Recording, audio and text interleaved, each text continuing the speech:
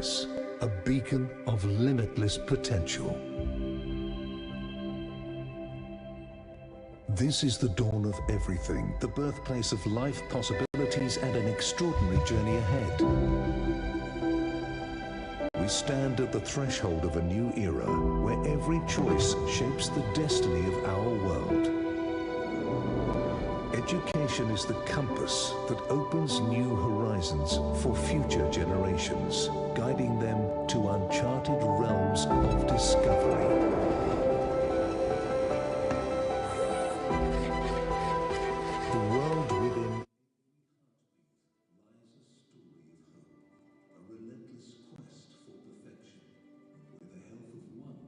Becomes the mission of all. The future unfolds in the enigmatic shadows of the universe. But when humanity merges with technology, new dimensions of opportunity and wisdom engage.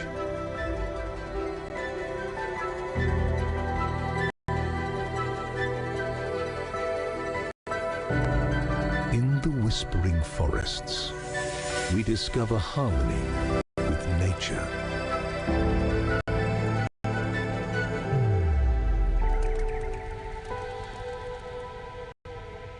Where oceans flourish in balance and sustainability.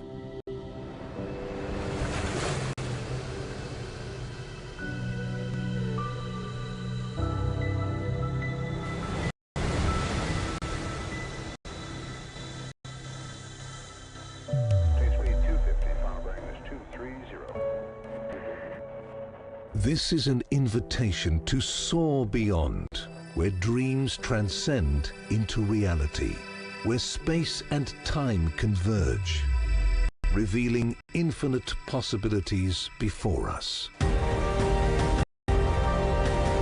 Where boundaries dissolve, paving the way for a unified world in a shared rhythm of progress.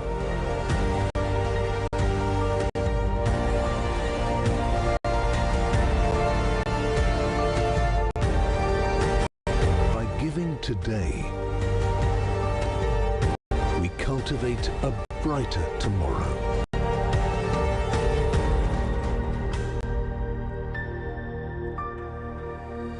In this universe, we see a profound connection.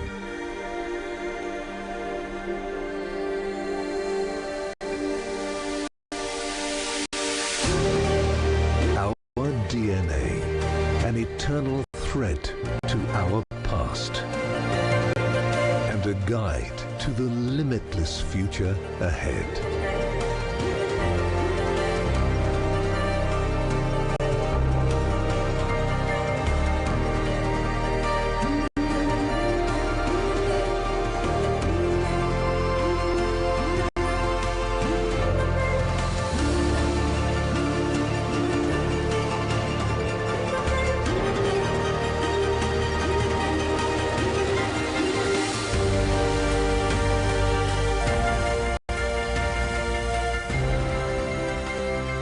Opening up the infinite horizons of FII 8.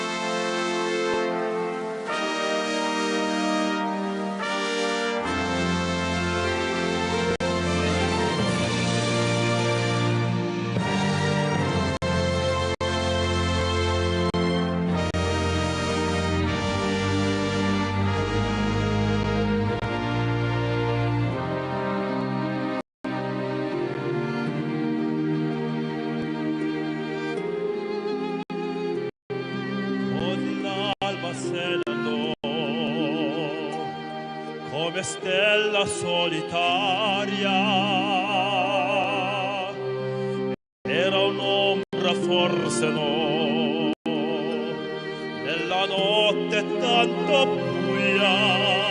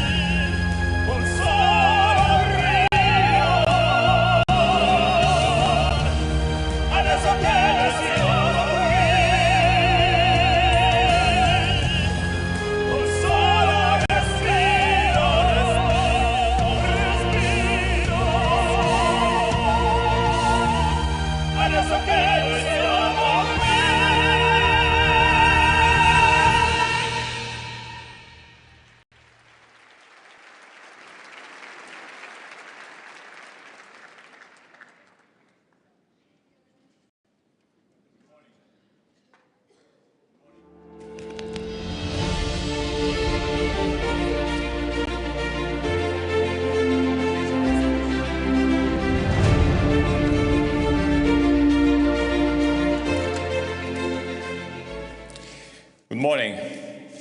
This was a gift for my chairman. Good morning, Your Royal Highnesses, Your Excellencies, dear business leaders, dear partners, dear members, dear friends. Good morning and welcome to the 8th edition of the Future Investment Initiative here in Riyadh, Saudi Arabia. First, allow me to thank the great singers from the Full Circle Opera Company from Soweto, South Africa, for their outstanding performance. When we speak of infinite horizons, we are not merely picturing vast landscapes. We are invoking the limitless possibilities that define our human spirit. The horizon is not an end. It's an invitation to push the boundaries of what we believe is possible and to shape the future that reflects our highest ambitions. In this room, you are the architects of that future. As leaders of industry, nations, and innovation, we must ask ourselves, are we brave enough to truly embrace the enormity of this moment? Are we prepared to go beyond the known, beyond the immediate, and into the infinite? We stand at the crossroads where the choices we make will not just shape the next quarter or even the next decade, but the next era. The future will belong to those who dare to dream beyond the horizon. Today we call on each of you to be the leaders who do not see the world as it is, but that it could be. This is the essence of infinite horizons, a refusal to accept limits and a bold leap into the uncharted. But boldness demands courage. It requires us to move beyond our comfort zone and into the unknown, embracing the uncertainty that comes with the progress. We have the power right here in this room to redefine the narrative to turn impossible into possible. So let us be the generation that not only talks about sustainable planet, equitable societies, and inclusive economies, but create them. Ladies and gentlemen, dear friends, dear colleagues, today is also a special day for me. I am filled, I would say, with a mix of emotion, excitement for what it lies ahead, but also a sense of nostalgia. So today marks not only the beginning of another extraordinary edition of FII, but also the transition to a new personal chapter for me. After 8 remarkable years, this will be my last edition with you as the FII Institute CEO. As I stepped down from my role, I had always made the commitment to pass the baton by the end of 2024 to the next generation after I approach the age of 65. Here I am. I will dedicate myself to my role as an advisor to leaders, to the board I serve, including, of course, as a priority, the FI Institute, and most importantly, to my family and friends. In a world that often moves too fast, I want to be present, to spend meaningful time with those I cherish, sharing wisdom and creating memories that last. Alongside these commitments, I hope, with all humility, to contribute something lasting, a legacy that fosters peace in the world. A mission I started 30 years ago by curating in 1994 the Peace Conference in Casablanca. My decisions come with a profound sense of pride and gratitude. I remember when FII was just a dream, an audacious idea that dared to bring together leaders, thinkers, and doers from around the globe. We believed that together we could redefine the future, bridge divides, challenge the status quo, and imagine a new world built on innovation, sustainability, and humanity. And look how far we have come. Together, we have built much, much more than a conference. We have built a movement that doesn't not shy away from the thought conversation, but embrace them. A movement that doesn't not just talk about change, but drives it. A movement that is above all committed to the future. I am deeply grateful to His Royal Highness Crown Prince Mohammed bin Salman for his vision and support, which have been the cornerstones of FII's success under the patronage of His Majesty King Salman. I also want to express my heartfelt thanks to our chairman, His Excellency Yasir Al-Rumayyan, and my friends and colleagues from the Board of Trustees, whose leadership and dedication have been instrumental, to the extraordinary teams at the FI Institute and at RNA. You are the unsung heroes who have made every edition not just possible, but exceptional. You are the best. But above all, I want to thank you, our partners, members, speakers, and participants. You are, in fact, the hairbreadth of this movement. Your trust, your contributions, and your unwavering commitment are the driving force behind everything we have achieved. FI will continue to drive, to grow, and to evolve. I believe that through our collective efforts, we can and will create a world that is more inclusive, more sustainable, and more prosperous for all. This is a new beginning for FII, for all of us, and while I will maybe not directly leading the charge, now know please that my energy, my determination, and my passion will always be here, with all of you who believe in the power of a shared vision and the audacity to shape the future. So thank you for allowing me to be part of this incredible journey. It has been the honor of a lifetime.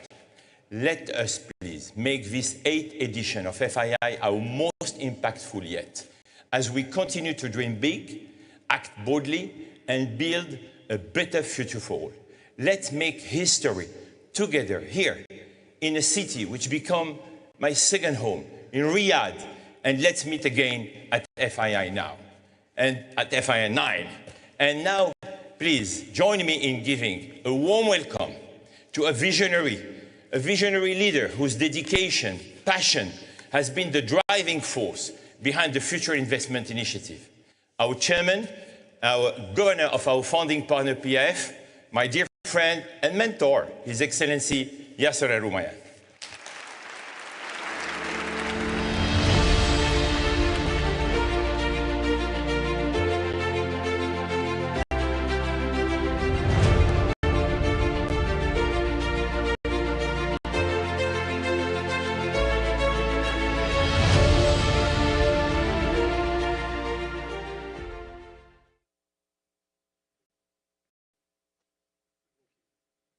Sorry.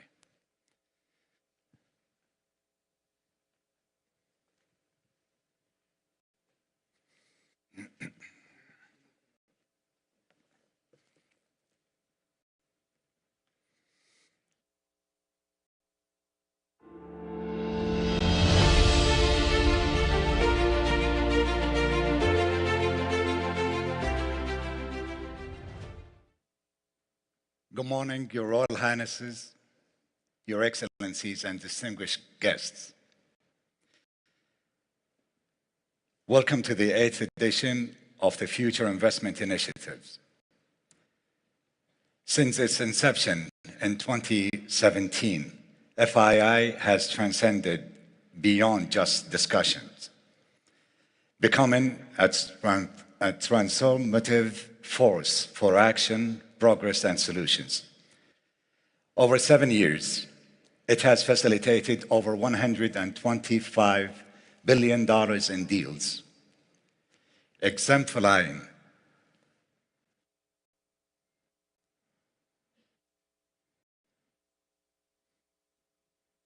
what is possible when global leaders unite with purpose. This year, as we gather in spirit of collaboration, more than 7,000 delegates and 600 global speakers will join forces, bringing truly global perspective to the table. Today, we face challenges that are no longer isolated, but interconnected. Launched this week, the FII Priority Index highlights pressing global issues such as economic instability, the rising cost of living, healthcare disparities, social inequalities, and political tensions, all of which stretch across borders. Yet these challenges open pathways for progress. And our theme this year, Infinite Horizons, Investing Today, Shaping Tomorrow, captures a vision of investing in the future with purpose and ambition. At this crucial moment, we stand on the edge of infinite horizons. We have the responsibilities and the opportunities to shape future that invest not only in our economies, but in humanity itself. This is the essence of what we call investing with purpose.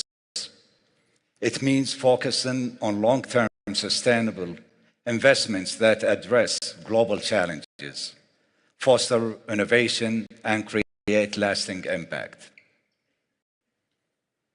This approach demands a shift from short-term gains to sustainable growth that benefit both our economies and societies. As investors, it's essential that we prioritize sectors that drive transformation, from next generation green technologies and healthcare innovations to youth engagement through sports. Investing with purpose means investing in a future that brings genuine value. Returns remain important. Yet today, more than ever, we recognize that economic, social, and environmental outcomes are interconnected. And these must be at the core of our decision-making.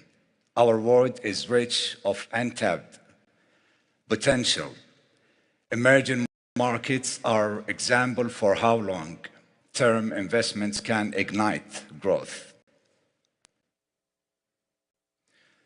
By 2030, it's projected that the growth of emerging markets economies and outpace developed markets economies.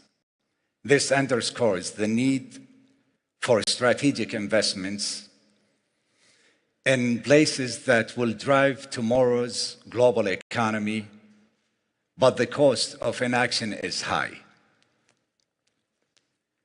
In a world marked by uncertainties, countries that can mobilize capital and bridge gaps between East and West, North and South are essential.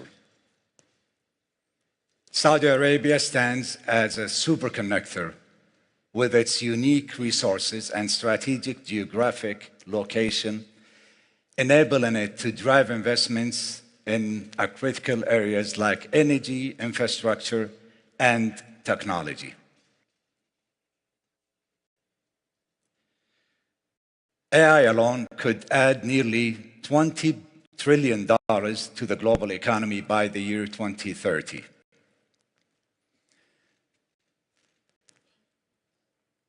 Transforming industries, enhancing productivities, and addressing critical challenges. By the year 2027, AI's role as an economic driver will become a benchmark of national power. AGI, or artificial general intelligence, marks the next frontier, promising machines capable of problem solving and driving productivities that will impact every sector, from healthcare to energy. When we talk about purposeful investment, the energy sector exemplifies its transformative power. For example, major energy players have invested over $65 billion in low-carbon technologies since 2017. This is only the beginning. Transitioning to a net zero economy requires long-term investors committed to ensuring a just energy transition, balancing our current energy needs with a vision for a sustainable future. Our goal is not just to fuel economies, but to empower a future where energy sustains progress and wealth for generations to come. This is the new frontier where purposeful investments meet sustainable impact. However, realizing this vision demands alignments between government policies and fiscal strategies.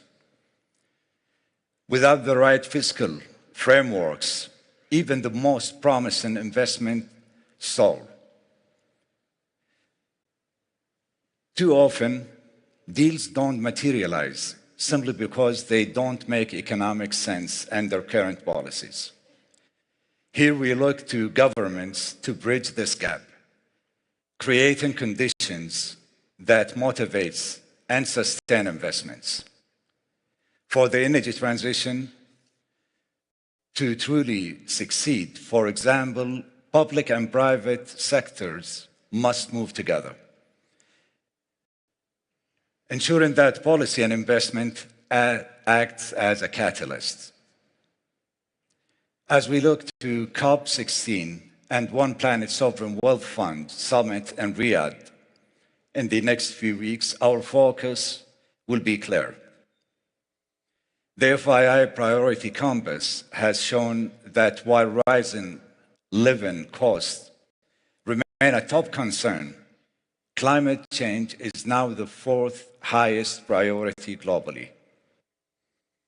We must address these challenges with renewed commitment to investing with purpose. Yesterday, we broke new ground with two historic summits, one dedicated to New Africa and another focusing on women empowerment. At the FII Institute, we are committed to inclusivity, and the outcomes of these discussions will guide our efforts in the months ahead.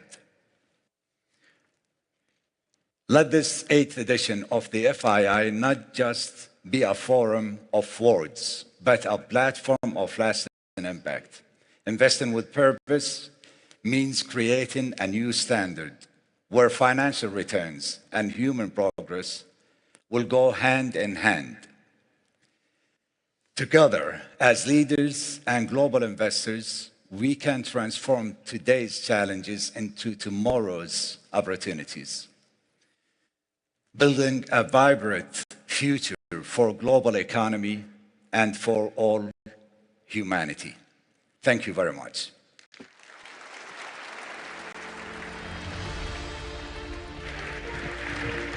Excellency, thank you very much. Assalamu alaikum wa rahmatullahi wa barakatuh. Royal Highnesses, Excellencies, special guests, friends, colleagues, good morning. And wherever in the world you may be joining us from, good morning, good afternoon, good evening. Welcome to the 8th edition of the Future Investment Initiative, or between you and me, of course, it's the FII. This is day one. I am your host or your guide, maybe even like a driver. I think you get the gist of what I'm saying. And my name is Dumi Makhabo. Not only is it a pleasure to be here, but of course it is an honor to be here as well. Events like this are truly special. They have the possibility to change lives and to change the way our future tomorrow looks like, feels like, and how we may experience it. And certainly, events like this don't just happen. So I'd like to just take a moment not only to acknowledge, but to thank two special individuals. Of course, you've just heard from them, but I think we need to acknowledge them once again. The first is His Excellency Yasir Al-Rumayyan. He, of course, is the governor of the PIF, the chairman of Saudi Aramco and FII. To him, thank you so very much, as always. And, of course, to the CEO of the FII Institute.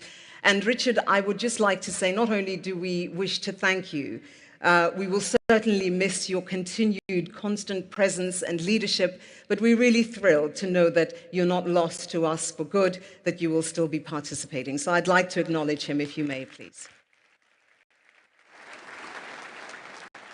I think it's also important that we recognize that it's not just the people that happen. It takes a lot of resources to put an event like this together. I mean, just look at how many people are in the room. And for that, of course, we have the FII founding, vision, and strategic partners to thank. So please, let's acknowledge them as well. Bear with me, this is going to take a little bit of a minute, but there are a few important things that I would like to share with you. The first, I would like to introduce you to something that I think is a fun and interesting initiative. For that, I'm going to ask you to turn your attention to our screens for FII Institute TV. Let's take a look at that.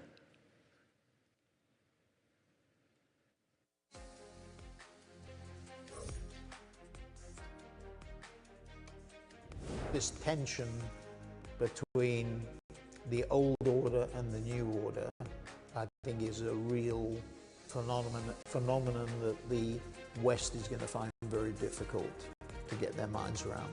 It means that you will have, you know, a two-horse race or a multi-horse race rather than just one. I think to me the key is, how do you go on events like this to find young, smart, creative people that are leveraging technology to do the fintech revolution, to do the trade revolution? How do you move that over to public policy? What makes me sad is that governments are always well behind in adapting to technology, to digital opportunities, and to artificial intelligence.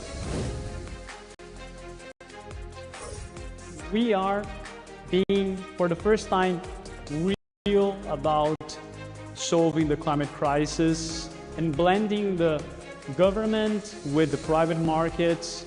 So it can be fluffy from time to time, but I think now we're taking it seriously and we're seeing amazing founders building impact-oriented ventures and amazing capital allocators blending financial return with the aim of getting social and environmental positive outcomes. I love what is going on in the global south, and I think the future of the world, the power is changing to this part of the world. Give the example that if you want to make it, you can make it. It's a lot of hard work, and I always think it's a great privilege to be opening doors. So to be the first, I think is an amazing privilege. Governments, they push the development, but we need the private sector to get things done. They are the one that creates jobs. So if government gives people opportunity, give them opportunity of having skills to get the jobs delivered by the private sector, that's how things are going to move. I am convinced that the next 5 years we'll see a huge change of the way we'll be living, the way we'll be traveling, the way we'll be eating, the way we'll be even gathering. So everything will change. And this is the next big topic, is how do we see the world, not by 2050, but just by 2030. A hero with 1,000 faces. Each of us, you, me, and the people we talk to, the entrepreneurs, investors, each is a hero in their own career, in their own family.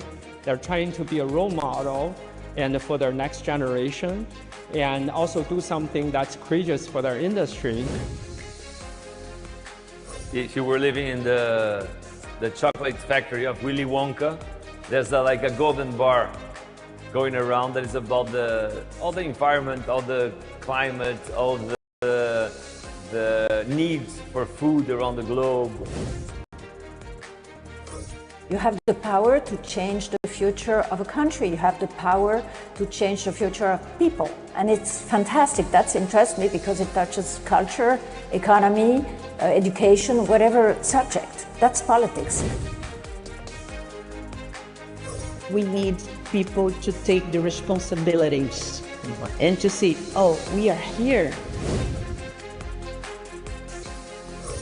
I see a trend continuing towards more globalization. And I don't know that I would call it globalization. I would call it our common humanity. I would call it our common destiny. We inhabit this small, beautiful planet. We're not going to go anywhere, and we need to be able to find a way to make life better for all of us.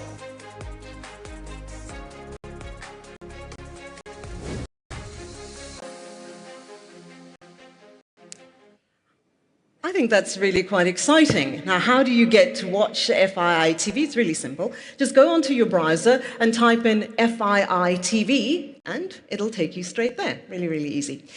Something else that I'd like to introduce you to, and I'm really excited about this one, is that we have 2 AI avatars, and they have a name. One is called Sophia, and the other one is called Sean. And they'll be joining us at various intervals over the next 2 days. They'll be joining some specific sessions and giving us some real-time data during those sessions.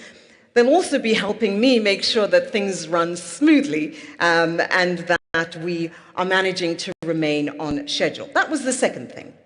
The third thing is where you come into play and participate in these conversations. We'll be having some live polling during some of the sessions. And in order to do that, all you have to do really is quite simple, is point your phone, the camera on your phone, please point it to the QR code that you'll see on the screen, and then you'll be able to participate in the poll and we'll be able to get those results. So also really, really simple and straightforward. The other thing that I want to point your attention to is you'll notice on the back of your card, there is your ID card or your access card. There is a QR code there. If you haven't already done so, please scan that in order to download the FII app. That app will help you navigate the space. It's got a map of the venue, and it's also got information on various sessions just to help you interact better with your colleagues, make better connections, and also navigate the space. And last but not least, some of the sessions will not be in English, so please be sure to reach out for your translation kit whenever necessary, because like me, maybe your Arabic or your French is not as great as it should be, but I promise I am working on it. I feel a little bit like I should have asked you to take notes. That was a lot of information, but don't worry, we're here to guide you through it as we go along over the next 2 days. Yeah, seeing as I am the driver, I think we should now get this vehicle on the road, don't you think so? There's certainly no question that we're navigating an increasingly complex financial landscape with AI playing a role, markets which can be moved by social media, and the geopolitical winds that continue to blow ever more powerfully. Will we adapt? Well, we're human, so of course we will adapt. That's not the question. I think that the real question is how quickly will we be able to harness the winds that blow. I'm looking forward to seeing how that evolves. And with that, we shall turn our attention to our very first discussion of the day. For that, please welcome David Rubenstein, the co-founder and co-chairman of Carlyle Group. And he won't be by himself. He will be in conversation with His Excellency Yasir Al-Rumayyan, the governor of PIF, chairman of Saudi Aramco and FII Institute. Also, Stefan Bancel, the CEO of Moderna, Laura Cha, senior advisor to the board of Hong Kong Exchanges and Clearing Limited, Laurence Fick, who is the CEO of BlackRock, Kenneth C. Griffin, founder and CEO of Citadel, Paul Hudson, CEO of Sanofi, Ruth Porat, president and CIO of Alphabet and Google, Noel Quinn, former group CEO of HSBC, Eduardo Severin, co-founder and co-CEO of B Capital and co-founder of Facebook, Dr. Eric Schmidt, former CEO of Google and chairman of KBE, and Stephen Schwartzman, co-founder, chairman, and CEO of Blackstone Group. And if you're wondering where they all are, if you'll turn your attention to the center of the room, there you will see them. Enjoy the first discussion. So thank you all for joining us. We have in this panel 10 superstars, and it's very difficult to figure out who to ask first, so I will try to do it alphabetically. So for those who are at the end of the alphabet, you will be the last people speaking, but we won't get to you for a little bit. So first, let me ask Yasir, is the biggest problem with being the governor of the PIF fund that you don't have enough requests for money?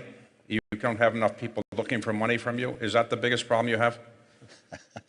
I think it's one of many, but here's what changed over the years.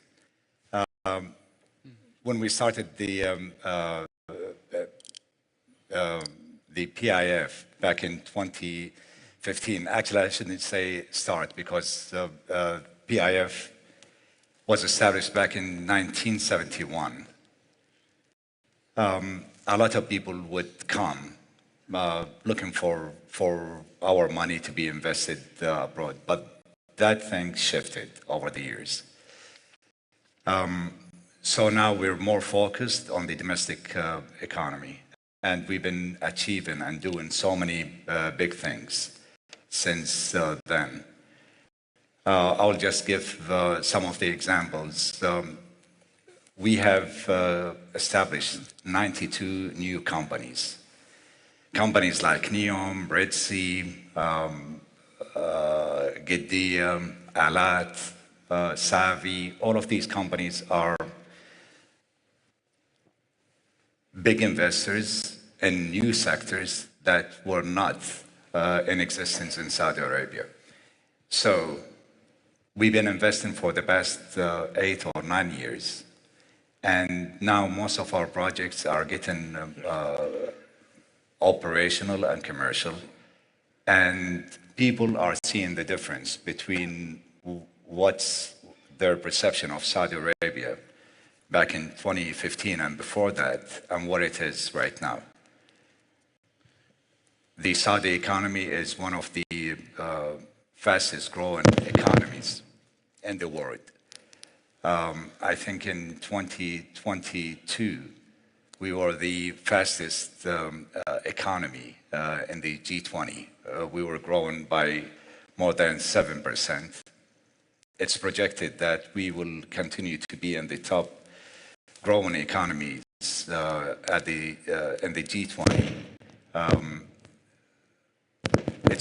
It's projected also for us to grow more than 5%, second to India as a G20 country. So now we see a shift from people want us to invest or take our money to invest from there to co-investments. We have created so many JVs with many international companies and and also with local companies. So there is a big paradigm shift, I think, for how PIF is deploying investments. So that narrative may be still there to a certain extent, but it's changing now. When you started the PIF fund, you started at the PIF fund, were most of your investments outside of the kingdom, and now a larger percentage are in the kingdom?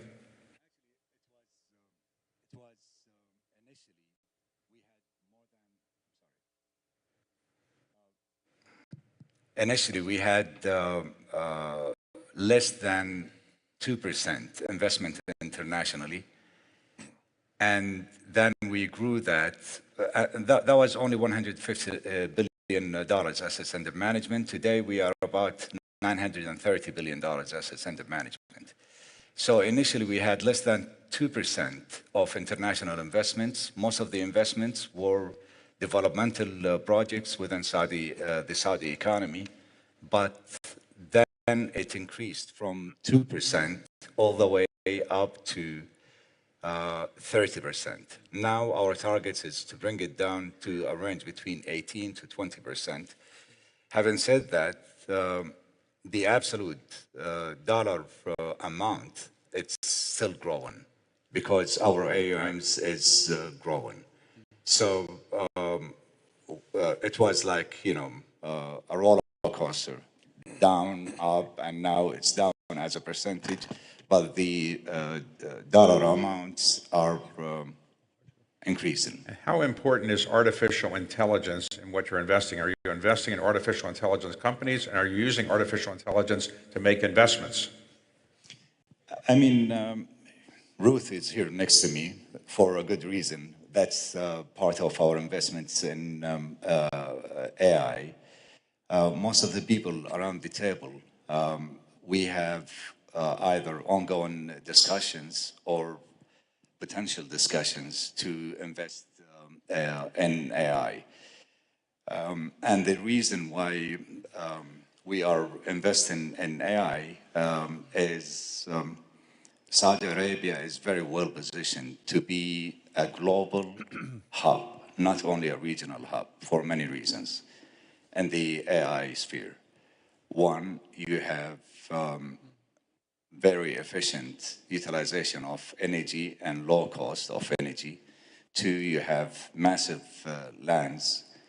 And three, it's not only the fossil fuel that we have, but we have most of the technologies and the renewable energy. We're lowering the, I'm sorry, maybe the sound is... Hey. Well, is your mic working? I think it is. So final question for you, if I could. One of your investments has been in something in the golf area, LIV Golf, well known. You're known around the world for LIV Golf. So let me ask you, is it intimidating when you play with Tiger Woods, or is he intimidated by you when he plays with you? You mean he's intimidated or me intimidated? Right. Is he intimidated by you because he might want some money from the PIF fund, or you intimidated by him? Not at all. Actually, I love, playing with the most talented players in the world. Tiger Woods is one of them. All the rest of them, Greg Norman, Dustin Johnson, Brooks, Bryson, John Ram, all of them, they're really amazing people. And I think what Live Golf brought to the table is trying to rejuvenate the sport itself. It was an aging sport. All the audience in the average age of about 45. Our new proposition is bringing the youth back to the game and to make it to somewhat extent more accessible and more inclusive rather than exclusive. So let me go now, thank you, to Stefan Bancel. Stefan, for those who don't know, is the CEO of Moderna. How many people here got a Moderna vaccine? How many people wanted a Moderna vaccine? So are we better prepared for a global pandemic than we were a couple years ago? Good morning, David. Definitely. I think the improvement in technology, in the cooperation around biology, and the manufacturing scale. We should not forget that one of the challenges with COVID is that when the vaccines were approved in record time, there was not a lot of supply. Now there's a much stronger manufacturing network across a lot of companies, so I think we are better prepared. And let me ask you today, if anybody, should people still get a COVID-19 vaccine? I see TV advertisements for them, but are they still necessary? Do I need to get a vaccine now? I'm not worried about COVID. Should I be worried about it? I think you should be, David. I mean, if you look at the US where you live, last year, we had more than 600,000 people above 65 years old being hospitalized. That is 3 times higher than flu. That is a real problem. And that leads me to actually, I think, one of the biggest issues we have in our society is that we call healthcare, but it's actually sick care. Okay. And if you look at the sick care system that we have and the aging population, the math doesn't work anymore. Okay, well, we've got a special guest coming in. Where is he? There he is. Thank you, David. There he is. According to an influential 2024 Global Pandemic Preparedness Summit report, 79% of countries still lack sufficient health emergency coordination mechanisms. With such glaring gaps in global defense system, it is unlikely the world is truly ready to respond to the next pandemic. Well, that was downbeat. Okay, so one final question. What is the biggest healthcare problem facing the world today? I think it's just aging population, which is we are at this stage where we have an aging population, we have a sick care system, and we cannot afford this system. And if you look at the cost to governments, the cost to employers, it's a bigger issue. I think we need to move into a preventive medicine where we can use technology to make sure we see disease very early and we prevent disease from happening. I think an aging population is good. I mean, I'm aging and I'm happy, but okay. Let me ask Laura. Laura was the head of the Hong Kong Stock Exchange. So do you see any opportunity for a rapprochement between China and the United States in the near future? Easy question. Well, I think the relationship between China and the US is on everybody's mind. And I think it impacts on all the economic policies, decisions.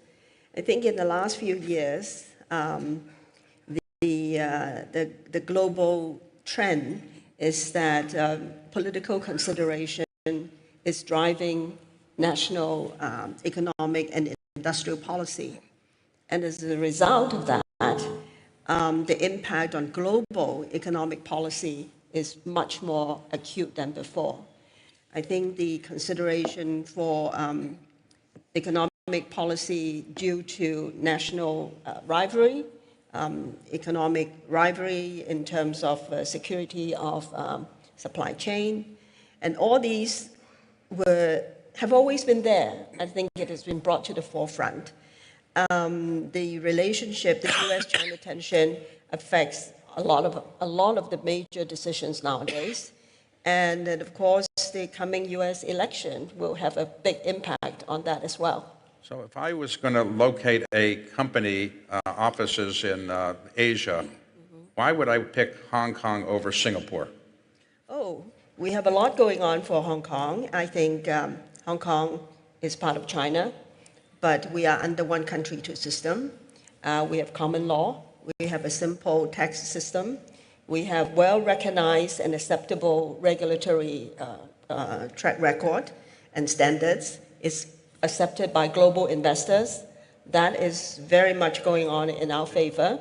With China's recovery and in terms of economic growth, we will benefit. Hong Kong will play an important role. Okay. And final question right now. Let me ask you, today, would you say that technology has changed Hong Kong in any dramatic way over the last 5 or 10 years? I think like everybody else, technology has an impact on us. I think we have seen the huge the technology advance in China, for example, in terms of payment system. That has an impact on us. For anyone who have been into China recently, you know that everything, is on your smartphone. Your payment, basically, eventually you move to your personal assistant will be on your smartphone. And so that has a spillover effect. And more importantly, Hong Kong plays a financing role to help finance these new technology advancement. Okay. Larry Fink. Larry, you are the founder and CEO of the largest asset manager in the world. You're managing now 12.5, 13 trillion, whatever it is, who knows? So it's a lot of money. What are the biggest global trend you see now in money management? People moving into stocks, moving into debt or credit instruments. What do you see as the biggest trend and the biggest worry of people that are your clients? Well, David, thank you. Yasir, thank you for having us. There's not one major trend. Right now, there's a great deal of uncertainty, but I don't think it really changes the future of the markets. I would just say the biggest macro trend that I see is the amount of capital that is needed to digitize, to decarbonize, to rebuild our infrastructure. We're talking about trillions of dollars of capital. We're talking about an amazing amount of new jobs. We're going to have shortages of electricians. This capital is going to be furthering a growth in equities. And the other thing I would say is what you're witnessing because of the transformation and the need of technology and AI, scale is becoming more and more important in every industry.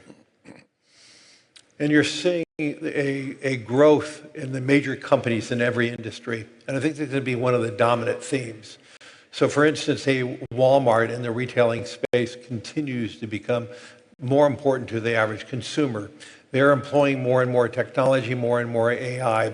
That's an example of what we're seeing. So with this huge pool of private capital, there's $9 trillion sitting in money markets. In addition, the tremendous need to build out this infrastructure, it's just going to be an investment blossoming. Right. And I really do believe this is going to be powering the equity markets for the coming years. And I think we're witnessing now earnings are despite at extreme PEs, we're seeing earnings catching up to the PEs. And I do believe we're going to continue to see this type of growth worldwide. Now you're going to see a rebalancing of the world through that. The countries that are adapting the new technologies faster are going to be the larger winners in this global world. And so it will present some social issues around the world. But the global theme is the need to deploy more capital to rebuild our infrastructure, to build out AI.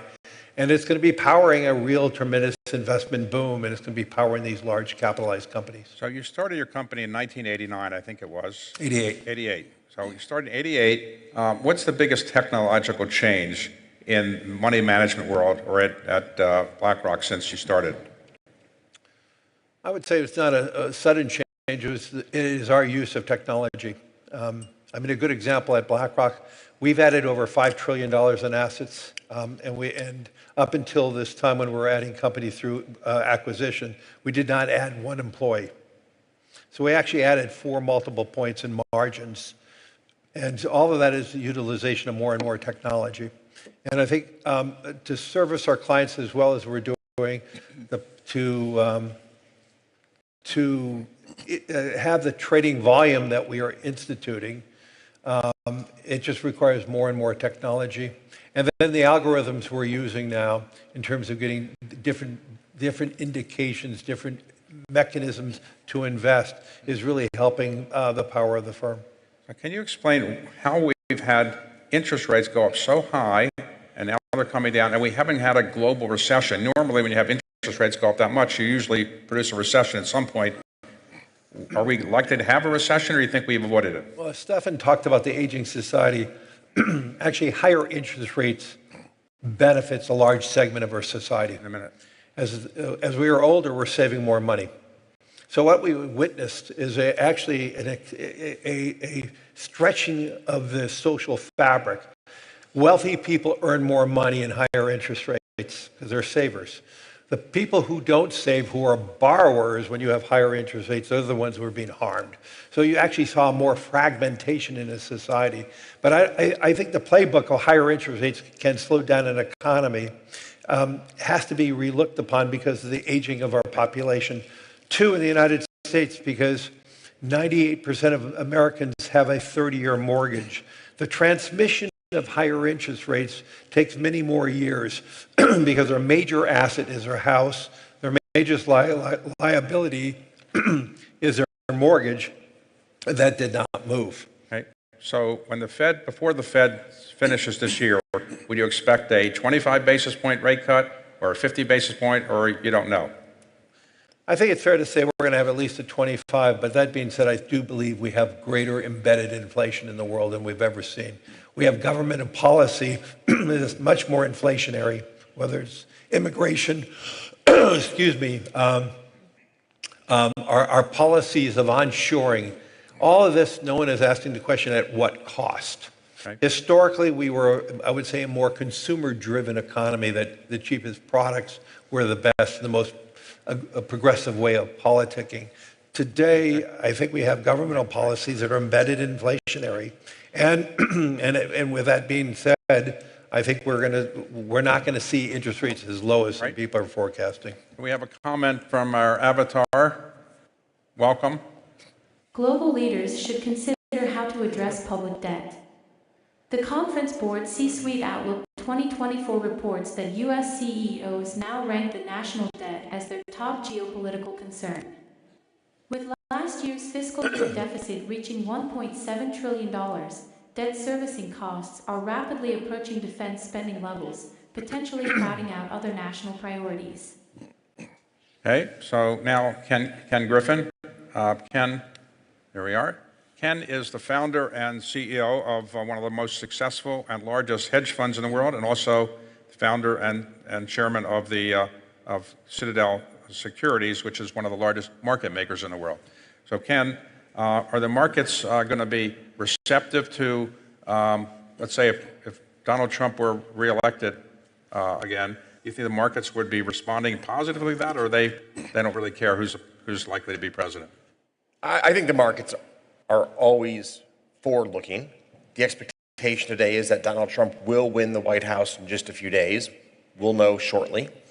And big picture, the reduction in uncertainty is almost always positive for asset prices.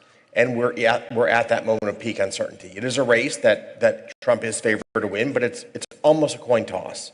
So I would say that post-election, we'll generally see a risk-on environment as people come to adapt and adopt a new regime, whether it's a Harris regime or a Trump regime.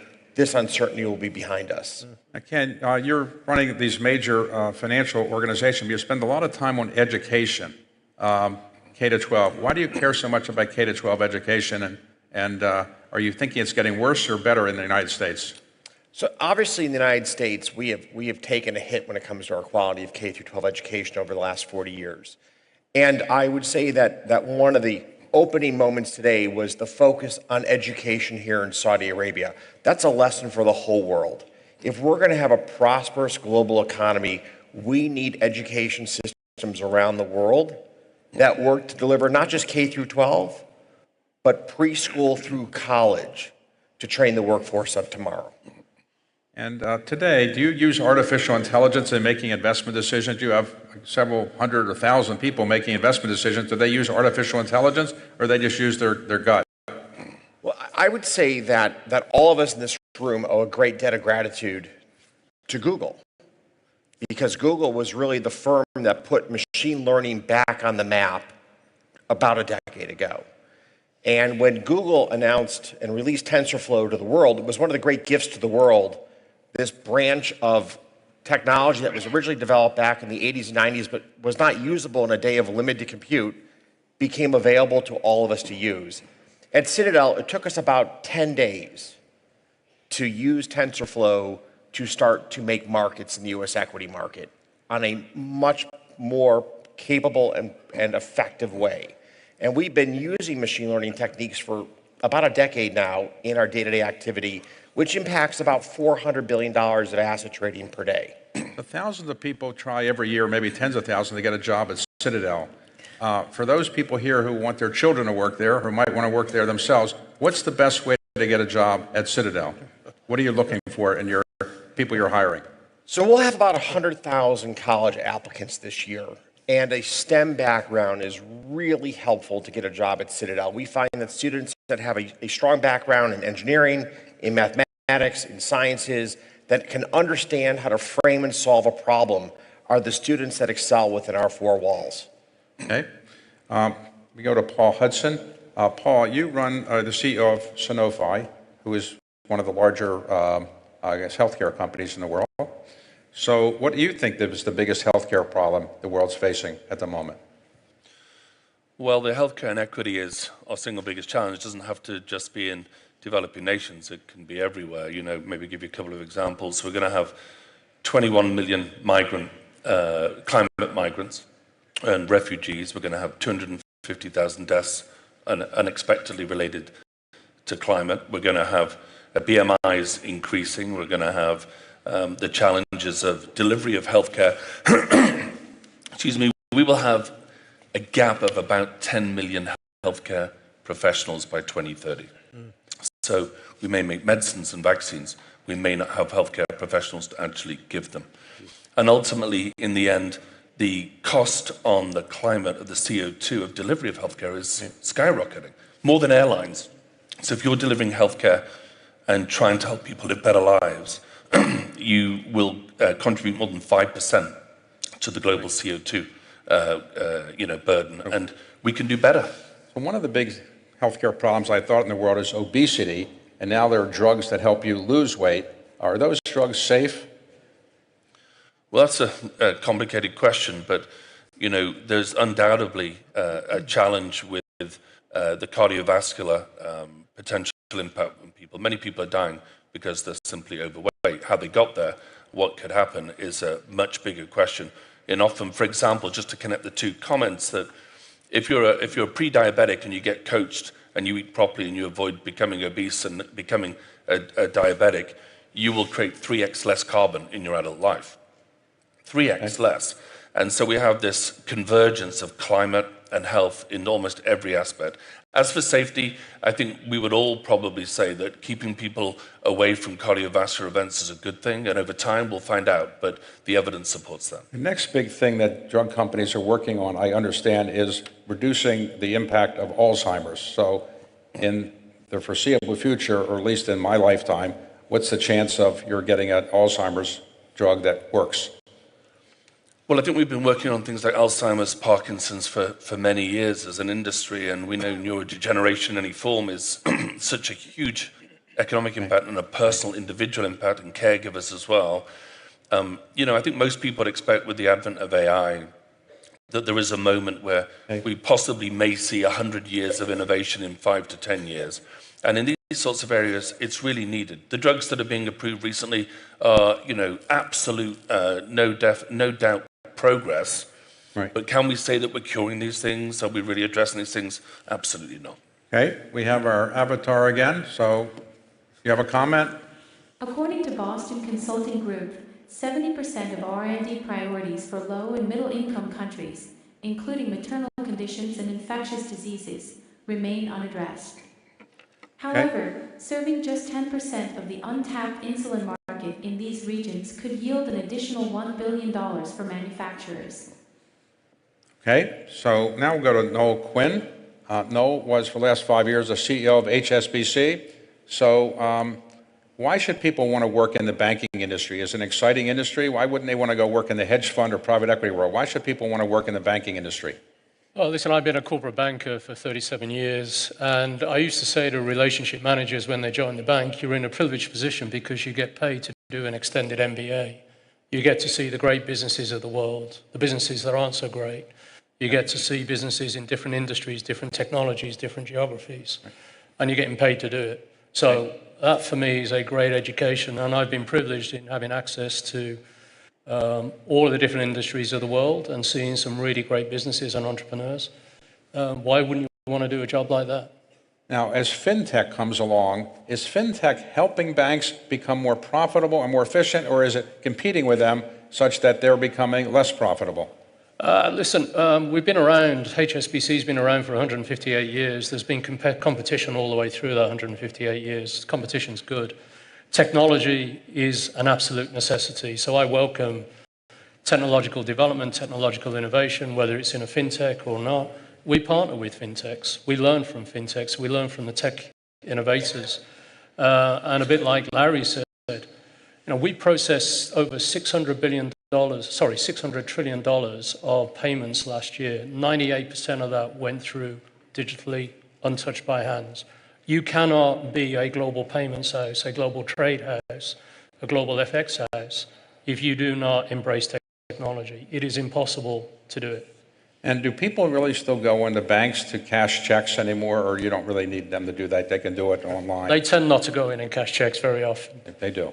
But the real role of a bank, and you take this theme of this exercise, this conference, how do we make the future become a reality, not just for the developed world, but for the developing world? And every single bank, and ours included, and Larry's organization, and Ken's, and Steve's, our mission is to try and bring real infrastructure development, real economic development, to bring people out of poverty, to bring infrastructure into places where it hasn't yet been built, to decarbonize today's infrastructure. Right. That's the role of banks, to help economies develop, to connect the world. And if I think about what was said earlier, the fiscal position of most governments of the world mean they cannot fund that infrastructure. They need intermediaries, the private sector, to help fund the infrastructure that has to be built. That's particularly true in the developing markets. We're very fortunate. We're talking about AI. We're talking about a lot of development in our industries in the developed markets. Most of the developing markets will not see that benefit if they do not get access to energy, they do not get access to water, they do not get access to basic infrastructure. So the financial services industry has to not only embrace all of the new innovation for the developed world, right, it has to bring that innovation into the developing world.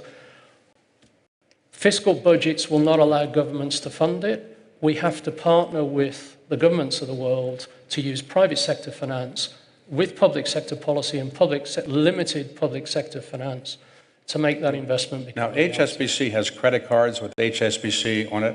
You ever had your credit card denied when you were the CEO? Ironically, I have, yes. You did? Yeah. What do you do? The colleague that was with me said, "You cannot believe what's just happened to the lady that was serving me in the sandwich shop." Okay. We'll find out later. And it was mainly a technology problem. So Ruth Porat. Ruth is the President and Chief Investment Officer of Alphabet and Google, previously the Chief Financial Officer of Morgan Stanley. So are the egos bigger on Wall Street or in the technology world? That is equitably distributed. So is a bigger problem for Google the U.S. government or artificial intelligence? Oh, you're starting with such fair questions. Look, I think the most exciting place, if I can switch to that, is the upside that we see with artificial intelligence. And one of the most important elements when you think about the transformational impact is to make sure that we can, each of us in each of our companies across the globe, really maximize what is the upside and protect on the downside. So I think it's imperative that we collectively work with governments everywhere to make sure that there's a firm foundation. If you don't have that firm foundation, you're not going to be unlocked, unleashed to pursue the upside. So it has to actually be a very constructive, collaborative approach. Okay. So let me ask you, somebody wants to do a Google search. I don't know how many searches are done a day, but I assume billions or so. And I read that sometimes when a criminal is caught, they can go in and get the Google search right away. How long does it take for you to cough up the information about what someone somebody searched for? And can you get it yourself, or do you have to get a criminal indictment where you give it up to somebody? There's a really strict legal process around it, so I can't, no, people can't go in and find out what your search is, but if there's a legal process, the legal processes go down their own path. And one of the things that you've done, other than the Google search business, is the automated driving, which is autonomous. Are we going to have autonomous driving in our lifetime, you think? We're excited about what we've seen in autonomous driving. More than 1 million people die on the road every year from human error. And the delta between safety when you actually get autonomous driving to work well is extraordinary. So if you want to save lives, we should be embracing autonomous driving. And when you think about the planet, most of us who have a car don't use it most of the time. And so there are elements that are better for the planet as well. We're rolling it out now, San Francisco, LA, Atlanta, and across the United States, continuing to grow that. So our expectation is yes, it's taking time. There's a human change element to it as well, but people who get in it, anyone who wants to come to San Francisco, it's the second largest tourist attraction now in San Francisco. People find it's fun, it's a glimpse of the future. A final question I wanted to ask you. When Google started, there were many search engines, and so many people said, what's the big deal about another search engine? What did Google actually do that made it so much different than all the other search engines that used to exist? What was their secret sauce that made it different? The key point was make it as useful and relevant as possible. Get rid of all the clutter and really reimagine what's possible. I remember at the time I wondered why we needed an 8th search engine. And I think what's relevant to this conversation here today, what's really relevant to His Excellency's opening comments, is we're living at an extraordinary time in history. AI is this transformation, generational technology, and it requires each of us to rethink what is the possible, which is what Larry and Sergey did back in 1998. I'll just give you 2 examples that pull off of what some of the other people have already commented on. In the area of healthcare, we are extremely proud of the work that was done out of Google DeepMind to create AlphaFold, which is being credited with the single greatest contribution to drug discovery in our lifetime. And what Demis Hassabis, who runs Google DeepMind, and his colleagues did, John Jumper, they just won the Nobel Prize for this. They said, let's reimagine what's possible and let's predict protein structure, something that would take years for a scientist to do. And they went from that concept, redefine the impossible or redefine the possible, to 200 million protein structures, which is the equivalent of millions of years of scientists. That's a contribution to drug discovery. We did the same in languages. Most people in the room probably have used Google Translate. We now have 260 languages.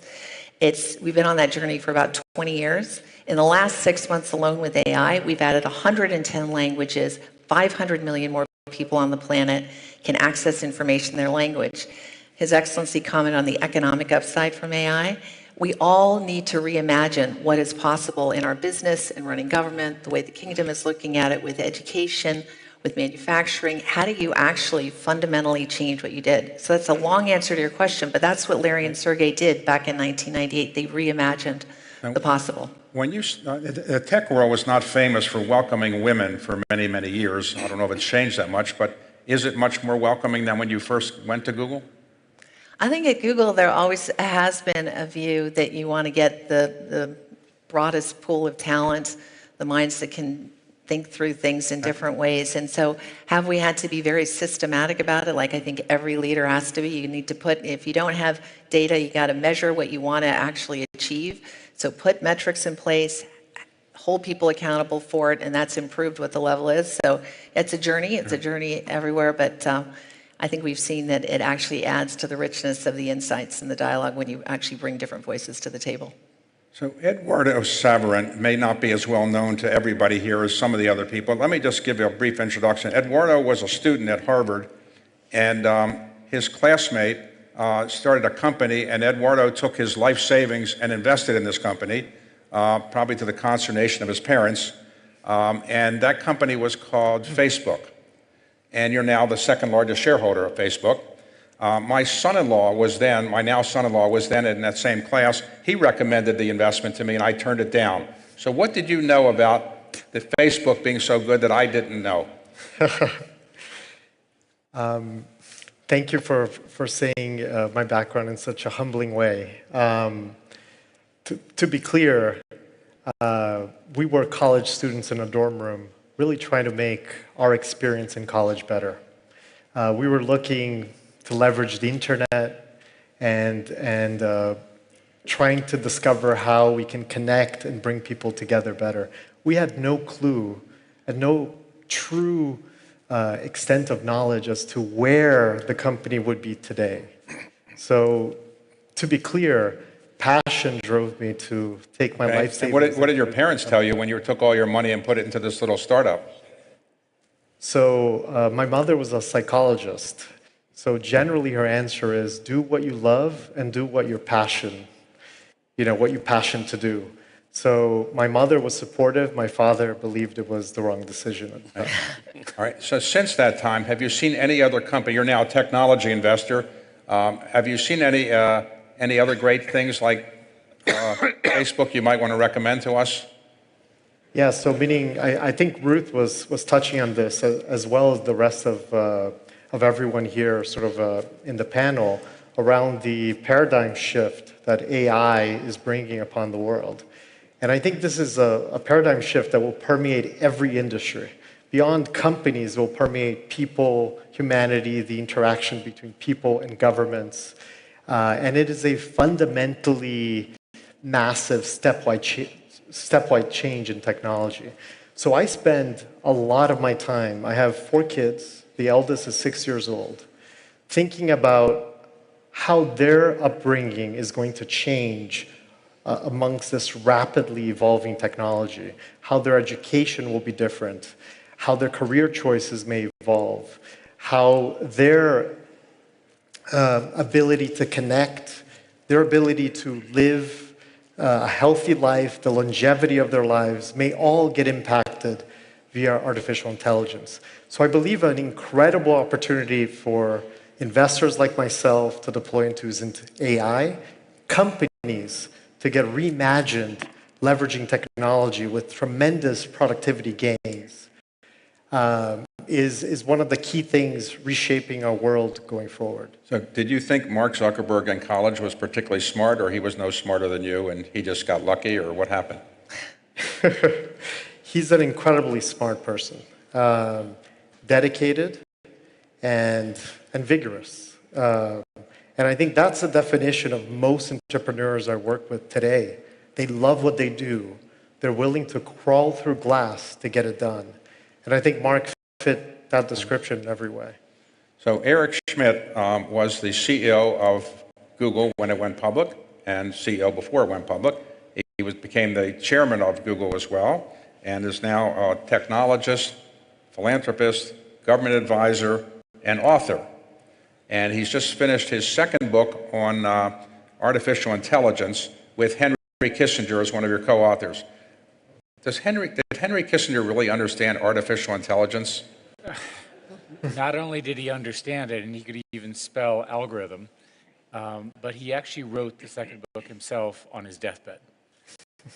He was a remarkable figure. And he was interested in AI not because of the technology, which we talk about here, but about its impact on society. And he, helped by me, came to believe that we're not ready, right? We're not ready for a redefinition of what it means to be human in the arrival of an alien intelligence. So artificial intelligence, for somebody who's not an expert, if you were trying to explain what it is, how would you define it? And that phrase has been around for a long time. Do you think a better phrase to describe what it is could be invented than artificial intelligence? We're sort of stuck with it. It was invented in the late 50s, and at the time they thought it would be a few years before we had human intelligence in computers. Of course, we're off by 60 years. And during that 60 years, you've seen an enormous increase in computational performance. So the AI that we're seeing today is a result of better algorithms, including some people who are now at Google, as well as this enormous improvement in scale computing. These systems require extraordinary amounts of data to train, but once trained, they can do extraordinary things. So you were asked when you were running another company to consider becoming the CEO of this little startup called Google, and you met the two founders. Did you think that they were going to build this big company, and what did you think of them when you first met them? When I first met them, it was in a building that I used to own, which was very strange. And they were so intense and they were so obnoxious to me. I thought it would be so fun to work with them because they didn't agree with anything I was doing, and they said I was wrong systematically. And I thought, that's an environment I want to work in because they're going to challenge every one of my stupid assumptions. And it worked. So you've been involved in supporting Ukraine without going into the details. Can you tell us how warfare is changing because of technology and particularly artificial intelligence? So war is today defined stereotypically as man, gun, shooting, other man shooting, trying to kill each other. If you're a computer scientist, this makes absolutely no sense. The guns should be automated and the people should be drinking coffee somewhere else.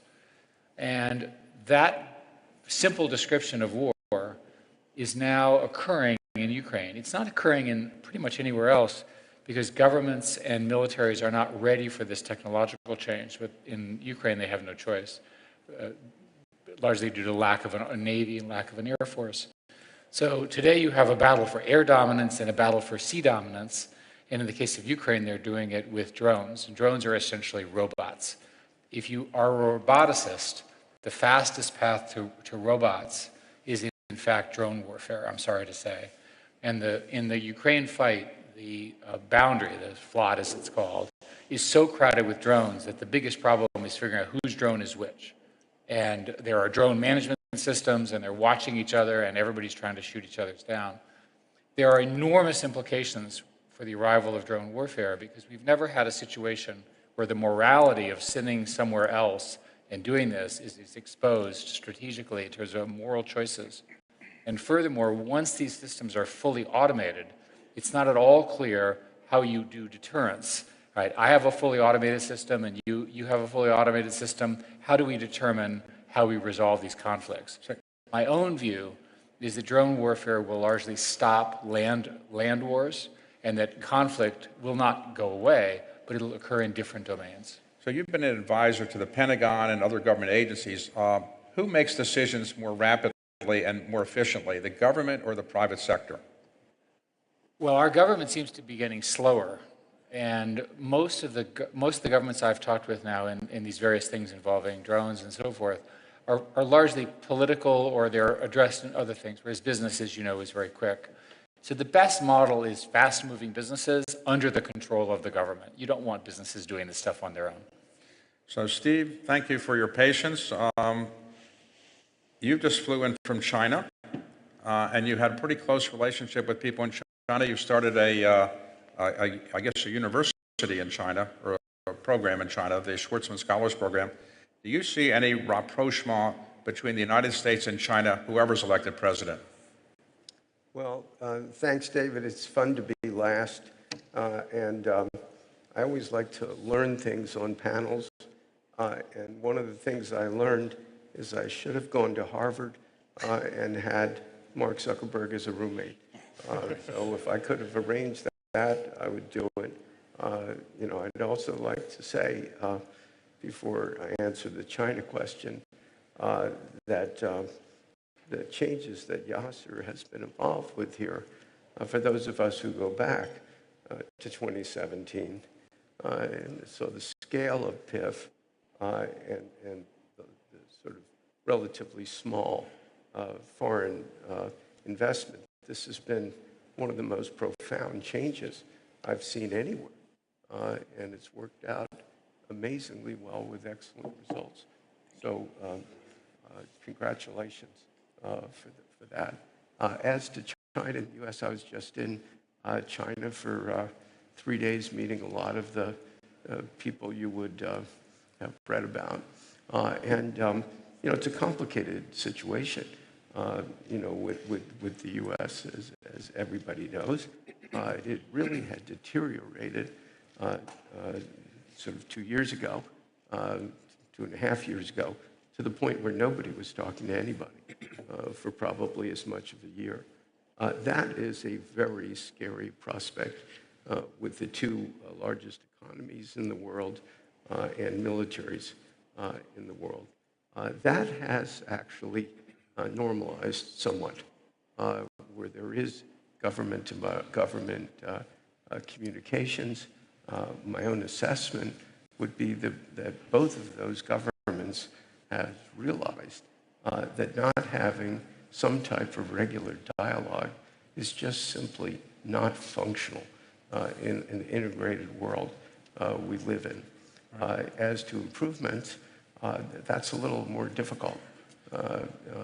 China's got its own issues economically that are really its focus.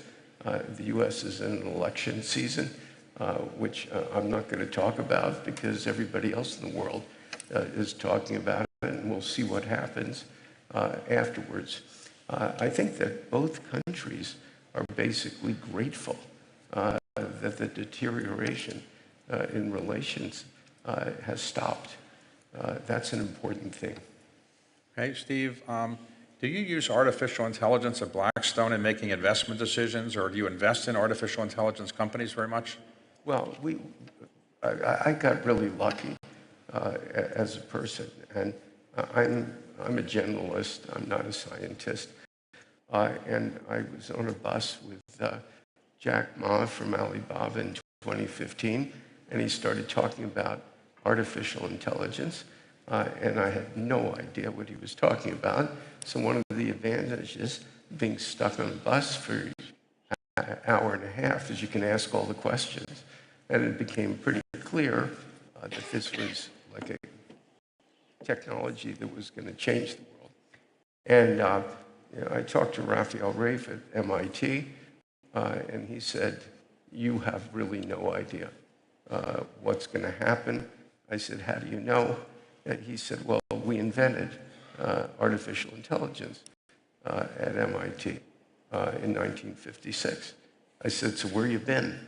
And he said, "We just didn't have enough compute power. And now, in 2012, we have that. So this is going to be, so rapidly growing, so powerful." And I sort of took that on board. And I was lucky enough to have friends like Eric, Ruth in the technology world. And I was just so curious about this. I tried to learn from everybody. And the way we've dealt with it at Blackstone is we started a data science department in 2015, which was pretty early for our type of investing. But what we did 4 years ago, we decided we wanted to be really huge in the data center business. It's sort of conservative. You're building something, and without data centers, you can't have artificial intelligence.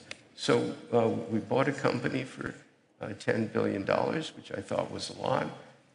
In 3.5 years, that company is now 8 times bigger.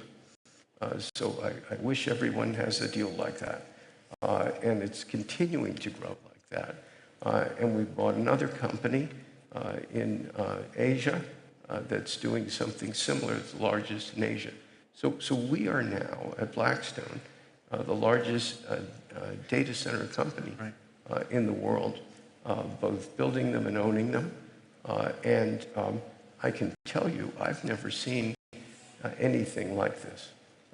And you were listening to whether it was Larry or Ken talking about, how great practitioners, some of the greatest in history actually, are integrating technology to grow their businesses in ways that nobody has ever done. And I can see what we're doing being in a scale that's really amazing. You've got in 5 years in the U.S. there's an estimate of $1 trillion of new data centers. Outside the U.S., it's another trillion. So that's $2 trillion. And the biggest problem isn't building data centers, it's getting electricity. So to give you an idea on this, for the last 20 years, in the United States and most developed countries, there's been no growth, virtually, in electricity. And now with the advent of AI, data centers, and electric cars, that growth rate is going to go to probably around 4%, if I had to guess. So if you multiplied 4% for 10 years, it's going to increase 40%. Just assume that. This is an industry that hasn't grown, and it's got a reserve base of maybe, I don't know, 10 to 15%. So that says that in 4 years, giant economies, at the rate that expansion is going to happen, are going to stock out of electricity unless there's either efficiencies, in semiconductors and other types of things, or you're going to have to slow down the growth or have a giant expansion. So I think the whole investment area involving electricity, which is electric utilities, supply, just sort of the waking up of the developed world is going to be astonishing. Huge capital needs, and it's a must-do kind of investment area. And when you have things like that, unfortunately for us, we're just unbelievably well situated. It's really fun. Business can be a lot of fun. Steve, a final question. You played a role advising President Trump when he was president those 4 years, a couple of those years, on business matters and so forth. You've seen him from time to time. Has he changed very much since you saw him as president? And is he likely, if he were elected president again, to be much different than before, or roughly the same, or you can't say? Yeah, I think, I have seen him recently, and I think when he started in 2016, this was completely new territory. Most people who are president, have no idea of what that job's really like, because it's so different than any other job. And in his case, that was true. I think the advantage, I don't know who's going to win the presidency, it's beyond me, but I think he has a much better base of knowledge of how that job works, and how to be efficient and effective at doing it than certainly compared to 2016. So we are out of time. Yasir, would you like to make a final comment on anything? No, thank you very much. This is really very great board. We started this 3 years ago, and I think year after year it's only improving. And I would like to thank you for being really a great moderator. Well, thanks for inviting all of us, and thank you for giving us the opportunity to give our thoughts on all these things, and hopefully we'll all be back next year for the next FII. Great. Okay? Thank you. Thank you, David. Thank you. Absolutely. China. Yeah. To David and his panel, thank you very, very much for insights and some of those really interesting anecdotes. Next, I would like to draw your attention back to the stage behind you. So those of you who've turned to the center of the room, if you could turn back. And also ask you to give a very warm welcome to a gentleman who's going to be delivering our keynote address. His name is Professor Jeffrey Sachs, and he is the director of the Center for Sustainable Development at Columbia University. Please give him a very warm welcome.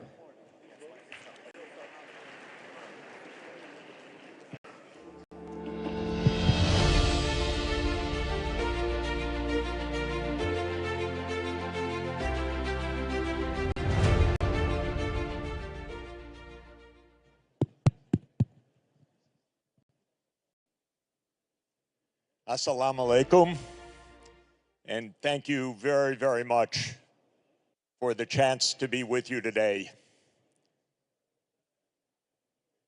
What an outstanding panel we just listened to.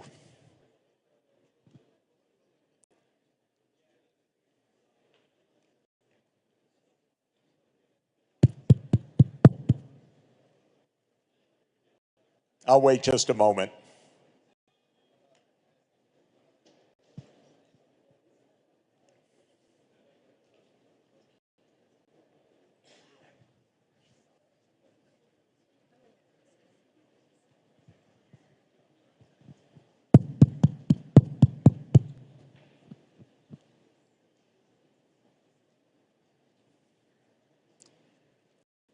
Good morning, ladies and gentlemen. We just heard an outstanding panel of all of the dramatic changes in the world and all of the big money funding those changes and chasing those changes. So what's the problem? The future is amazing. The technological opportunity is astounding. The rate of advance, unprecedented. And yet, where we are today, just a few hundred miles away, there's war before our eyes. Tens of thousands being slaughtered. We have war in Palestine, we have war in Lebanon, we have war in Sudan, we have war in South Sudan, we have war in Yemen, we have war in Ukraine.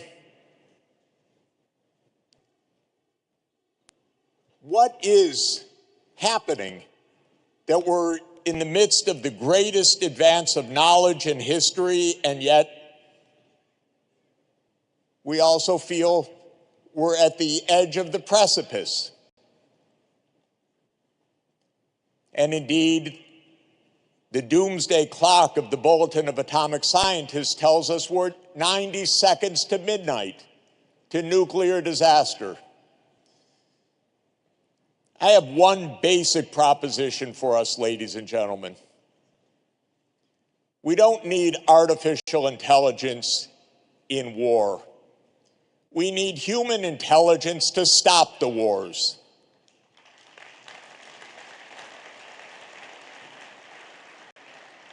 We don't need more smart weapons. We need negotiations. We had a wonderful panel, but the panel we really need is President Biden, President Putin, and President Xi Jinping, and your crown prince and others sitting around the table to say we can't go on this way. We're going to destroy ourselves with all of this wonderful technology. We're not doing the most basic things that we need to do. And this is a room filled with people who can do those things or make them happen, who can talk to the politicians, who can fund the changes that are needed. We have a basic core concept that I just want to share in just a couple of minutes: sustainable development. It means we have not only the great economic advances and the wealth, and that's no doubt we have that, but that it also reaches people everywhere, not just a small part of the world, everywhere. And that it's done in an environmentally sound way, not like last year, which was the warmest year on Earth in 130,000 years. We know that. We're wrecking the planet with all of this great economic advance unless we change course. And the fourth pillar, in addition to the economic, the social, and the environmental, is peace. And we're the worst at this. What does peace come from? One simple idea: mutual respect, honesty, not trying to run the world or to dominate others. That's the basic point that we're missing right now. Why is there war in Gaza and in Lebanon and possibly spreading to Iran and further in this region? Because there's no state of Palestine, obviously. Because Israel blocks it, the United States blocks it, and until there is, there's going to be no peace in the region. It's obvious. So do we have to go another 57 years of the 57 years we've just gone with the occupied lands? We had the International Court of Justice tell us it's illegal for Israel to be doing this. So where are the political leaders to say, come on, we know what to do, it's obvious. No more process, no more negotiations. A state of Palestine, a state of Israel living side by side in peace according to international law. Not so complicated. Why is there ongoing war in Ukraine? Because the United States insisted we need NATO there. And Russia said, please, not on our border. No, we need NATO there. Russia said, please, not on our border. And the United States said, it's none of your business. And Russia said, we'll see to that. It's our border, not your border. And so now we have a war. That war could end today if the President of the United States picked up the phone, called his counterpart and said, President Putin, we won't expand NATO. You stop fighting, we don't expand NATO. It's the end of that war. It's not complicated, ladies and gentlemen. Why do we have the US-China conflict? Because the US doesn't like China being so big and large and successful. Well, come on, there's room in the world for everybody. It's not a zero-sum game. The U.S. doesn't have to run the show everywhere. But now the U.S. sends armaments, billions of dollars to Taiwan, which, by the way, is part of China. How would any country like it if another country is arming a part of its country against its sovereign wishes? It's going to lead to world war if we don't have some human intelligence in this. And then a final point on the economics. Now, there's a very nice saying by a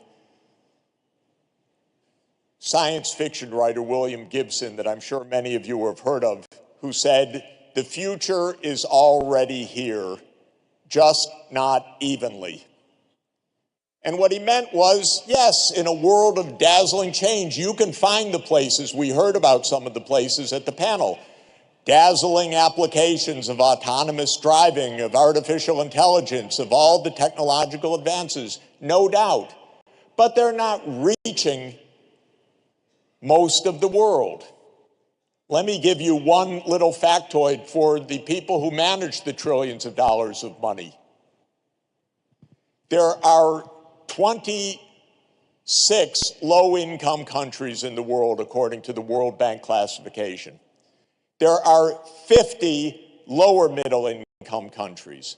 You add up those 76 countries, they have 4 billion people in them, half the world. You know, of those 76 low and lower middle-income countries, how many have an investment-grade credit rating of the 76? 2 of those 76 countries. India and the Philippines, that's it. So when we heard Mr. Quinn say our job as bankers is to finance development everywhere, they're not touching 74 countries with nearly half the world's population because the credit ratings say, no, that's speculative grade, that's junk grade. So what kind of world are we building? We're building a world of increasing wealth, no doubt, of increasing technology, no doubt, and of shocking inequalities that are unimaginable. And then we wonder where the unrest, the instability, the violence, the wars come from. Because we're not thinking of others. I very much appreciated Mr. Griffin saying how central education is. I can tell you as a development economist, there's no question that the highest return investment in the world, and I mean it financially, is to put a child through school. It's got about a 20 to 22% compound annual return. What wonderful investment. Do you know that there are 300 million kids school age not in school right now because they're living in impoverished places nearby here, by the way, nearby, that don't have that return. No one's investing in them. So please, ladies and gentlemen, we can make the future that we want. We can see this wonderful world benefiting from these advances of knowledge and science and technology. It's not even that hard, but for that, we truly need decency, mutual respect, and human intelligence. Thank you very much. Professor Sachs, thank you very much. Certainly not just food for thought, I think it's safe to say, but a definitive and straightforward call to action for those of us who are in the room, and being sure that we don't just talk the talk, but we actually act on the things that we commit to do. So thank you very much, Professor Sachs. Now, ladies and gentlemen, I'd like you please to welcome on stage His Royal Highness Prince Abdulaziz bin Salman Al Saud, the Minister of Energy of the Kingdom of Saudi Arabia.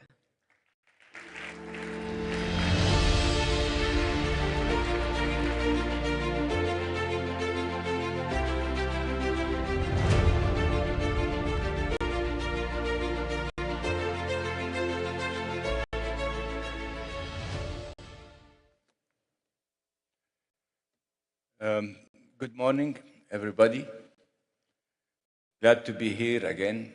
And not only I'm glad to be here again, but I'll be more than proud to be here next year and the year after. Not necessarily as an energy minister of Saudi Arabia, but as a citizen of Saudi Arabia. Because what we have been doing so far and what we will be doing in the future is something worthy for everybody to see and something we will be proud to share it with our friends who took the trouble of joining us in understanding what we have been doing, but more important and more relevant, what we shall be doing. Without much ado, I did deliberately choose the title of my speech in this so-called elusive black box transition.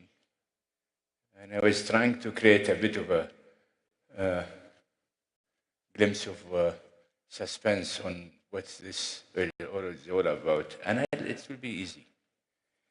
So this is a short effort of trying to figure out what we have done as a country over the last 6-7 years. And the dotted spaces is more to say that there was a lot that had been done. It had been done over a 6 to 7 years period. I don't have to talk about how much transformations we have underwent over the last few years, but it is a prelude for what I want to introduce for you in terms of what we will be doing, had been doing, will continue to do. But the base case is if we, this country, the people of this country, and our partners, were capable to do this mammoth, historical, transformation, which in my judgment, and I hope I'm not wrong, and I'll leave it for you, and I'll leave it for history to come up with the conclusion and the verdict. But show me any country on planet Earth that had underwent this transformation in such short period. I just yet to see somebody who could confirm to me that there was some country that had done so. So if I am correct, then I must be also hopefully correct that when I describe our energy transition, I think you will concur with me that this country does not know the word impossible.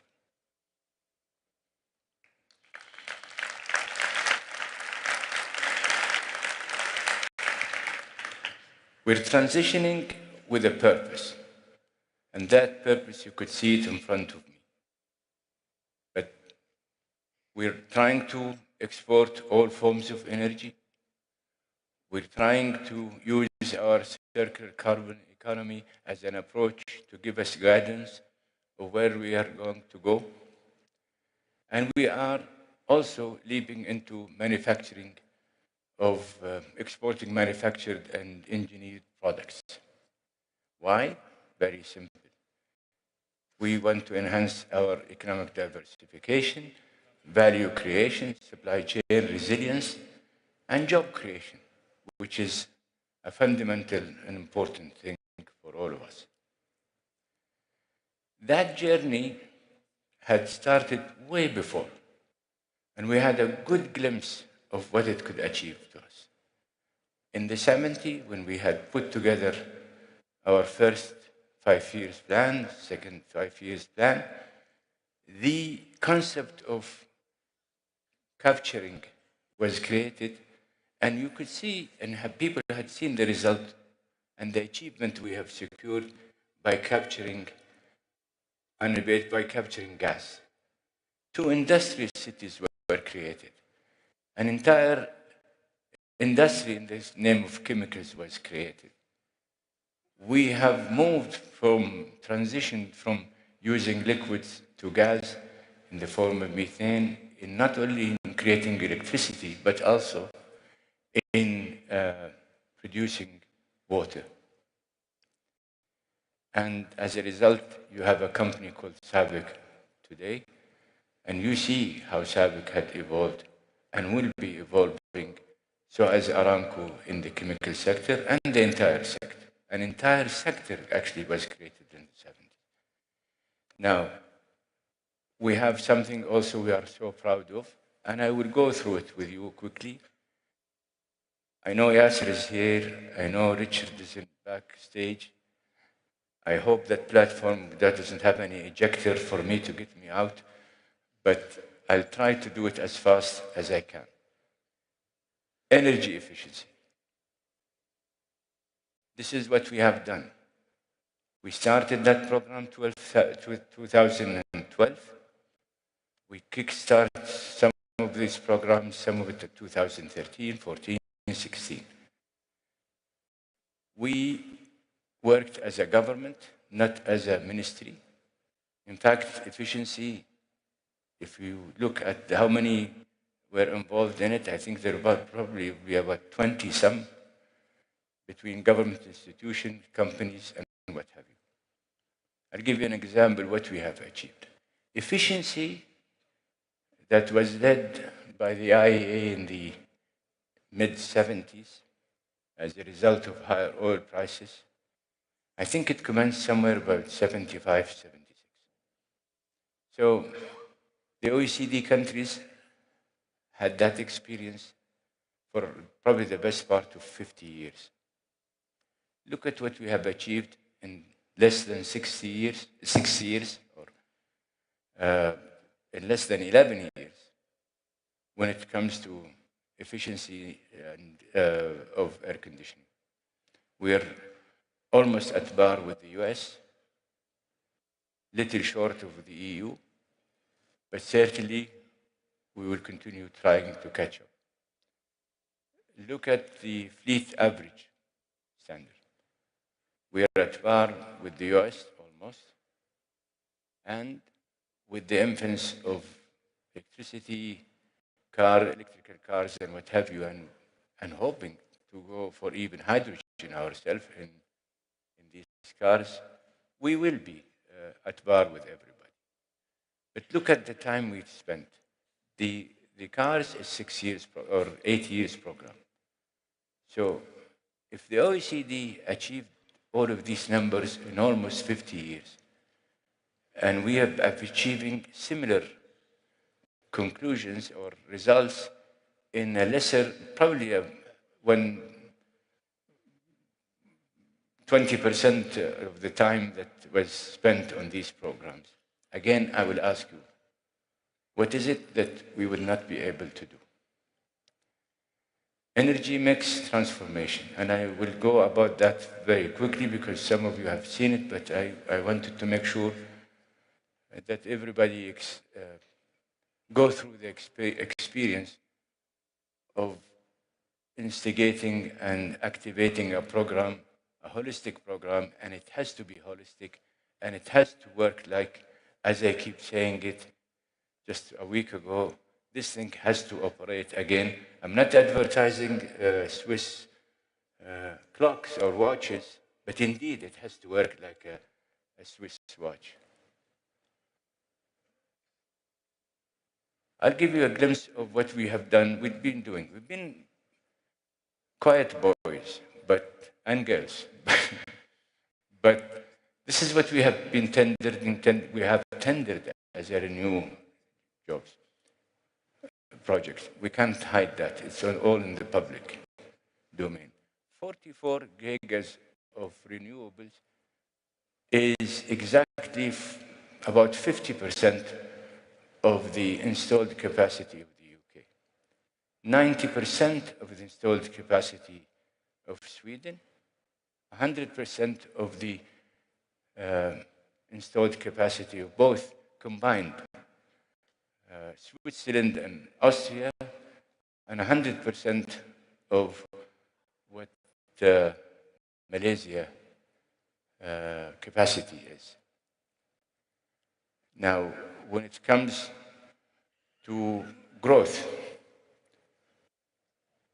comparing what the US had installed last year, 44 giga, Germany 18 gigawatt, ourselves this year, we will be doing the 20 giga. Now, I didn't want to compare with China because we will all look small comparatively. How we're going to be doing the 20 giga in every year? We have just embarked on a program which is the first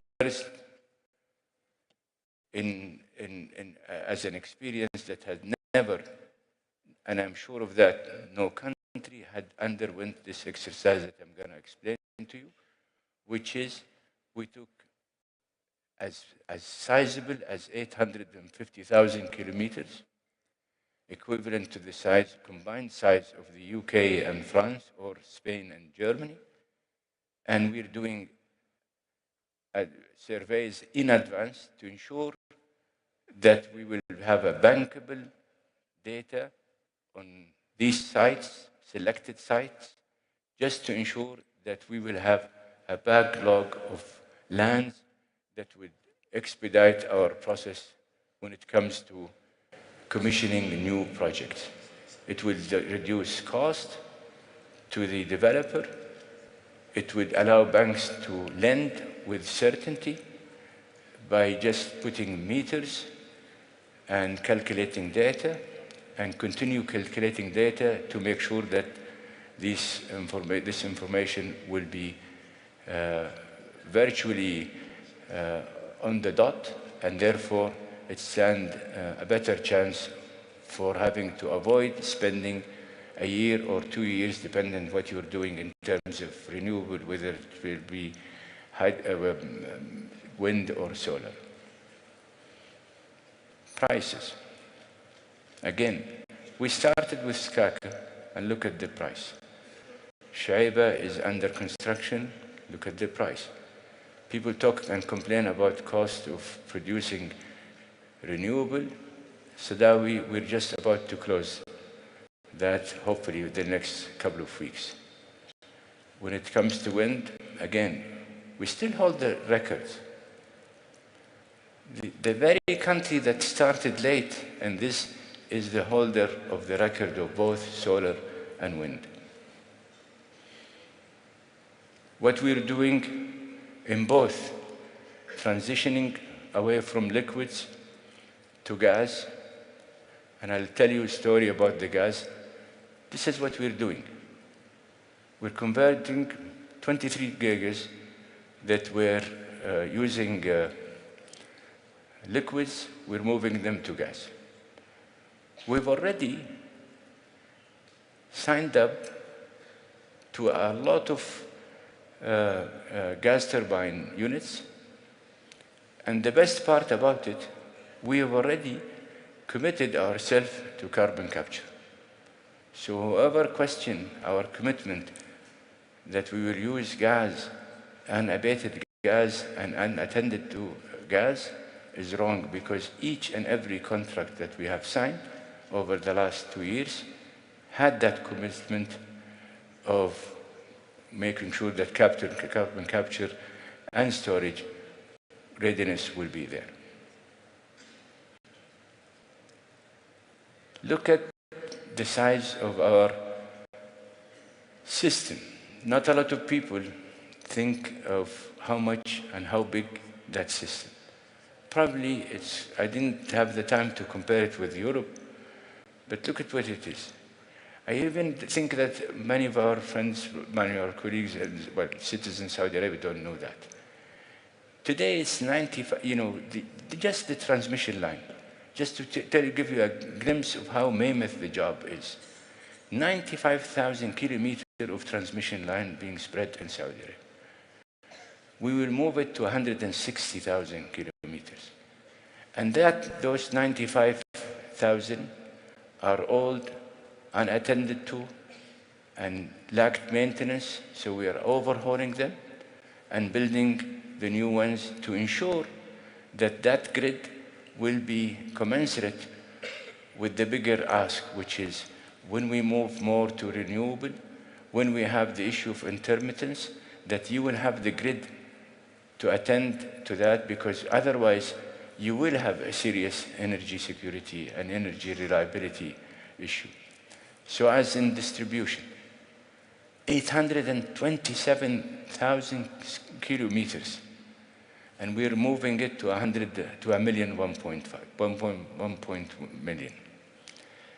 Now, when it comes to other things, which is the substations, both, look at where we are and look at what we're going for. Look at what we are when it comes to the substations for transformers for the distribution side. The bigger issues.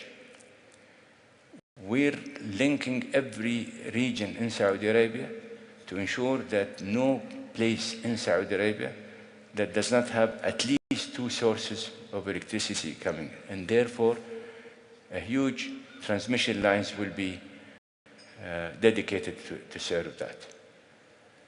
We have already signed 26 gigas of batteries, and by 2030, we will be doing a 48. The 7 distribution control centers is again to ensure, today there are 2, there will be 9, which is again taking into account the transformation we will go into the power sector. In this country, I can vouch here in front of you, not a single consumer that does not have smart meters. I don't want to compare because it will be an embarrassment for so many countries. Amongst the top G20, they don't have it.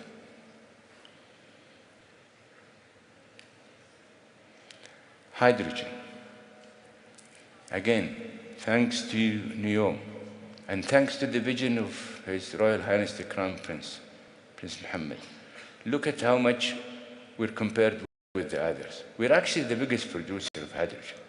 People talk about hydrogen. People talk a lot about green hydrogen. Show me who has that capacity being already executed. Show me who is willing to say, we're ready.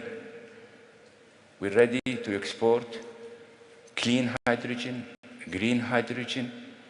Have people here in Aramco, in Sabic, they're touring everywhere on planet Earth, marketing hydrogen. Still have some capacity to sell. We also are marketing, and that's why we got engaged into the corridor arrangements, just to ensure and make sure that the world understands that we're ready to export green electricity, green hydrogen at any sizable. Trust us and test us if you want. But we also want to make sure that hydrogen can be used and available in Saudi Arabia for those who wants to come and invest here in those hard-to-abate sectors.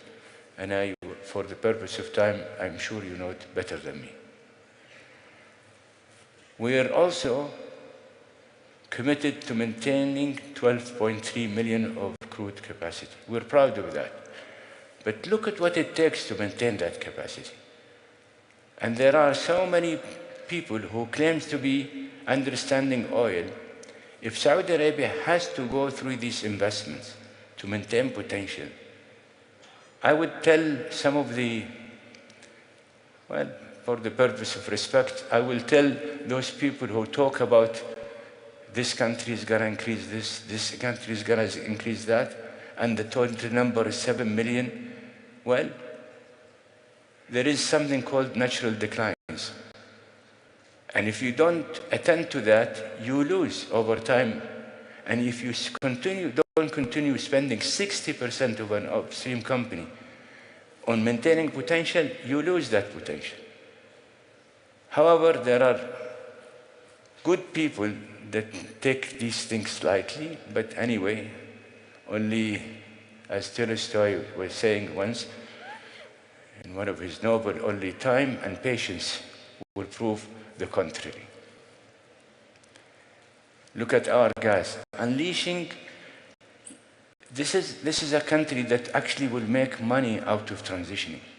Probably the only country on planet Earth that would make real money out of transition. Because we're building the gas pipelines. We now are monetizing untapped resources in the name of Jafurah and the rest. And we're extending a huge amount of pipelines with the shrubs going all over the countries to ensure that these industrial cities will be supplied with gas. But here comes the biggest price. Look at this amount of pipelines. And we're not talking about daydreaming. Contracts have been signed. Execution is being executed by Aramco. The ownership of it will be to the state and the government. The government intended to make sure that Aramco would not lose money out of this thing, but will be an operator. But more important, it is our gateway to monetize our gas. And again, look at how many countries can stretch 4,000 square meters, 4,000 kilometers of gas pipelines all over the world. A lot of people would have songs about it. Look at what will help us, because that gas, if produced, will give us also more liquids and more ethane. And look at the multipliers. And we know for certain, and actually we are conservative with these numbers, that in basic chemical will double, at least double. And when it comes to downstream chemicals, it will be tripled. Emission management. And by the way, the thing that I talked about, in doing all of that energy mix, it's been there for a while. I know a lot of you have heard it. We will be saving 1 million barrels, which we would be able to export it. And by the way, we are engaging in most of these chemical things. We will be using oil to chemicals, domestically and abroad. And that's why you see us, or you see Aramco, investing a lot in China, and will be investing a lot everywhere else in planet Earth, because we would like to continue monetizing our hydrocarbons. In this room, 2019, I did say we will monetize every molecule of energy this land has, period. Now, we're not ashamed of our record when it comes to emissions. We're actually proud of it. But the pundits try to create a smoke screen not to allow us to be in the so-called higher moral ground, if you want to. Look at the methane intensity. And by the way, Aramco did work on it even since the 80s. Look at where we are. We're second to Norway. And I did tell my friend in Brazil just 2 months ago that watch out, we're going to catch up with you very soon. Flaring intensity. With a production as big as Saudi Arabia, look who's ahead of us. And look how much we are so close to Canada. So I'll tell my friend in Canada, watch out, we're coming. And I wouldn't be surprised that within the next few years that you will see us, and because we are engaged in so many initiatives that will allow us and actually ensure that we will deliver that. But more important, look at our carbon intensity when it comes to production. And ask yourself why people would come to us, lecturing us on acting as decent global citizens, when we have a record that make a lot of people wonder if these speeches are to be rendered for us or rendered for their own selves. These are the initiatives that we are plugged in. So we're not shy actually from being involved in these initiatives, because first it helps us to give us guidance and help us to help others to achieve what we are achieving, and ensure that people understand what steps that we have taken to continue taking a leading role in these things. Because it helps our narrative. Our narrative is we use circular carbon economy to ensure that we monetize every resource of energy this country has, and we can win the race of monetizing your energy resources, yet attend to climate change. And by the way, these routine missions, we've done that a long time ago, actually 2018, I think, Ahmed, if you remind, I think it was 2018 that we've already achieved that. This is what we're doing in terms, again, we're putting our money where our mouths are.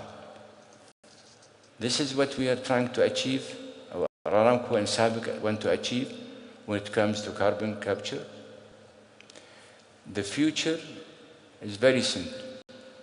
We need to work on creating one of the world's largest CCS with carbon capture and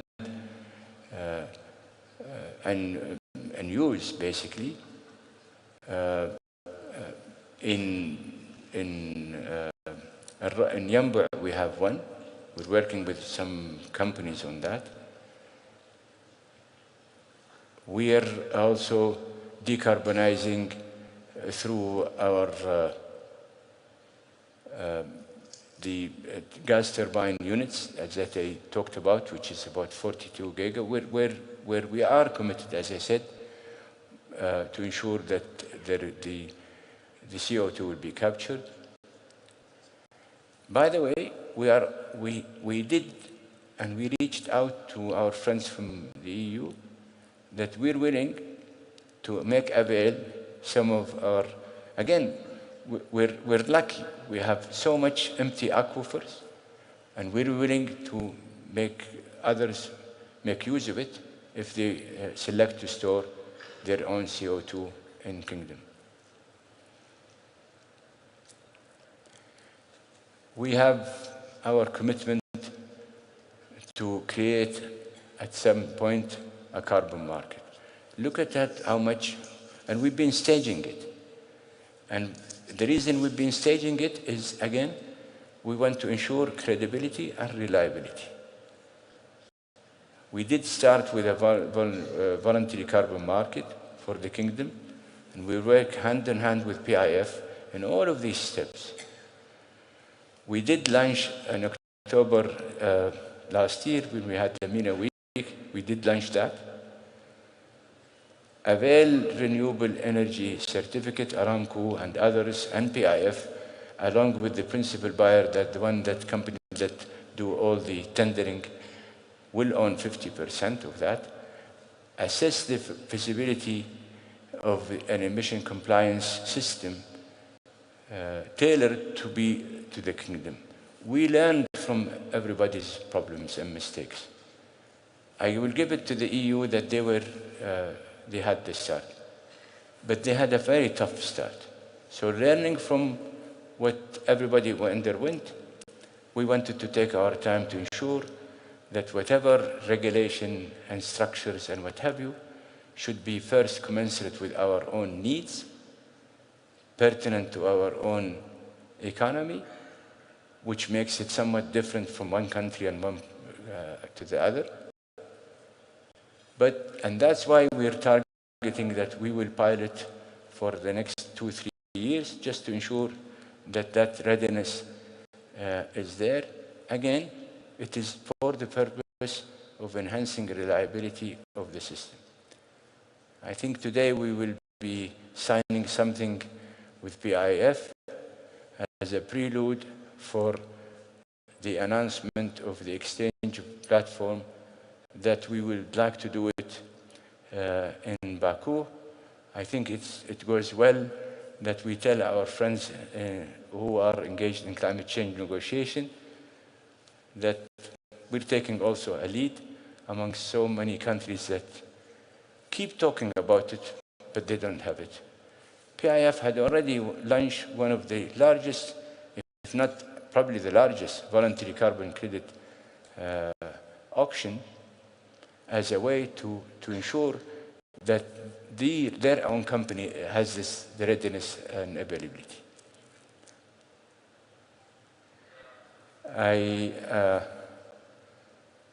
Also, we are engaged in all of these activities that, again, we ensure that we will have a refreshed NDC next year.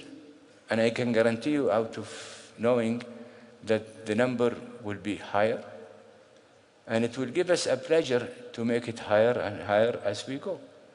But we know that this approach of us will deliver us better NDCs as we go. Nobody on planet Earth created something as similar as to the Saudi Green Initiative and the Middle East Initiative. This is a country that decided that it wants to be accountable and it wants to be monitored, and created these two initiatives to help the country fostering what it takes to do good things in Kingdom to ensure that people understand that we are dead serious about what we're doing. Not only that, we're offering to help other countries to try to achieve lower emissions in our endeavor to be a global citizen attending to countries in the context of South to South. Localization. Just last week, we have celebrated with Aramco, SABIC, SEC. I keep repeating it. I will give it to Aramco and Sabic. They launched their own local content programs way back. So as SEC later on.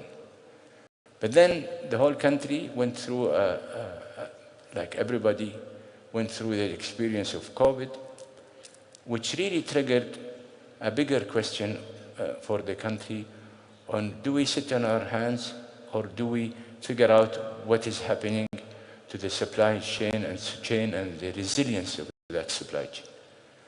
In a short thing, we did review, and we found that probably the best sector that did not suffer the most as others was the energy sector, thanks to Iktifa and Nusanid and Bina.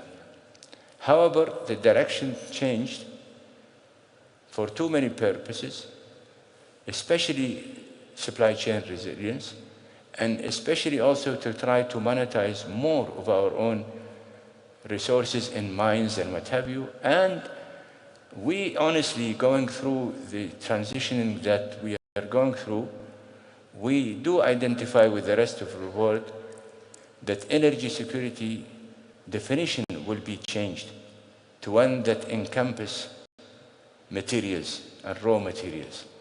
And those who will capture it first will have the ability to say, I do have an energy security. Those who are going to miss, I think they will miss forever. So be careful, the word has transitioned in the definition of what we call it energy security. So to do that, we had to congregate as an ecosystem, including every part of the government that can be part of this. And that's why we are also working with the Ministry of Industry and Ma'aden, which is a company owned by PIF. In fact, they've created another subsidiary just to make sure that whatever we cannot have here, we will go and hunt for it anywhere, just to make sure that we have our own minerals and materials requirements are sealed and secured. In our endeavor, we are, as I said, addressing energy supply security of the other things that we're doing. There is an economic value for these programs. It creates jobs, it helps in diversifying the economy, But now, as I announced last week, who said we will be confined to secure our own needs? No. We honestly believe, learning from our experience, learning from the partners that we have, that actually this country can become a local content or a hub for supplying all of the region and beyond the region. We're honest. We're telling you what we have achieved so far. Look at how much we achieved when it comes to hydrocarbon or conventional power. And we have already identified, we've already committed to these things that we'll be doing now, and we will have more to need to deliver to give us that 75%.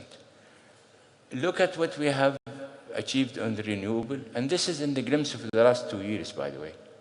And I'll have to give it to PIF.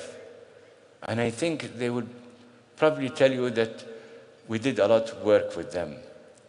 Yasir went to China last month. He can testify of how much work we have done with PIF to secure these things. So we are not shy to say we are 21%. But comes next year, we will show you where what did we hit, and the years to come.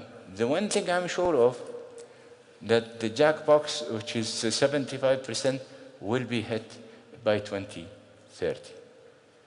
Human capital. Because it's part of the whole thing.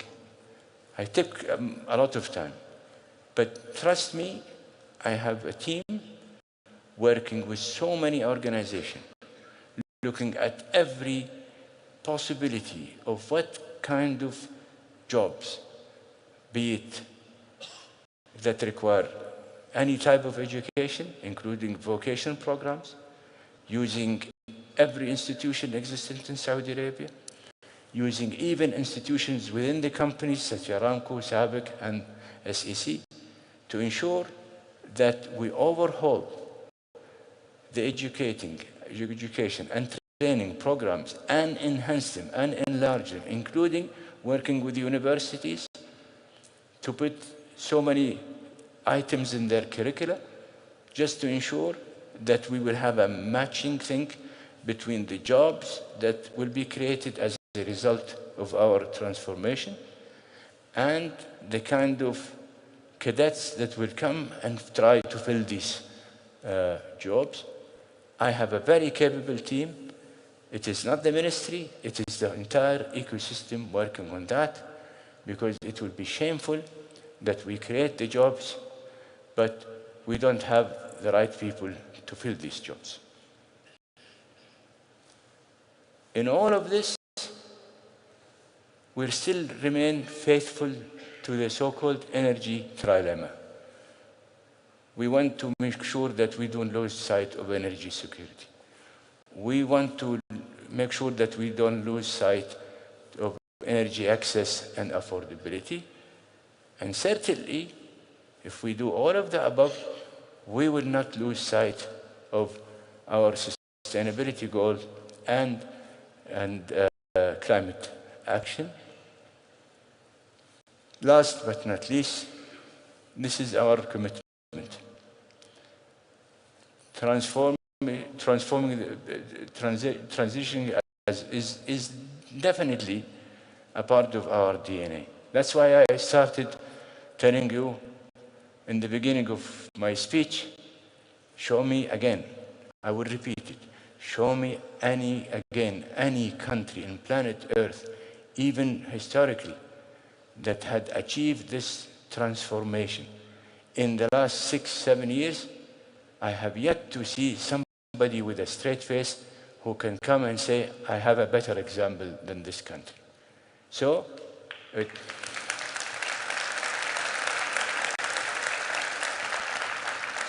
goes without saying that transitioning is part of our DNA and will continue to be part of our DNA.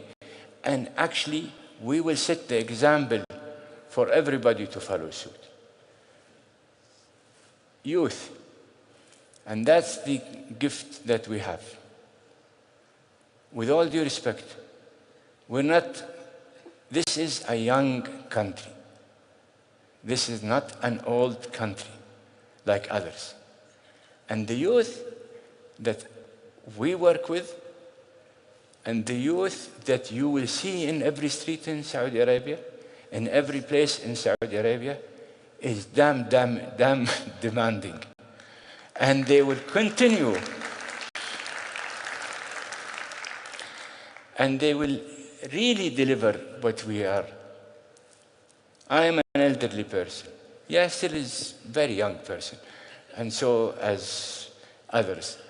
But trust me, we don't gamble, but we know for certain, and we have the feel, and we know the energy there.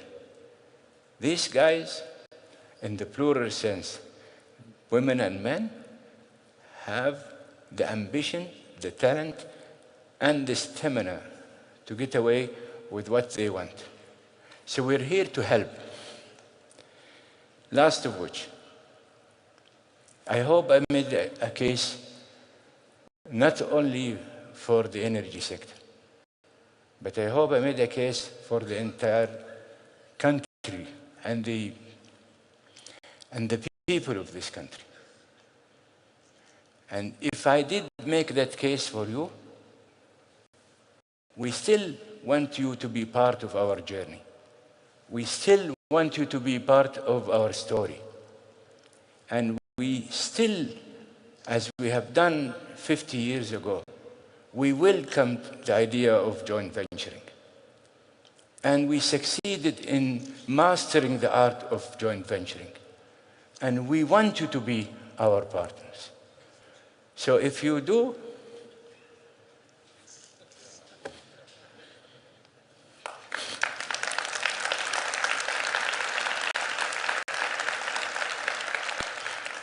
just sweep the barcode. I have a team, dedicated team. We'll send you everything. We'll send you the presentation. We'll talk to you. We'll reach out to you. We'll make sure that you understand what we want and what we want to do. If you want to be part of our story, scan the code.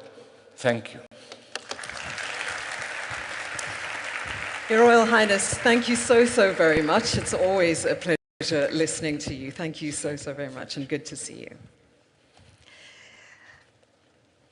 Now we're coming to a special moment in the program where there is going to be the signing of an agreement between the Regional Voluntary Carbon Market Company and the National Committee for Clean Development Mechanism of Saudi Arabia.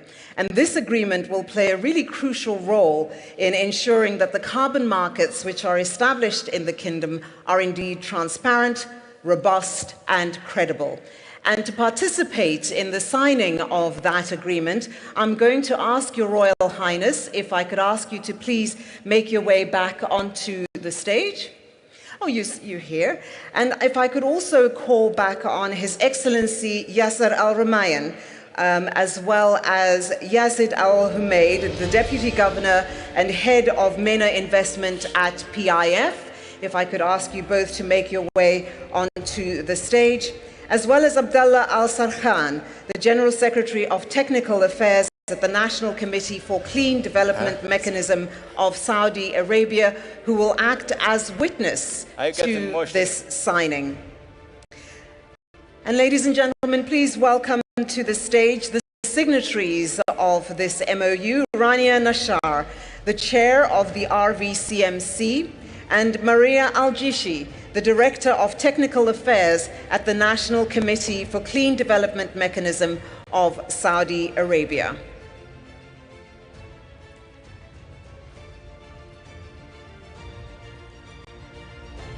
And if I can ask you to please proceed with the signing and the photo opportunity.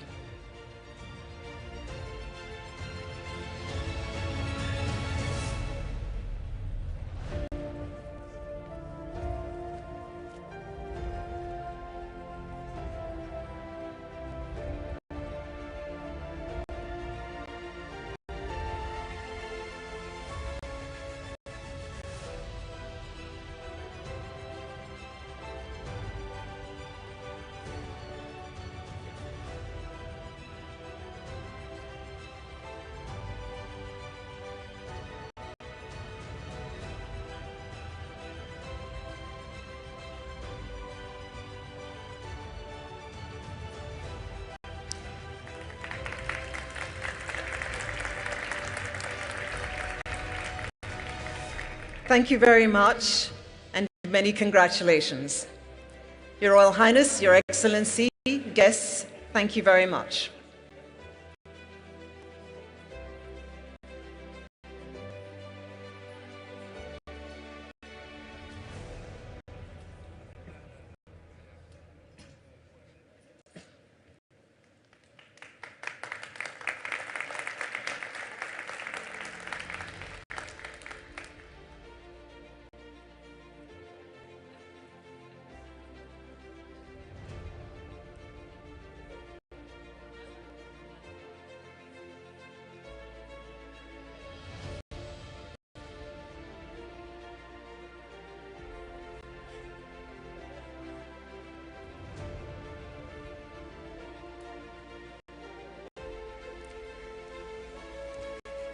Thank you very much.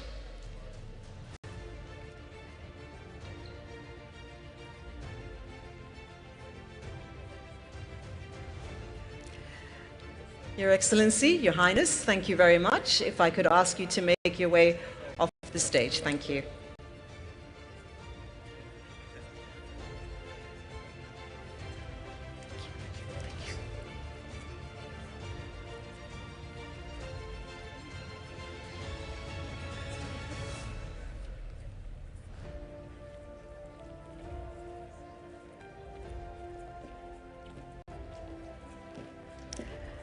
And as they make their way off this stage, I am going to ask you for your attention, and if you could please turn it to your screens.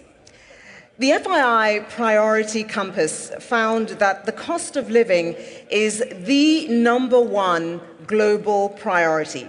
So we took to the streets of some of the cities in the world where we held the FII Priority Summits, specifically in Rio, in New York, in Hong Kong as well, and of course a few other cities. And we wanted to hear from the people who are having to deal with this on a daily basis, about where they felt the economy is heading, whether the cost of living was indeed their top priority or concern, and what governments and businesses should be investing to positively impact humanity. So let's take a quick look at what they had to say.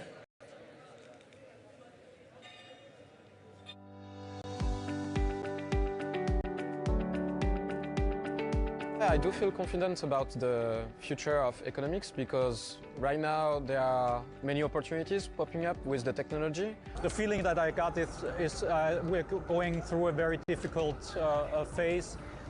We're not going into the right direction, I think. Prices are going up, but salaries are not, and that is a recession, basically.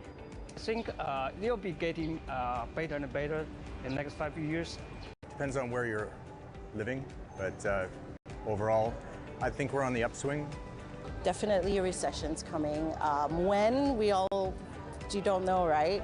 The market movements are very volatile these days. It has been for at least the last couple of years. There will be a recession, yes. I think right now we're in a recession.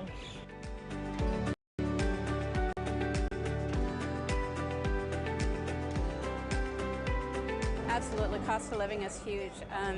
I mean, people nowadays can't even afford to find a home to live in. I'm an OFW. I work here as a domestic helper. The cost of living here in Hong Kong is very high for me.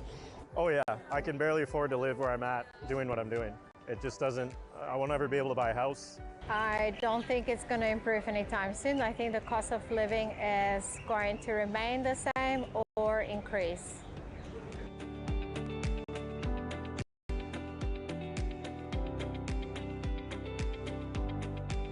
In education, firstly, and also healthcare.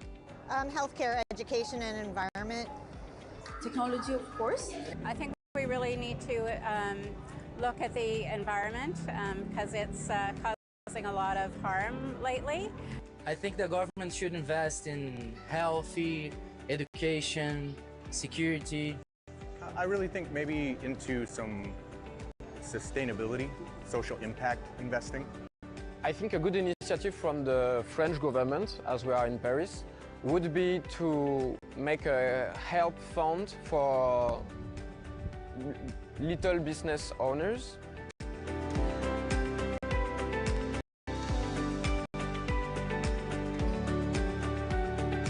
If we're investing in a technology that makes us to be better people and care for each other and not to pay so much for the simple things. I think investing in people in education is always the way. Like using renewable energy and like renewable resources to shape our future, and use clean energy also. It's one way. We need to worry about our planet and our investment in our future for our children.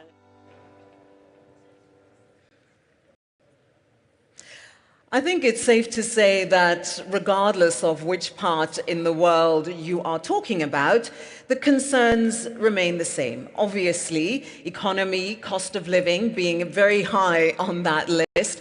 But there's also this underlying sense, and I don't know if you were able to pick it up from the video, and granted, it wasn't a comprehensive survey, but there's this underlying sense of a need to be caring for each other and taking care of each other and the environment in which we live, which again is being reflected in the conversations that we will be having over the next 2 days. Right, a little bit earlier, you saw a conversation conversation with the Board of Changemakers, which was held with David. Right now, I'd like to call on CNBC's Sarah Eisen for the second conversation of Changemakers, and she will be speaking with His Excellency Dr. Mohammed Al-Jasser, who is the chairman of the Islamic Development Bank Group, Tony Elumelu, chairman of the United Bank for Africa Group, as well as the founder of the Tony Elumelu Foundation, Jane Fraser, the CEO of Citi, Ron O'Hanley, chairman and CEO of State Street Corporation, Ted Pick, the CEO of Morgan Stanley, Mark Rowan, co-founder and CEO of Apollo Global Market, Harvey Schwartz, CEO of Carlyle, Neil Shen, founding and managing partner of Hongshan, David Solomon, chairman and CEO of Goldman Sachs, Makoto Takashima, chairman of the board of Sumitomo Mitsui Banking Corporation, Bill Winters, group CEO of Standard Chartered Bank, and Jenny Johnson, President and CEO of Franklin Templeton. If I can draw your attention to the center of the room once again. Sarah, the floor is yours. Thank you very much. I'm excited to be here, excited to be with this group. This is just like your board meetings, right? I get to interview a lot of these people that are here at the table, but never together, never in a group of 12, and never in Riyadh. So thrilled to be here. Thank you for having me. You know, we are lucky at this table to have basically a good chunk of the global financial services industry here, and a good representation of the world by region, private versus public. So I'm looking forward to a good conversation about both the short-term outlook for the economies and from where you all sit, and then, if we have time, and we'll keep our answers brief, the long-term outlook and some of the structural, secular changes that we're all going through. So Ron, maybe I'll start with you and the sort of global outlook. You operate in more than 100 countries, right, and have trillions of assets under custody and management. Global economy right now feels a little bit lopsided. How do you see it?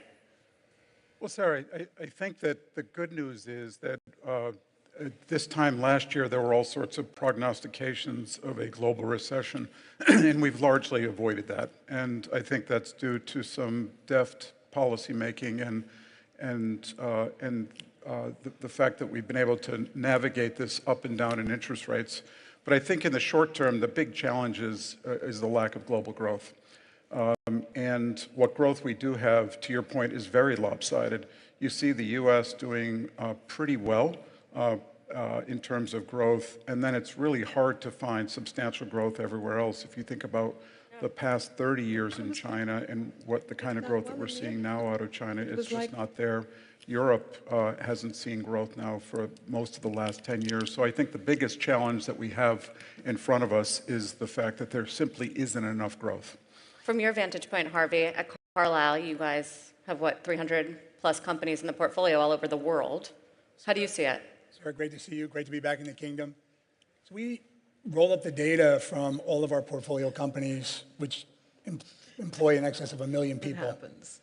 And I agree with Ron, there's an unevenness in terms of geography, but in aggregate, the activity levels, the performance of companies, the marginal pressure on labor costs, we've all seen this come down. I mean, during the pandemic, we had companies where individual items, let's say a $1 input item with supply chain problems, could be $2 or $3. So we had companies navigating inflationary pressures that were 200-300%, even though aggregate inflation might be 8, 9, or 10%. And so I think we have to give central banks around the world, particularly the Fed, a lot of credit where credit is due, because they navigated this. No one expected to go through a 500 basis point raise and now some reduction in rates. I think in terms of the short term, the challenges in the short term are a little bit the manifestations of what we'll see in the long term. We're dealing with significant deficits and actually strong economic conditions. We're dealing with shifting monetary policy. And I think the big challenge and opportunity set for everyone in this room and globally is the fact that the big paradigms are changing. Yeah. The things that shaped the last 30, 40 years of economic activity are shifting, and some of that is extraordinary.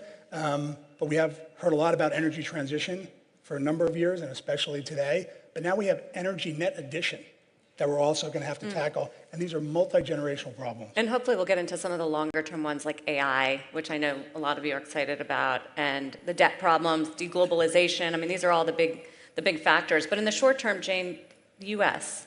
still the bright spot in the world. You're a very global bank. Yes, and it is truly invigorating being back in the kingdom again for a few days as one of the bright spots. In the US, let's look at the consumer. The consumer is broadly healthy, a tad more discerning than before, and their spending is still growing. But a lot of that is being driven by the affluent consumer. The middle income consumer is probably more mindful about where they're spending, and then the lower income is where we've seen some of the inflation pressures really biting in as wage growth hasn't quite kept up. But to the points we're talking about, a lot of roads do lead to the US at the moment. There's some push and pull factors in that. And I would say, whilst you shouldn't bet against a Saudi entrepreneur, you should certainly never bet against an American one. Do you think okay, raise your hand if you think we're going to get 2 more rate cuts this year from the Fed. Anybody? No, you don't think 2 more? The market thinks 2 more. 1 more? The market thought 7 last year. 1 more this year. And as many as the market thinks next year, David? I don't know. I mean, next year's a long time from now. Okay. You're talking about interest rate cuts. And I think Harvey just made the point that's the right point. The market thought that there'd be 7 cuts this year. I think it's hard to think about monetary policy in 2025 in the United States until you get through the election and we get a clearer sense I was going to bring policy actions, because policy will shape monetary policy.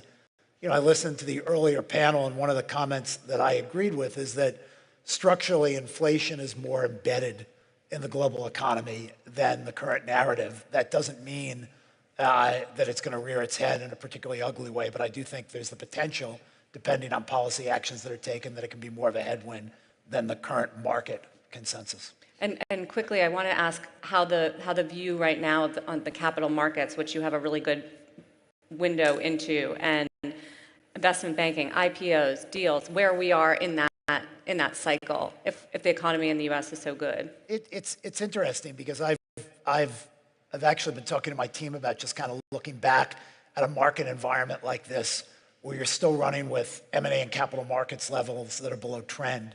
So we've definitely seen an improvement in 2024 versus 2023, a recovery, but we're still running below 10-year averages. So M&A right now is running about 13% below 10-year averages. Equity capital raising is running about 24% below 10-year averages. Now this is versus 25% below 10-year averages and 34% below 10-year averages last year. So it's improving, but there's no reason why capital markets activity shouldn't be running at 10-year averages or even better, given the market cap growth and market cap expansion we've seen over the course of the last 5 years. So I think we're in a recovery period, and my expectation is you'll see more robust capital markets activity in 2025 and 2026. Do you agree, Ted? You're in that business too. You compete with Goldman. I do agree with that. I do. We had the sugar high of COVID and 0 rates, so small companies could go public without much of a business plan. And then we had this pretty tough funk for about 18 months when almost nothing was happening. And now it feels like a more normalized cadence. It is tougher being a public company, and the sponsors have done a great job monitoring private companies, so you can do that longer. But I think the process, the slow process of companies going public is at hand. I think they'll be bigger, there'll be more established companies, and that's obviously strategically interesting for other sponsors, but also for big corporates that have been waiting to get together with folks that are in the public market. So I think it's but 2025 will be better than 2024 capital markets? Yes, yes, I think so. I think so, and not just in the U.S. We're seeing re-equitization in places like Japan and in India, and of course here in the kingdom. So I think it's going to be a global phenomenon, and great for everything that we care about in the broader asset management business, because you have transaction activity like IPOs and M&A, and then the wealth management client base gets interesting. So I think that flywheel is going to get going the middle of next year. I'll put this to the sort of U.S. CEOs in the panel. Does it matter what happens to the election, in the election, to the outlook for 2025 in the U.S. economy, one way or another? Anybody? No one wants to take this, obviously. Mark, come on. Help me out. For M&A activity, absolutely. I think there's an absolute chill on M&A activity as a result of current policy. And I think you'll see it freed up if there's a change in regime. I think you'll see investment liberalization if there's a change in government. But remember, if Trump wins. If Trump wins. But we're all talking about in the US of shades of good. We really are talking about shades of good. And to come back to your point on rates, we massively increase rates, and yet stock market at a record high, no unemployment, capital market issuance at will, and we're stimulating the economy. Infrastructure bill of $2 trillion we passed still hasn't been built yet. Semiconductor bill 2 years ago, everything being built. A year ago, Inflation Reduction Act, everything under construction. We're the largest recipient in the US of foreign direct investment 3 years in a row, and we're ramping defense production. Every one of those things is stimulative. And so the notion that we're cutting rates, I'm trying to remember why we're cutting rates. Other than to try and equalize the bottom quartile. Inflation's come down a lot. But we just got through a discussion of structural inflation, and the things we're doing that have not yet come online are also inflating in that way. And it's unclear that you will solve the problems for the bottom quartile, which are job growth, wage growth, given who they're competing with for jobs. So I think things are on hold until the election, but we shall see. Well, speaking of cutting rates, the rest of the world also has been in rate cutting mode. And, you know, Neil, you heard about China, and that has been a soft spot in the global economy. But you have a pretty good view of Asia in general. So what do you see there? Yeah, I think actually I feel pretty good. I think at least, coming to the second half of this year, because if you look at Asia, where we're focusing on, China's coming back, I think, with the recent fiscal and monetary policy. Japan is doing well, giving all the reforms about corporate governance, transparency, etc. We got Indonesia and India, which probably enjoy the highest growth among all the countries in the world, if you look at the large economy. And the kingdom, obviously, is also catching up all this new industrials in addition to the traditional oil and gas industry. So I think Asia as a whole continue to be a very, very strong growth engine, and with China, continue to actually have one of the very, very big consumer market. Every single large, multinational company still want to have a exposure to the market, want to penetrate that market. Your Excellency, clearly this is one of the bright spots that have been invoked. You lead the Islamic Development Bank, so representing 57 members. Maybe you could just give us a view of what you're seeing in the near term, challenges and opportunities in the region. Thank you very much. First, I'm very happy to be here with this group and also to be from this region where there are nice green shoots of growth and development happening. And I think the reason for that is that in spite of the MENA region having suffered over the past 20 years from very negative effects on its economy, leading to a decline in growth down to about 2.1%. Although we hope that if the conflict subsides and the other macroeconomic and structural policies that have been enacted are going to continue to be pressed forward, then actually the MENA region can come back to a 4% growth. The example of the GCC as a whole is a bright spot, I think, in the region and in the global economy. Even though Saudi Arabia last year had a negative growth, but it has rebounded very nicely, thanks to, one, the very serious, predictable monetary stability, and the very serious, unpredictable fiscal policy. I think the counter-cyclicality that has been practiced in Saudi Arabia for a long time has borne fruits and has made the economy a lot more stable and a lot more resilient in spite of all the difficulties that are happening. Thank God the other members of the GCC are also following suit. I think if you take the UAE, there is very robust growth and diversification. Saudi Arabia now, the diversification is going full blast. I think that holds a lot of promise. But of course, we are very well connected with the rest of the world. Our oil prices, oil production, exports and imports are all affected by what happens in the rest of the world. And therefore, we hope that a bit of stability in the world will be needed. I think this region, since the 13th century, has had more than enough of conflicts and difficulties, I think, since the Mongol invasions. Yeah. So I think it's about time this region gets a chance to do what it can do best, which is commerce, industry, and development. How much do you think the geopolitical situation, the conflict, is taking a toll on growth in this region? I think a lot, because there is a lot of signaling also that happens, and there are a lot of intra-regional trade that has been disrupted significantly. So I think it has a lot of effect. Again, we are a very open economies in the GCC, and trade with China is the largest. So this is not a regional issue. But nonetheless, the potential that was sitting there waiting to be cultivated is evaporating with all of these conflicts and this level of uncertainty. We're lucky to have Tony on the panel from Africa as one of the biggest investors and philanthropists in the continent, also the chair of a bank. So how does all of this impact what's happening there and the growth prospects? First is, I'd like to commend the organizers of this event. I'm happy to be here and to be sitting with great ladies and men like this. I want to bring an African perspective to the conversation. And I'd like to start with the demographics on the continent.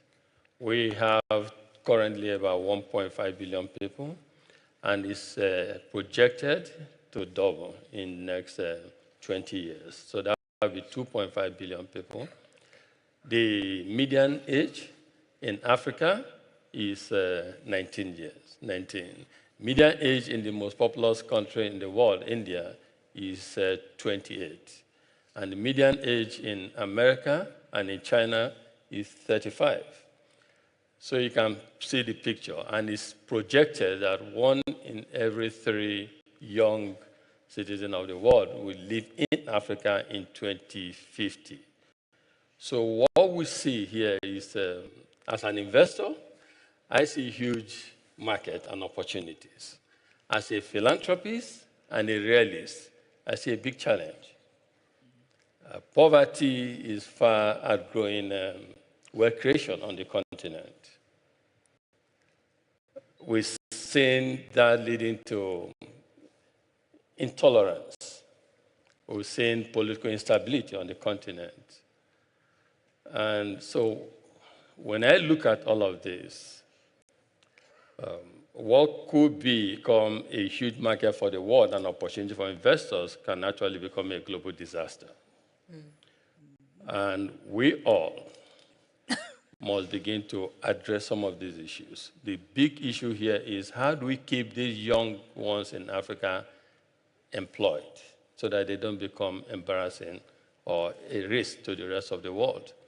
This morning, we're hearing about AI and the massive data required in AI, massive data and also massive electricity. And I listened to His Excellency speak not long ago, talking about mega gigawatts of electricity.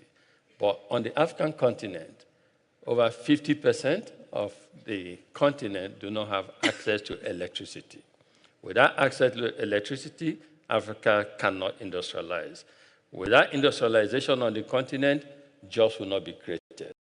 So it's going to be a challenge. And for me, as an investor, as a philanthropist, as a realist, this is what I think about always. always. And this is what keeps me up at night. And when I get opportunity like this kind of issue I like to put on the table. And that's why I said I wanted to start with an African perspective to the conversation. This is what I see. Yeah, I mean, the numbers, the demographic numbers are staggering. I think, Makura, what is the median age in Japan right now? You have the opposite situation, I think it's safe to say. We've been excited from an economic perspective on Japan lately, animal spirits and all, but then you started raising rates and the yen stopped weakening, so what's happening now? Okay, thank you, Sarah, and thank you for having me this morning. And you know, Japan is always creating a lot of unique situations. And let me just start with the macroeconomic conditions. This year and perhaps next year, we are going to see the around 1% growth. It's still growing. It's not robust enough, but it's growing. But at the same time, more important element is inflation. This year, perhaps next year as well, the around 2% inflation. This is really the significant change compared with last 30 years or so. And also, once we confirm the wage increases we will see in the next year, it's going to be finally the sign of end of deflationary environment in Japan. For example, last year there was over 3% wage hike, and this year about 5%. And perhaps we anticipated more than 4% the wage increase, at least for the next year. Once we confirmed it, this is the end of the deflation in Japan. So basically, it's not robust area, but it's very positive move. And I basically agree with Neil in terms of there is the positive moves and the positive development opportunities in Asia, including Japan. In Japan specifically, there are two changes taking place at the same time. First, the household and the consumer side, they are now slowly and steadily moving the savings to investment. For example, the government started the new NISA, which is tax incentivized investment account, starting in January this year. Since then, what we are seeing is almost 4 times more investment through NISA account compared to last year. And this is a significant move as Japanese consumers have more than 1,000 billion yen of savings, cash and deposit. And that's one significant moves. And the second one is, as Neil described, we are seeing all over in Asia, but in particular Japan. There is because of the corporate the governance reform and a lot of unwinding, unleashing of joint holding of the shareholders, and a lot of activists, or I should say, the engagement shareholders coming, and all the boardrooms is seriously, taking a look at the balance sheet and the return. So what we're seeing right now is for the last several years and continues to be the next several years, tons of corporate actions. That include M&A and divestiture of non-core businesses, and also making the 100% of core subsidiaries into the entire combined balance sheet, and also there is a sense of privatization coming from the pressure, coming from the market, and so we're seeing a little bit the activities. That's very positive, and there are a lot of transactions. We work together with all those gentlemen. Yes. Or lady. So that's a sort of the picture of Japan. Even after the election of last Sunday. After the election. I believe so.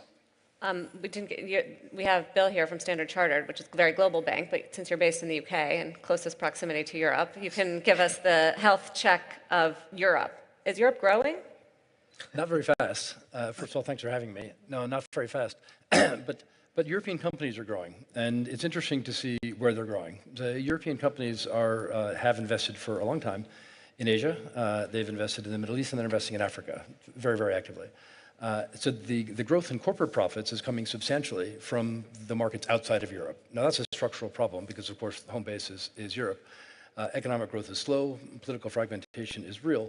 But we're seeing a number of European countries, I'll say including the United Kingdom, who have governments, while dysfunctional in some way in their making, are having quite a big impact in terms of execution of some reform programs on the ground, or maybe said another way, letting business get on with it and make the best of it. So now, while Europe has been a real laggard in global growth, I think we have to take a step back as well and say the global economy is in really good shape, right?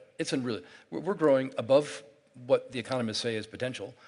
We've got multiple engines. The US is absolutely powering. This region is powering. Indian subcontinent is powering. Africa is growing above trend, right? And it doesn't feel it at the bottom of the pecking order, right? But Africa is growing, and Europe is the laggard for sure.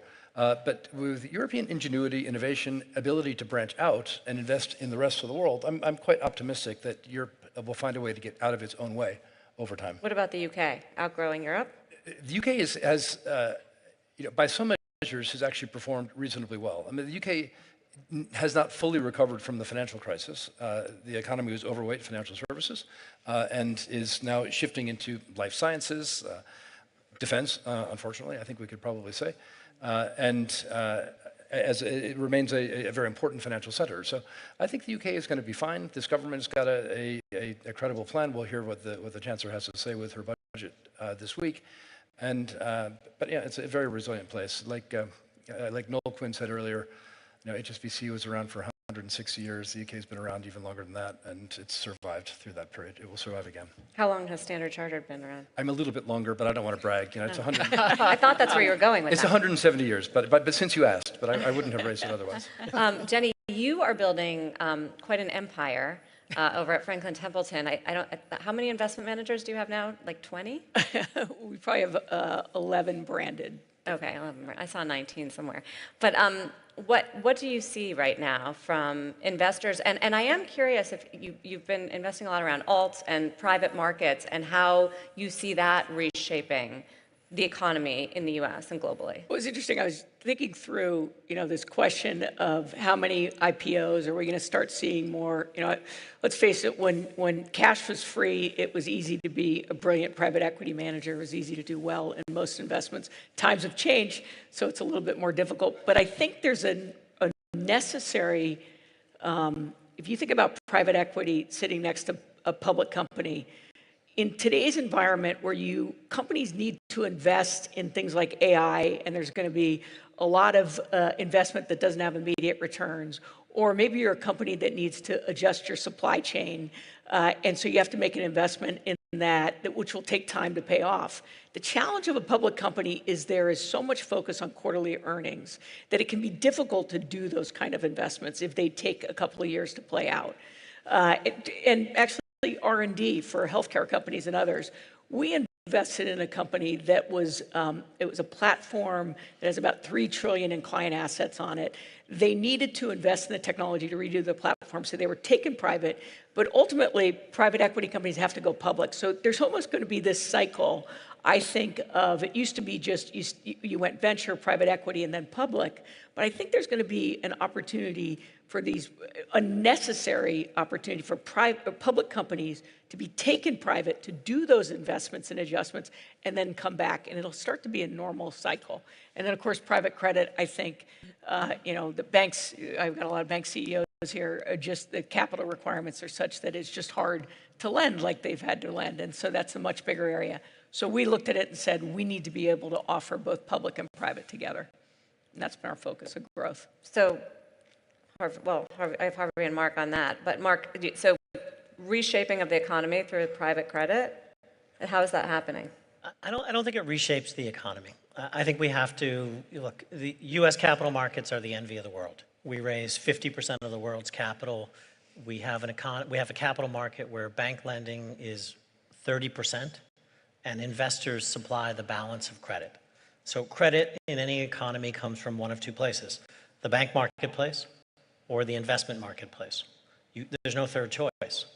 And so in the US, we found that balance, and we will continue to see convergence, cooperation, partnerships between the bank sector and the private credit sector, between public markets and private markets. And I think there's going to be a blur. We will not know in the investment grade landscape the difference between public and private 18 months from now. We won't even care. It's going to be the same types of companies, the same ratings, the same size, and ultimately the same liquidity or lack thereof. So I think this is a piece of a puzzle. It's not the puzzle. Private, at the end of the day, is going to be a very small piece, but a necessary piece of what needs to happen. I guess I just wonder sometimes if some of the resilience that we've been talking about in places like the US has been because private credit, private lending has stepped in and played a big role. And so maybe we haven't seen as much distress or problems as we would have ordinarily. Well, first, I agree with what Mark said in terms of the trends. I don't agree with Jenny, because now I have to go back to my firm and explain to all my geniuses that they're still geniuses. I think Jenny might have hurt their feelings. But, you know, this transition to private capital, this is not a new phenomenon. This started 30 years ago with private equity and then venture capital. And all that's happened is as these companies have elected to stay private, it was quite natural for private credit to come in, plus bank regulation. But I think this is about just the efficient delivery of capital. Capital is like water coming down a hill. It will find its path. Sometimes it gets stuck, but it will find its most efficient path. And if the most efficient path is a private capital solution, a public capital solution, or a blended solution, companies need the capital. It is the fuel for growth, and we will figure out how to provide them with the best capital solution. In terms of your question around the nature of the markets, the resiliency of the markets, this is a question that comes up all the time. I think you have to really differentiate between idiosyncratic risk and systemic risk. And the private capital markets, because of the liability structure, the limited leverage, the lack of concentration, and the fact that there's no interconnectivity, really does not have the characteristics that really fueled the financial crisis back in 2008. Idiosyncratic risk is the nature of all capital commitment, whether it's private equity or whether it's credit, whether it's investment grade or not. And so that is about making smart marginal decisions about how you deploy that capital. But I think these conversations kind of get blurred, and they should be quite separate. Jane, is it a threat to the big banks, the boom in private credit, or an opportunity? There's clearly an opportunity for a win-win, and I think that's what Mark and I have seen the relationship Apollo has with Citi, and that comes from our perspective. We serve clients in multiple different products and capabilities and have a strong origination capability. We can give our clients a choice. Do they want to go into a private asset vehicle? Do they want to go into the public markets? And I think that's where we saw the win-win with Apollo, that we can bring that together as well as their deep asset capabilities. So the main piece for us is the client wins. The client wins. I thought you guys were just saying that to be nice on the panel together, but actual partnership. You know, as we think about the longer term, and some of these were referenced already, big changes going to affect how you all do business, what you see in the economy, what you see from investors, and AI really, I think, is at the top of the list and also at the top of all of our minds. It's a huge topic here. And Jenny, I know you're very excited about it, so I'm curious, is it because you think it's going to transform financial services, the economy, or what? I think it's going to transform everything.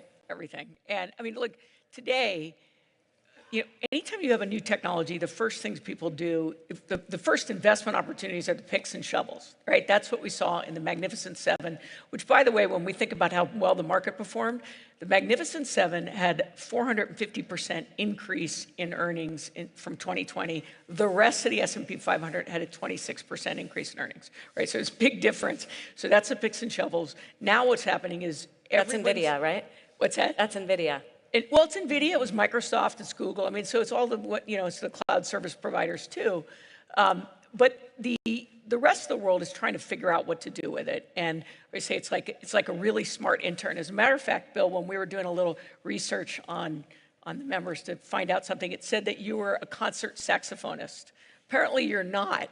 But if you actually go through the sourcing, it has this logic. So it can Wait, end are you you up or in are you not? You're not. I can confirm that I am not. He's not. But the point, on the other hand, you know, we're doing things like RFPs take us something like 8 hours or 18 hours to put together, and they're finding they can do it in 15 minutes for the first draft. Think about that kind of opportunity and savings. So the first things is you start to improve what you do today.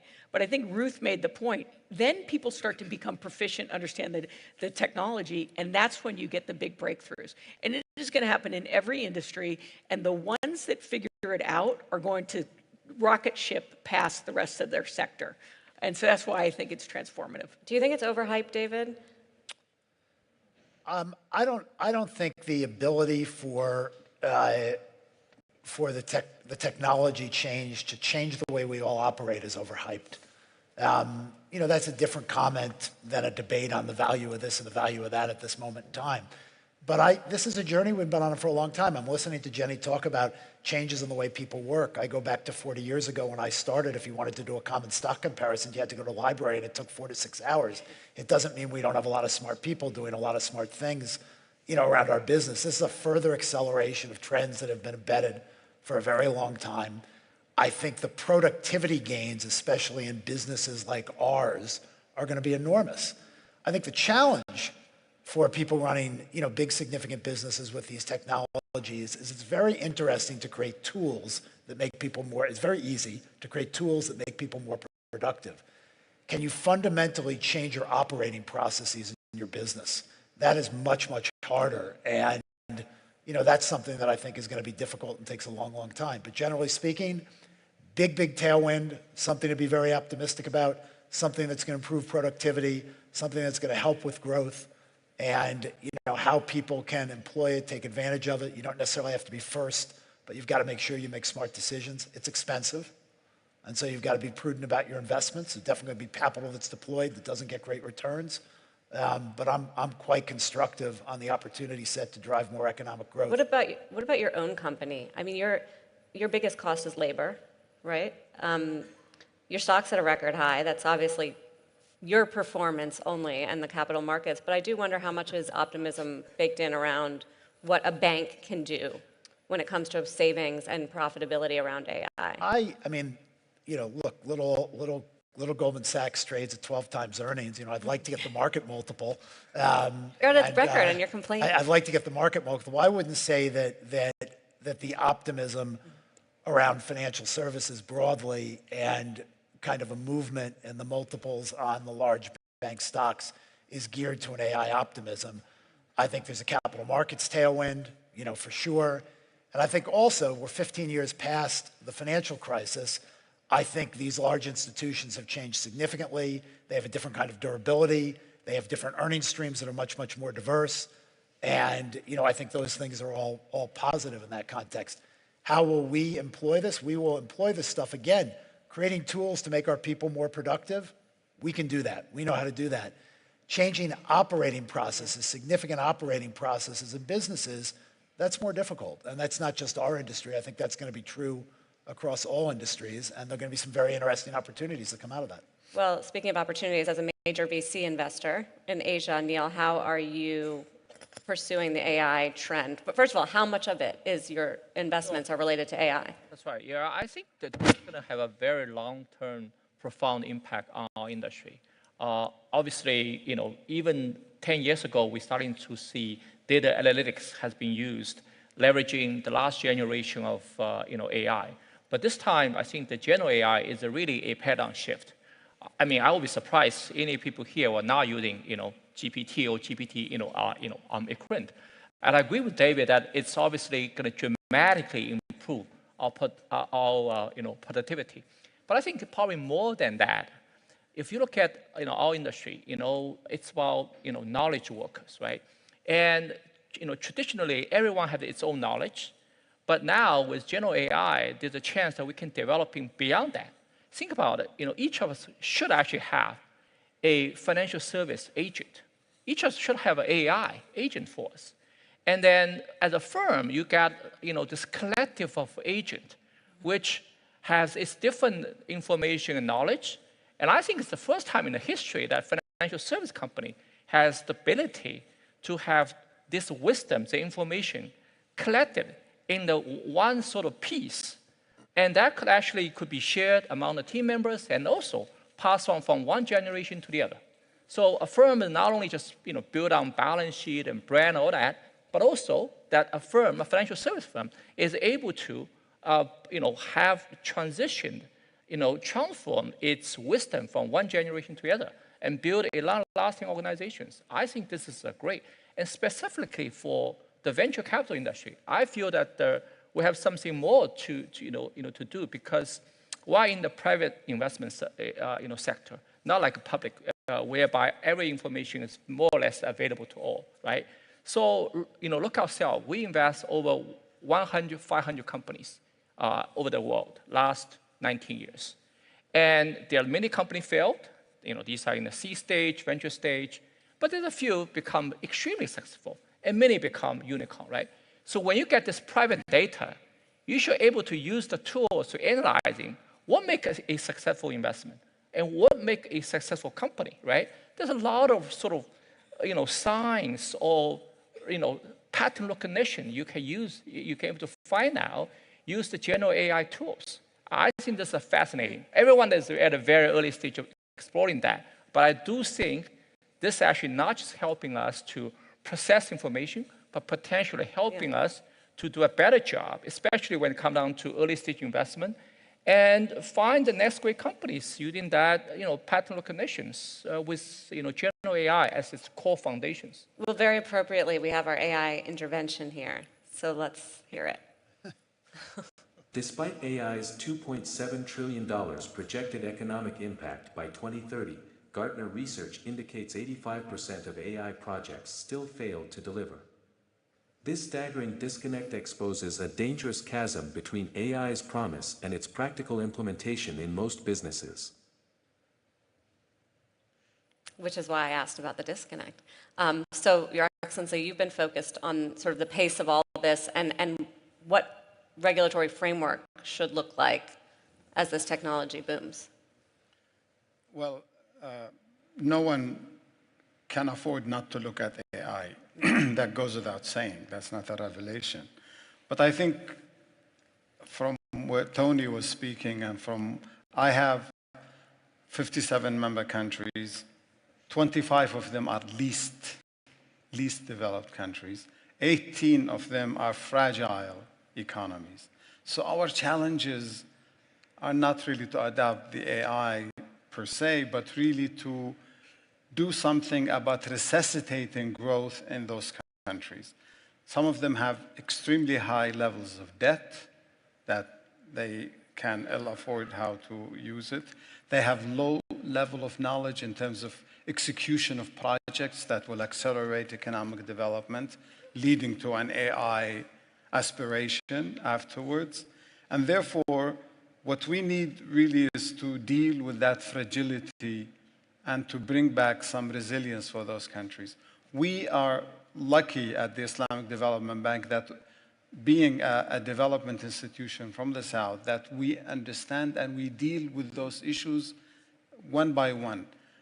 This year, we are going to close 2024 by lending about $5 billion to those member countries in Africa and Central Asia and in the MENA region. That is 3 times what we did in 2020.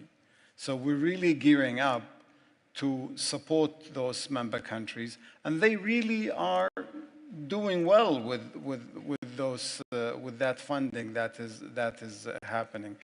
So that's not to say that the formula doesn't require good economic policy making in those countries in the sense of structural adjustment, predictable monetary and fiscal policies, and transparency that will really bring in not only the domestic investors, but the foreign investors. But the promise of those countries is really great. We just need to see how can we bring about sufficient support that will really boost their engines to a level of growth and development. In the luckier members, like as I said in the GCC, they just need to stay the course because they're really doing very well in micro policy and on the macro policy, meaning the fiscal stability and the monetary stability. Those are very important. The signals coming from governments can make all the difference. Yeah, I imagine long-term structural issues that you can relate to.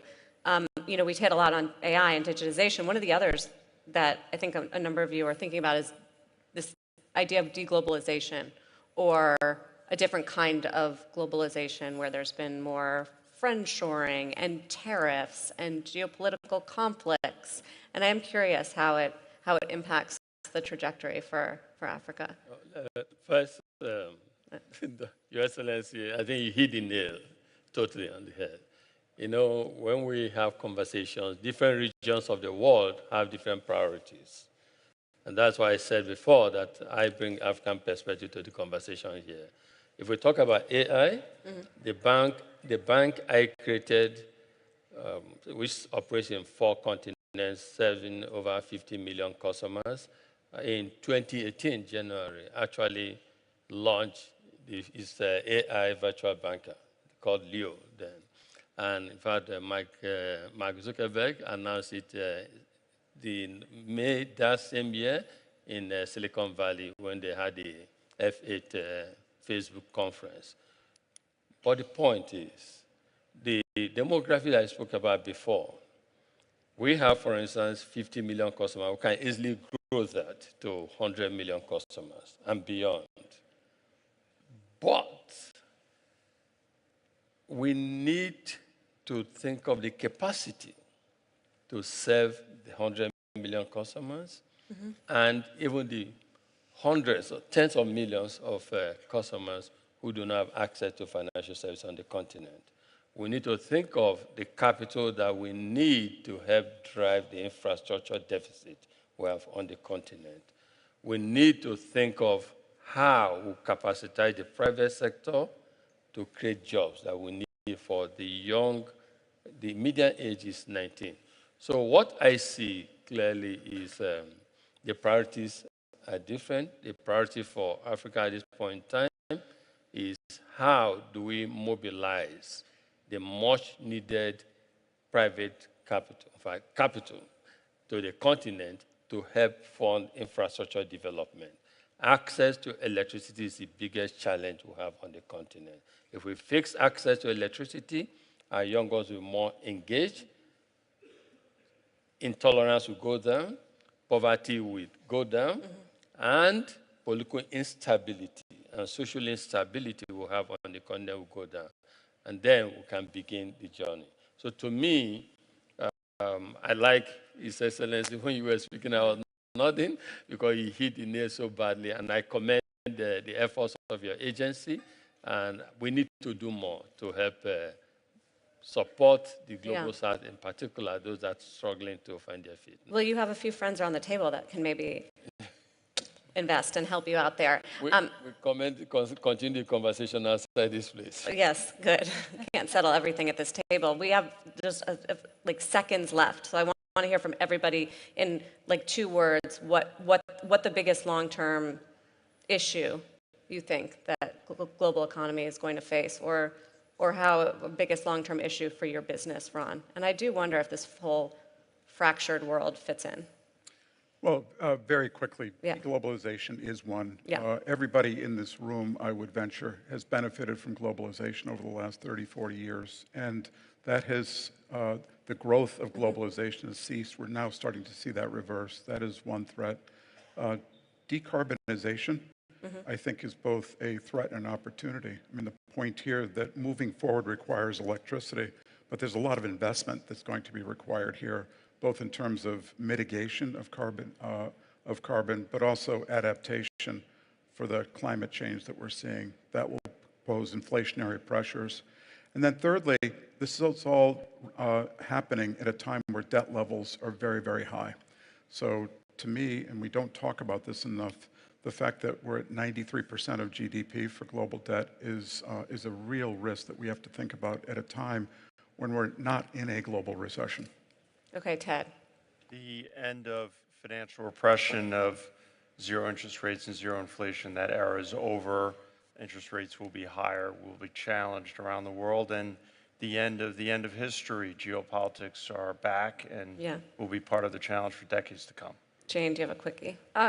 Resiliency is going to be critical, probably emotional as well as the more pragmatic side of it. Adaptability, as we've talked about. I'd also say the criticality of engagement. Think about the COVID years, we're all separated. How important as some of this fragmentation occurs that the dialogue continues, and that's going to require some new muscles. Last word to you, Makoro. Biggest worry for you. Sure. As I agree with Ron, actually, level of the debt on a global basis is the biggest concern of myself. If we take a look at the, the level of debt level of private sector, the private sector debt to GDP currently is around 150%. And this is a similar level of the Lehman crisis level, even lower in the US market is concerned.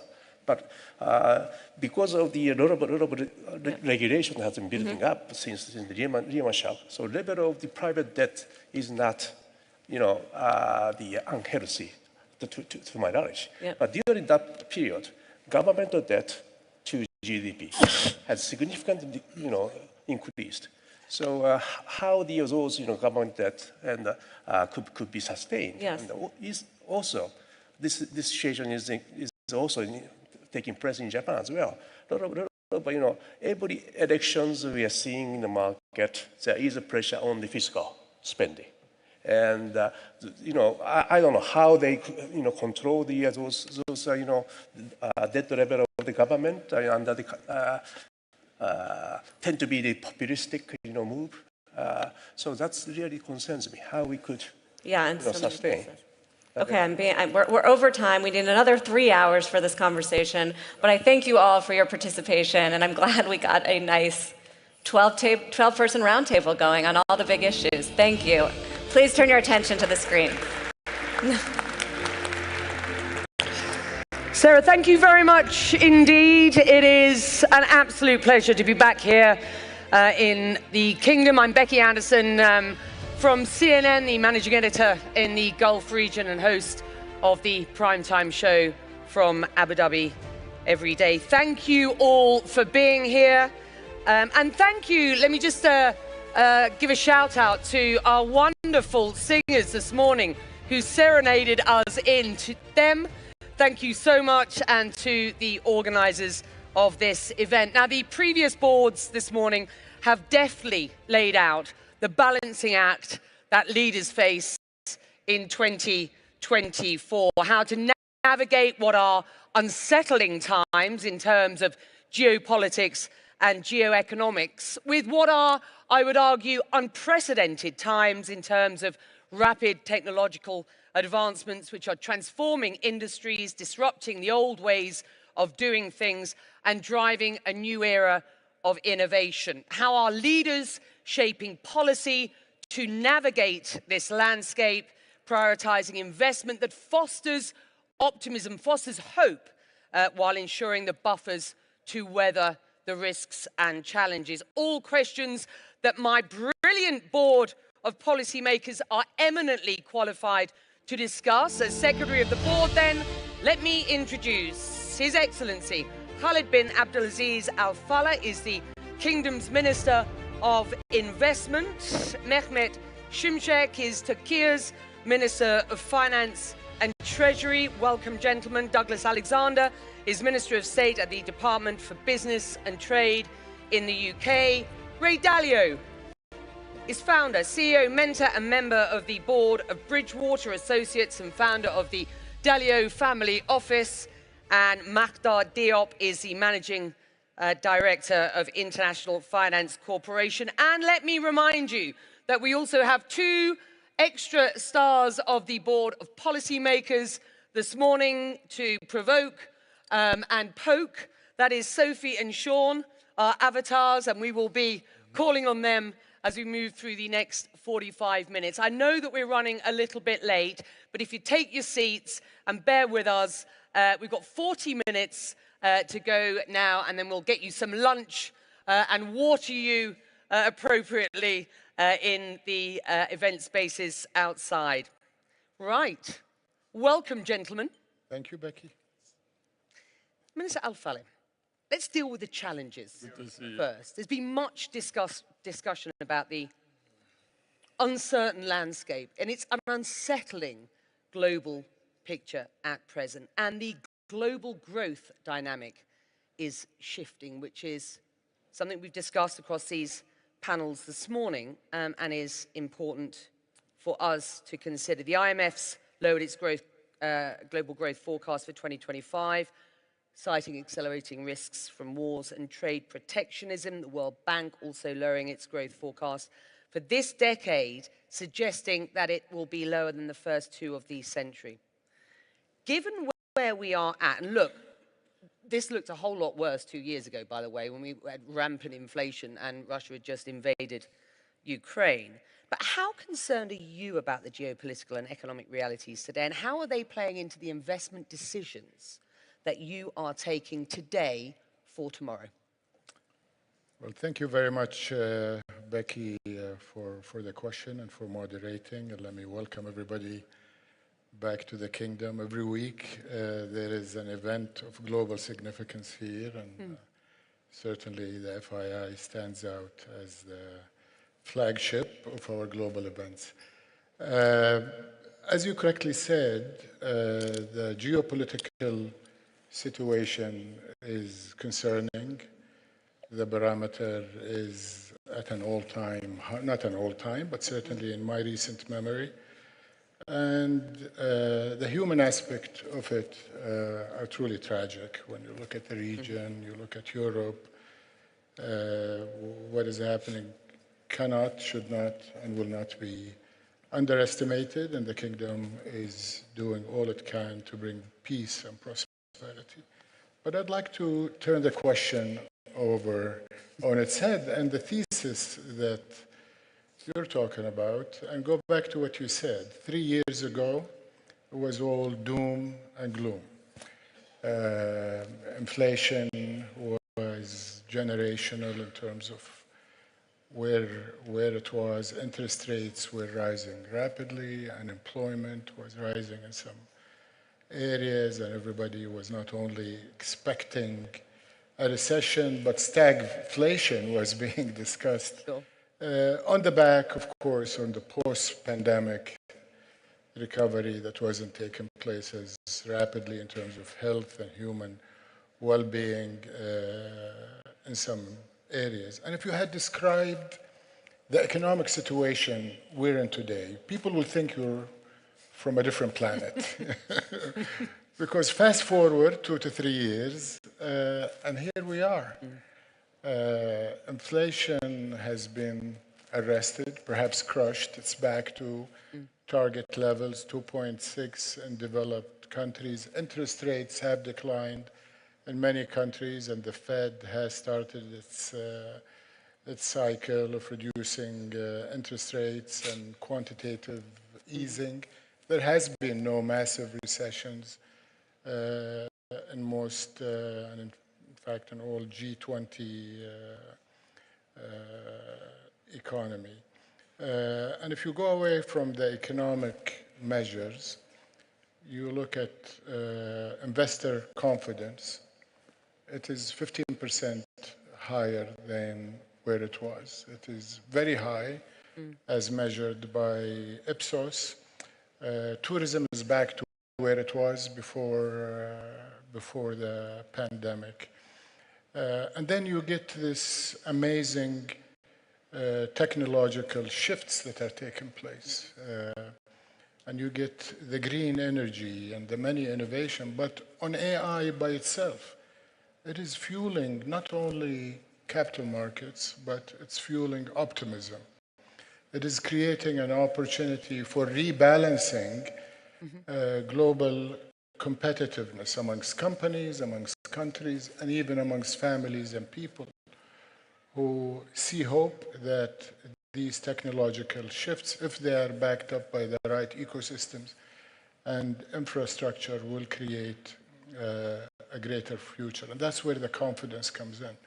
But I think most importantly, it's reflected in the markets. The markets are usually, more often than not, almost consistently, will tell you where we're going. And if you look at the S&P 500, think of this. The last 12 months, at 40% up.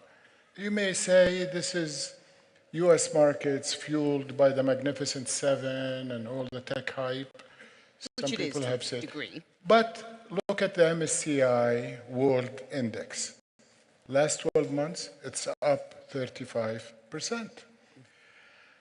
And the investors, and many of them are here, and we heard the leaders in the various sessions today are not dumb. They would pull out. So there is a lot of, and then there is a lot of dry powder. I think corporates have deleveraged a lot, so they are willing and able and ready to invest. That's what I see day in and day out as a Minister of Investment. PE and VC funds alone have just under $3 trillion of investment ready to deploy. I'd like to, if I may, Becky, just for 1 minute, mention how is that reflected in Saudi Arabia, because that, this is the area where I am closest to, obviously, as a member of this government.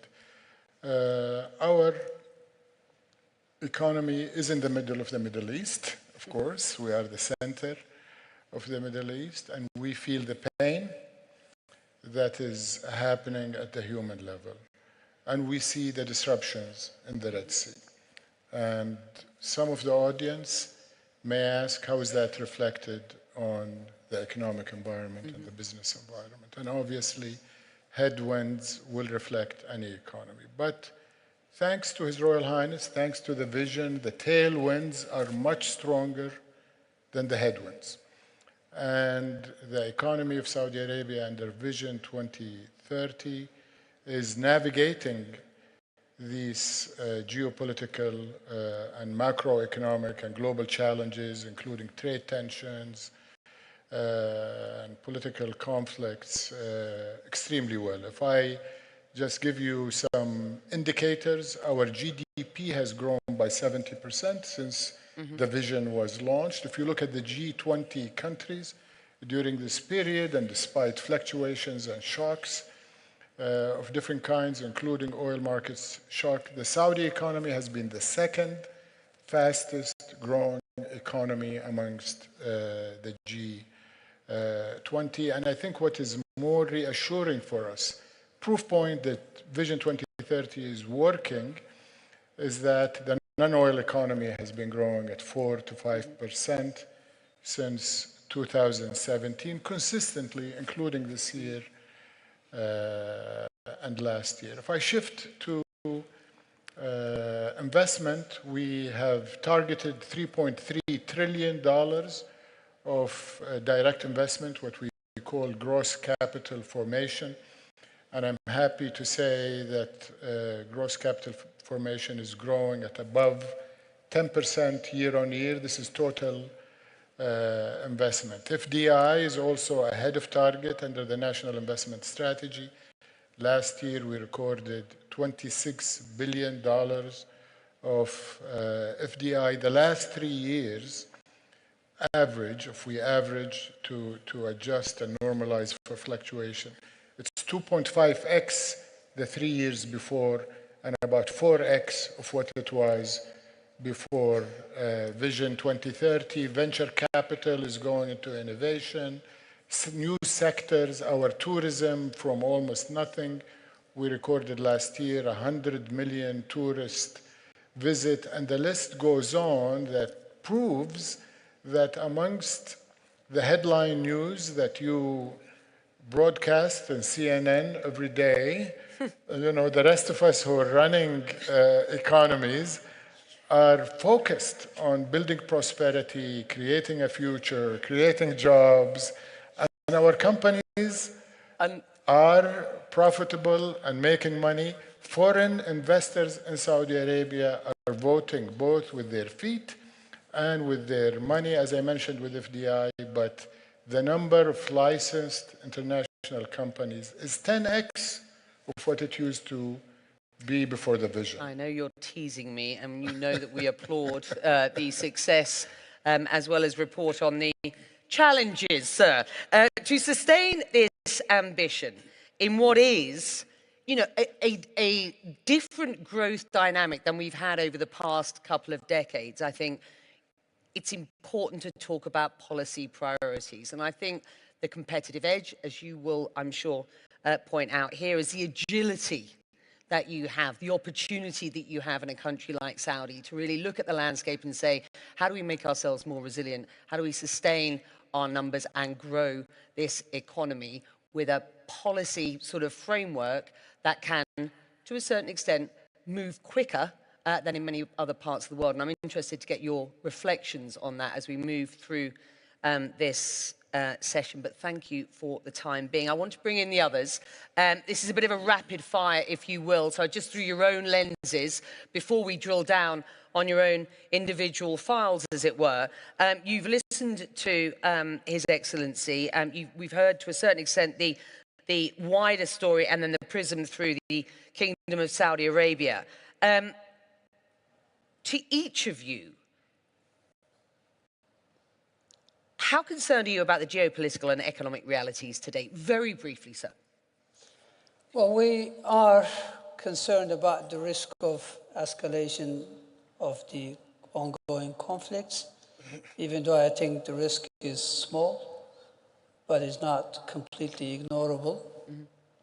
Typically, that would be the worst case scenario because Turkey is a highly diversified economy. We tend to benefit from a more stable and prosperous region, so conflicts don't help. And they tend to have negative impact through energy channel, through trade channel. So clearly that would be one risk. The second risk is, of course, US elections matter in terms of whether we get a more fragmented global backdrop or not. It looks like, you know, maybe it's a base case scenario that more trade fragmentation could be in the pipeline. The good news is we have free trade agreements with about 54 countries around the world, and that covers about 60% of our trade. So fragmentation is a real risk, but we also tend to benefit from nearshoring and friendshoring. So even though that's a risk, I think we are more resilient to that risk. Thank you. And I'll come back to the Turkey story very specifically momentarily. Douglas Alexander. Well, in Europe at the start of the 20th century, war was followed by pandemic. At the start of the 21st, pandemic has been followed by war. So it's a challenging geopolitical environment. Really for the last 40 years, for the first 40 years of globalization, most CEOs and capital allocators didn't have to give much consideration to geopolitics and could instead focus on ensuring flows of capital, services, goods, and people at ever higher velocity around the world. And I think what we've seen in recent years is politics making a comeback. Politics domestically and geopolitics internationally. Whether that's a coincidence of economic anger, cultural anxiety, and political alienation at home, or whether it's the significant challenges to the international order that we've seen. So, as I look ahead, as you've said, both the IMF and the World Bank have been pretty anemic in their predictions in terms of global growth. Many analysts are asking about surely the most consequential global relationship between the US and China as we look ahead to the next week's presidential election. The analysts ask if the hard decoupling from Russia is going to be followed by a soft decoupling from China. I think it's important to recognize just how interdependent those two global economic powers remain. And in that sense, as in the challenge of interdependence, we are fated to live together and we have to find effective ways of ensuring the global trading system maintains its dynamism. It was back in 1963 that John F. Kennedy said, "A rising tide lifts all boats." I think we've learned that that is, if you like, an ambition rather than an achievement, but it's an ambition that I sense policymakers around the world are determined to try and realize. Thank you. Ray, you have identified 5 trends shaping global affairs: debt money and the economic cycle, internal order and disorder, great power conflicts, namely the relationship between the US and China, acts of nature and technology. You sit sort of, those key trends sit very sort of squarely in this conversation that we are having here. So how concerned are you? The world order is changing in profound ways. And in order to understand rises and declines of reserve currencies and countries, I studied the last 500 years, and I'm a practical decision maker, so I do it for betting on what's going to happen now. And in that context, there are these 5 big forces, which are, there's the debt money, reserve currency question of the dominant empire. That's a big issue. We have a lot of debt, and that debt will be a problem as we're evolving. The second influence is the internal peace and conflict, and we're seeing threat to democracies, some of these democracies, in which there's a disorder, but it varies from country to country. I should say that the important thing is to understand the distinctions. So for example, this is one of the things that makes different regions attractive. So second force is internal order and disorder. Do you work together, or do you have irreconcilable differences? I think that's a force. Third force is, of course, the changing world order, the great power conflicts and so on in an environment where leadership or dominance of the dominant power and the dominant reserve currency will not be the same. Fourth influence throughout time, these are all the big influences through history, is acts of nature, droughts, floods, and pandemics. And so that force is, of course, a dominant force, particularly important force. These forces interact, and then the fifth force is technology. And we know that we're going to have a technology revolution. So we're going to go through a time warp. The thing that I want to emphasize is that that's very different from which location you are in. Mm-hmm. One of the great things, that the reason I'm weaving my life and my family's involvement in terms of family office and so on into the GCC is that it is one of those places, particularly Saudi and the UAE, are places in which you have the basic fundamentals. I would say the most important thing when looking at different locations is, first, the financial. Do you earn more money than you spend? So do you have a good income statement and balance sheet?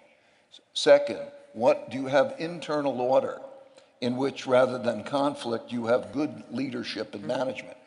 I think His Royal Highness is a great leader who has, he's almost like a Deng Xiaoping of China, in a sense, or a Lee Kuan Yew. And then number three is this world order problem. And that is a challenge for everybody, but I think they have the ability to do that. Number four, climate, of course, and then technology, which I think is dominant. So I think you have to look at the differences, the conflicts, the differences in places. And then to invest, you have to diversify well within that context. And you are reminding us that none of this is new, actually. You know, these are forces that have been, you know, around for a very long time. Were we to read our history books as well as you do, perhaps we would be less unsettled by what are unprecedented times. Magda, let me bring you in, because Ray identifies debt as one of the key drivers, key trends that he sees now and in legacy terms. The debt picture for emerging markets and developing economies is a real downside risk to progress. The debt picture for developed countries around the world is also pretty worrying at present. How concerned are you? And then we're sticking with the concern and the caution at this point, because I want to flip this on its head and talk about how we create some optimism and how policy making might provide some hope with a healthy dose of realism going forward. I just want to stop there, because this is very much your file when it comes to the work that you do. How concerned are you about the current crisis? No, thank you, Becky. I want to come back to what has been said about the uncertainty. Debt issues have to be solved with growth in countries, and growth is often related emerging countries with trade. So trade fragmentation has an impact on growth and on debt, issues that countries are facing. So for me, the number one risk currently is trade issues. That fragmentation that you have is excluding a lot of emerging countries or low-income countries from the supply chain. This is a huge risk. Secondly, I think that on technology, the decoupling that we are having on technology and the divide, the growing divide that we have with AI, will create a two-speed growth in the world and a risk of increasing that dependencies of low-income countries, low-income countries to more advanced economies. I'm very concerned also about the concentration that you have on technology and on market linked to AI. Because as we go, we will see that less and less countries have the data that will allow them to be able to run models on AI and all the elements around the system. Third, all this is reflected on something that we don't talk about, is migration. If you talk about the politics of each of these countries, migration is becoming a central theme in the conversation. So it doesn't allow a good movement of people, but also will raise some tensions that we will need to deal with as we go. And if we don't solve the issue of debt, of growth, this tension will be exacerbated and will be increasing the uncertainties that has been highlighted earlier. So I do think that as we discuss these issues, we need to talk about the distributional impact of growth policies, which for me would be a central theme of the new rebound that people need to have if they want to have the sustainability. And it's not an issue only of emerging economies. It's an issue of emerging economies, of developed countries, and these are issues that are shared by all countries. So addressing the issue of debt in emerging countries will require also addressing some of the social issues that we have seeing emerging now on consolidating. And we're going to come back to some of the policy priorities, and perhaps you've got some advice for some of our ministers here about where you would like to see certain priorities. Let me go back down this board, as it were. Ray, I'm going to come back to you. I want to start, though, with you, Douglas Alexander. You're in your first 100 days in office under the UK's new Labour government. Tomorrow you'll announce the first budget. The IMF sees the UK economy as quite positive at present. I mean, both the US and the UK, they identified in their latest report as actually quite positive growth stories.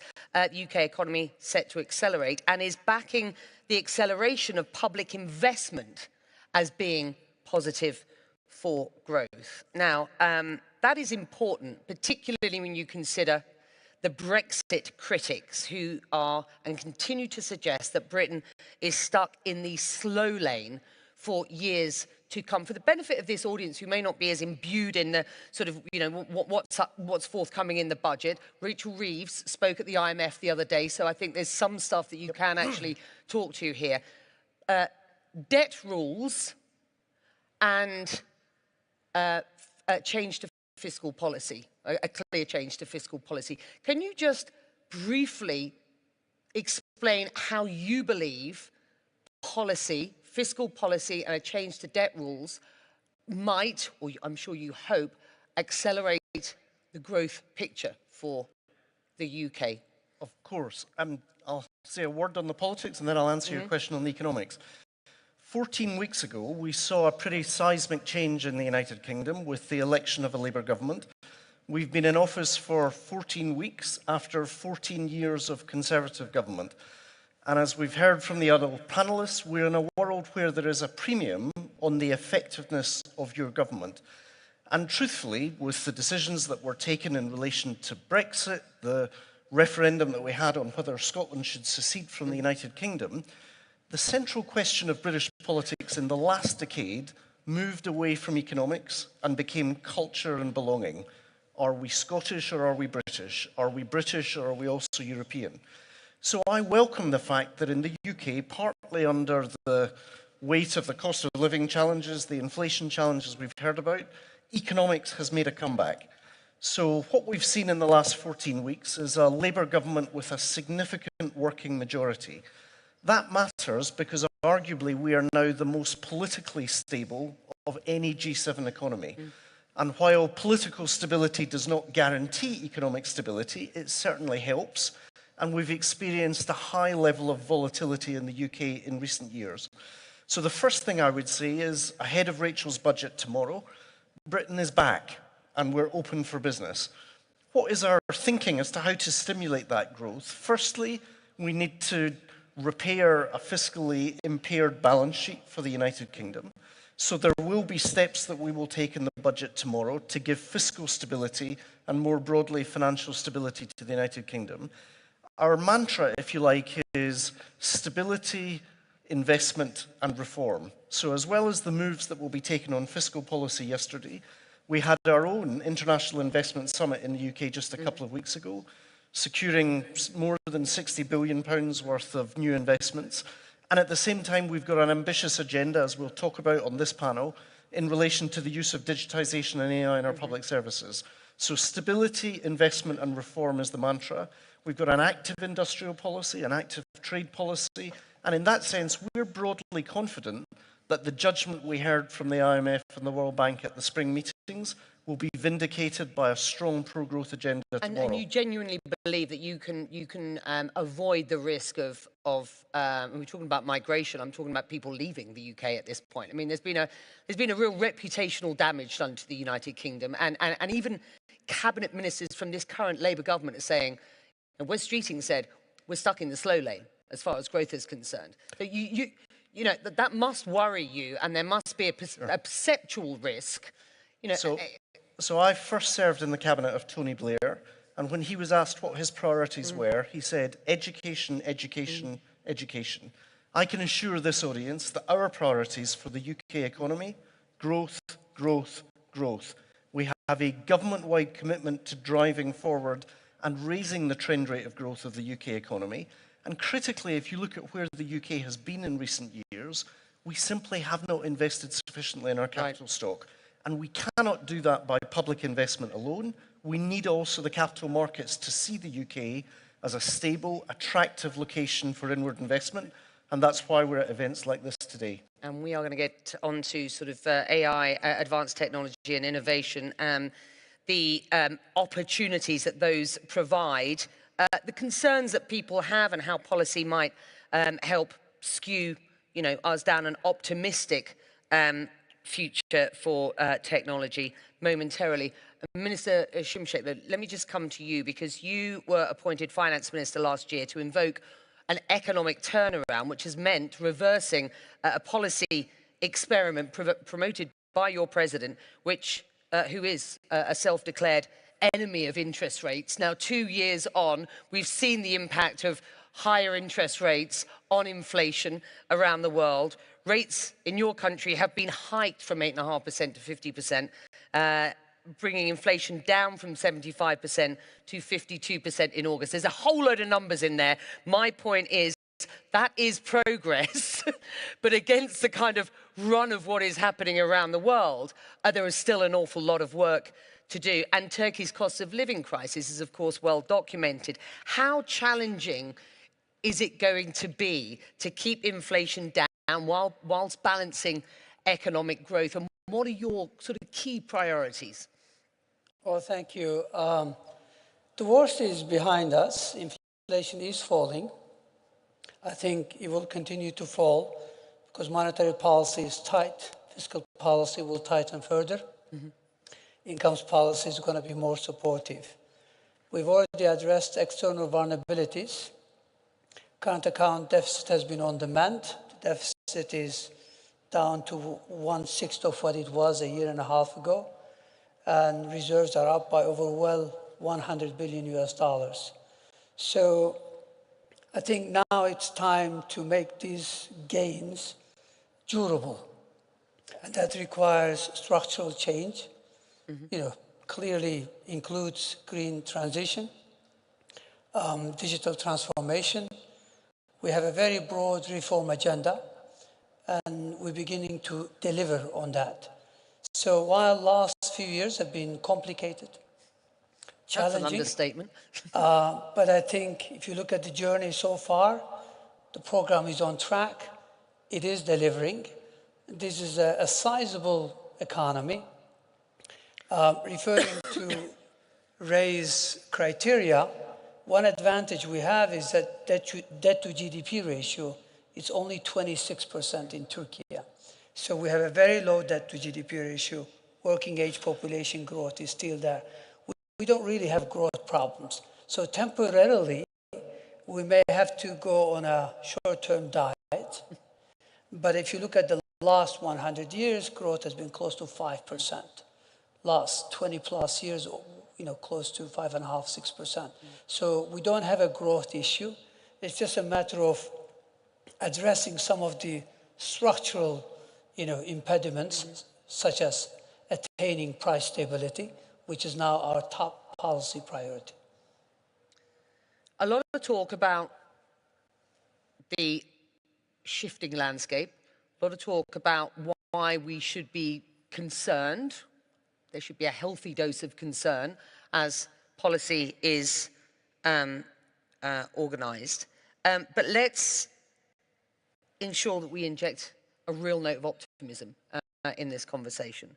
Artificial intelligence and advanced technologies are being hailed as the next industrial revolution. They are here, we are seeing it, we are living it. We are all, to a certain extent, I think at the beginning of our AI journey, many of us. I'm sure there are some people in the room here who are complete experts, and I've met a number of people who are doing extraordinary things with AI and advanced technologies, but many of us are at the beginning of our journey. And many of us have concerns about what policy frameworks will look like, what regulatory frameworks will look like in order to ensure that we use this transformative tech for good and for progress. Minister, where do you start? With regards policy, and let's keep this, because I've been told this is the board of policymakers. Let's be very, very focused here. I talked about the opportunity that you have here and countries around this region have for agility in policy making. AI and advanced tech necessitates new policy frameworks, new regulatory frameworks, new guardrails, new safety environments for us. What are you doing to ensure that the investment here in this advanced technology is going to work for all of us, for the good of society, but also for progress? Well, there are two sides to the issue. One is enabling the uptake, the use, the demand of AI, and some of it, there are known unknowns and there are unknown unknowns, as you alluded to. So I think we're all in a discovery mode. But what we're doing in Saudi Arabia is having balanced framework on data privacy, data sovereignty, and data security, but shifting more towards enablement of the applications of AI. And you see it today in healthcare. We have the world's largest virtual health care facility. Saha is our virtual hospital. They just won the Guinness Book of Records, and the Kingdom is integrating our virtual digital health facility with a global network that we want to also extend it to people who cannot reach a healthcare facility. But that is going to, think diagnostics, think translation, getting patients who don't speak the same language using AI algorithms that will give them quick, think of emergency cases when people still don't have an ambulance. So all of that is going to be enabled, and Saudi Arabia is leaning forward on more risky, if you want to call it. The same thing with drug discovery and some of the great things. And conservatively in the Middle East, and I think it's too conservative, PwC estimated that the market will quickly, incrementally in digital, will grow up by $26 billion on the demand. So there is a huge demand here. But I think what I want to focus on and what will be announced throughout this conference this week is Saudi Arabia is going to be the disruptor. It's going to be, the maker of a different ecosystem for actually incubating AI algorithms, the LLMs in data centers that will have everything they need. Energy, I think, has been mentioned all day about the critical factor. The kingdom's cost of energy has been, it's World Bank publication that says 50% lower than our peers in the G20. We're about less than 20% of that of Europe. We're significantly more than the US, definitely in the Far East. Land is abundant and is prioritized to be allocated. Construction cost is competitive. So and capital is being allocated with the priority by the PIF and other private sector companies that are building AI data centers as we speak, together with international investors that come to our ministry and that get their license and permit and create their joint ventures or do it on their own, 100% foreign-owned data centers within days and weeks. We don't need years to do this. So speed and agility, as you mentioned, throughout the investment ecosystem is critical in today's world, and it is being deployed at AI. And there's a real competitive edge here. I mean, there's no doubt about that when it comes to that speed and agility within the sort of, policy spectrum. Matt, I'm going to keep it as tight as possible because we've got about 4 minutes left. You gave me the sense that you think AI and new technologies are exacerbating already existing digital divides between the North and global South. Just a 60-second soundbite, if you will. How do you think that can change? What is happening in Turkey, what is happening in Saudi Arabia is part of the solution. Because the risk that we have today is to have algorithms which are trained and developed and have a concentration on the foundational models. And that will be very dangerous because you will create herding in the financial market, in other sectors. So the fact that right now we have diversity in the source of producing foundation models in AI will be extremely important. And I really commend what Saudi Arabia and Turkey and other countries are doing. Secondly, source of data. Today, a lot of the AI models are run by synthetic data. It means they are not real data. So more we expand the data centers in part of the world where you have a fast growing population, so more you will be able to use real data to be able to run the model and train the model. So that will be giving us more accurate solution. The third element for me, which is also important, we didn't talk about it, is genomics.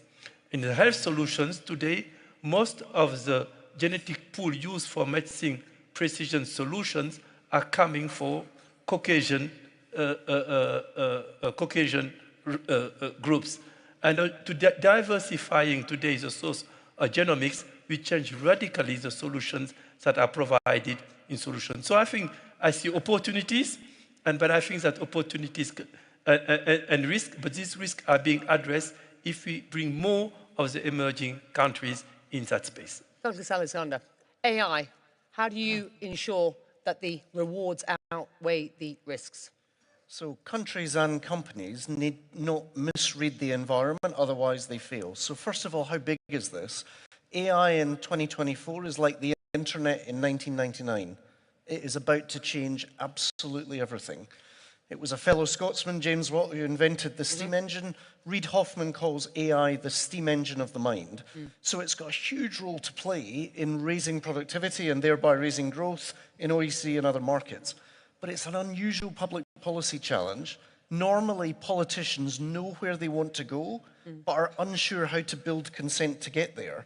My sense is global policymakers genuinely want to get this right, but aren't entirely sure as the regulatory destination.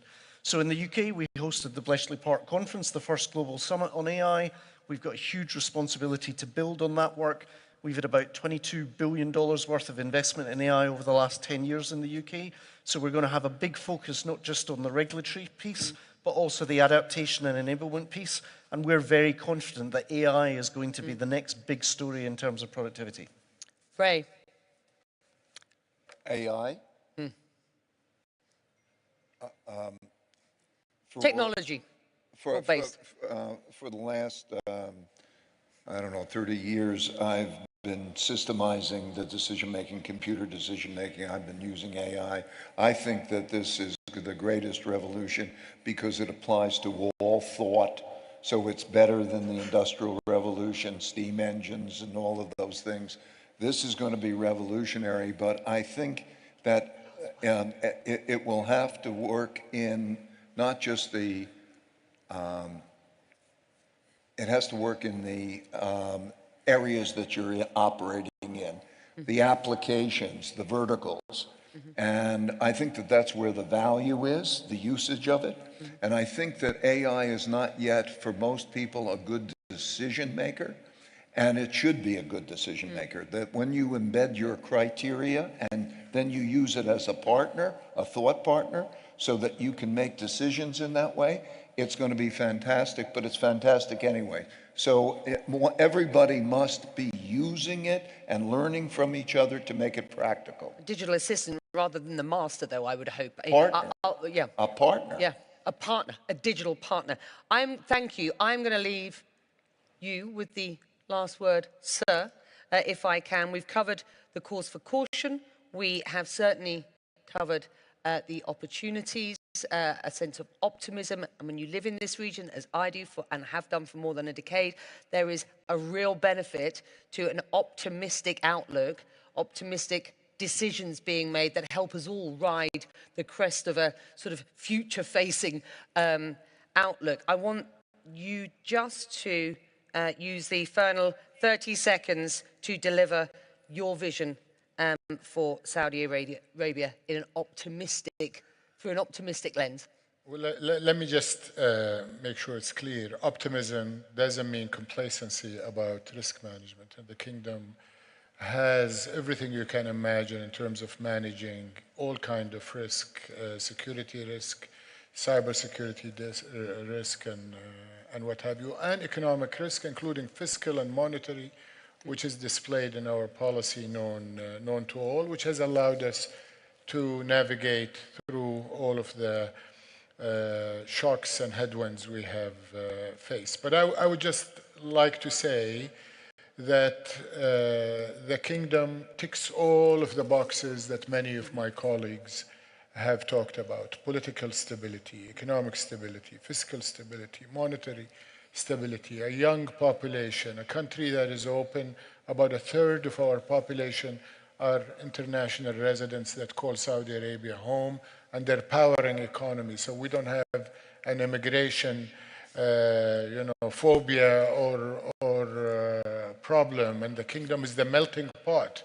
Our investors, as I mentioned, have voted with their feet and with their money, and they're pouring in. I want to end by saying investors are not only coming to Saudi Arabia for our sizable, growing, vibrant market. They're coming to Saudi Arabia to address the world and certainly the broader region, and we have initiated a program called the Regional Headquarter Program. Our target was 500 regional headquarters by 2030. I'm glad to announce for the first time that we've reached 540 by this morning. Some of them are the major multinational companies that are with us today, and they will be individually announcing their RHQ. This is an opportunity for companies to come and partner with us, address the challenges that are real, that we want to address, but also turn many of them into opportunities. Thank you, Becky. Thank you very much indeed.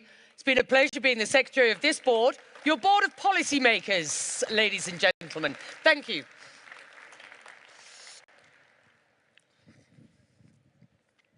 Saudi Arabia is a leading global business hub, a leading G20 nation, a thriving destination for brilliant minds backed by a strong education ecosystem, and the Middle East's top economy, at the crossroads of Europe, Asia, and Africa, and at the center of a cultural and entertainment renaissance.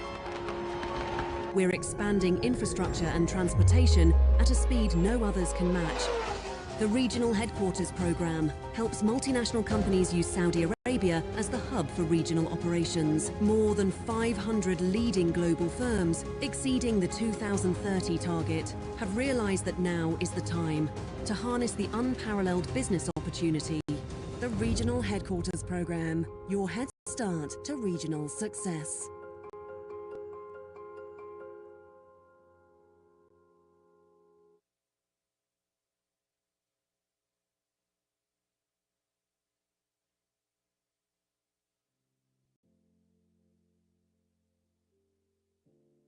What a fascinating morning. Thank you very much for joining us for the first half of FII Day 1. Please make your way to the pavilion or the dome, where lunch will be served. Programming will resume here in the plenary hall at 1:45 p.m. sharp.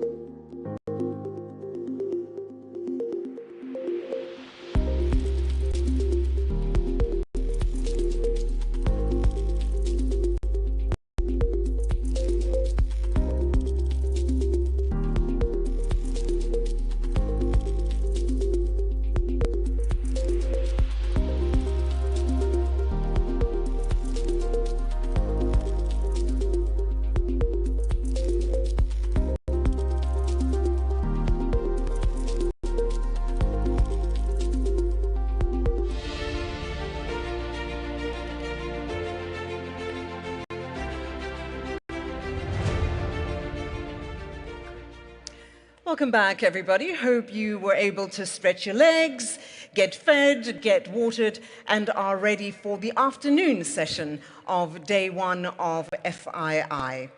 Just a reminder, as our next session is about to begin, if I can ask you to kindly take your seats and remember to put your mobile devices on silent, just as a courtesy to all the other participants.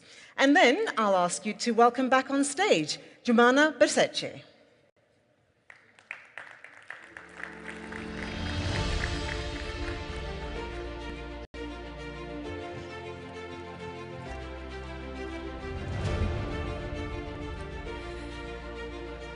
Hello, everybody.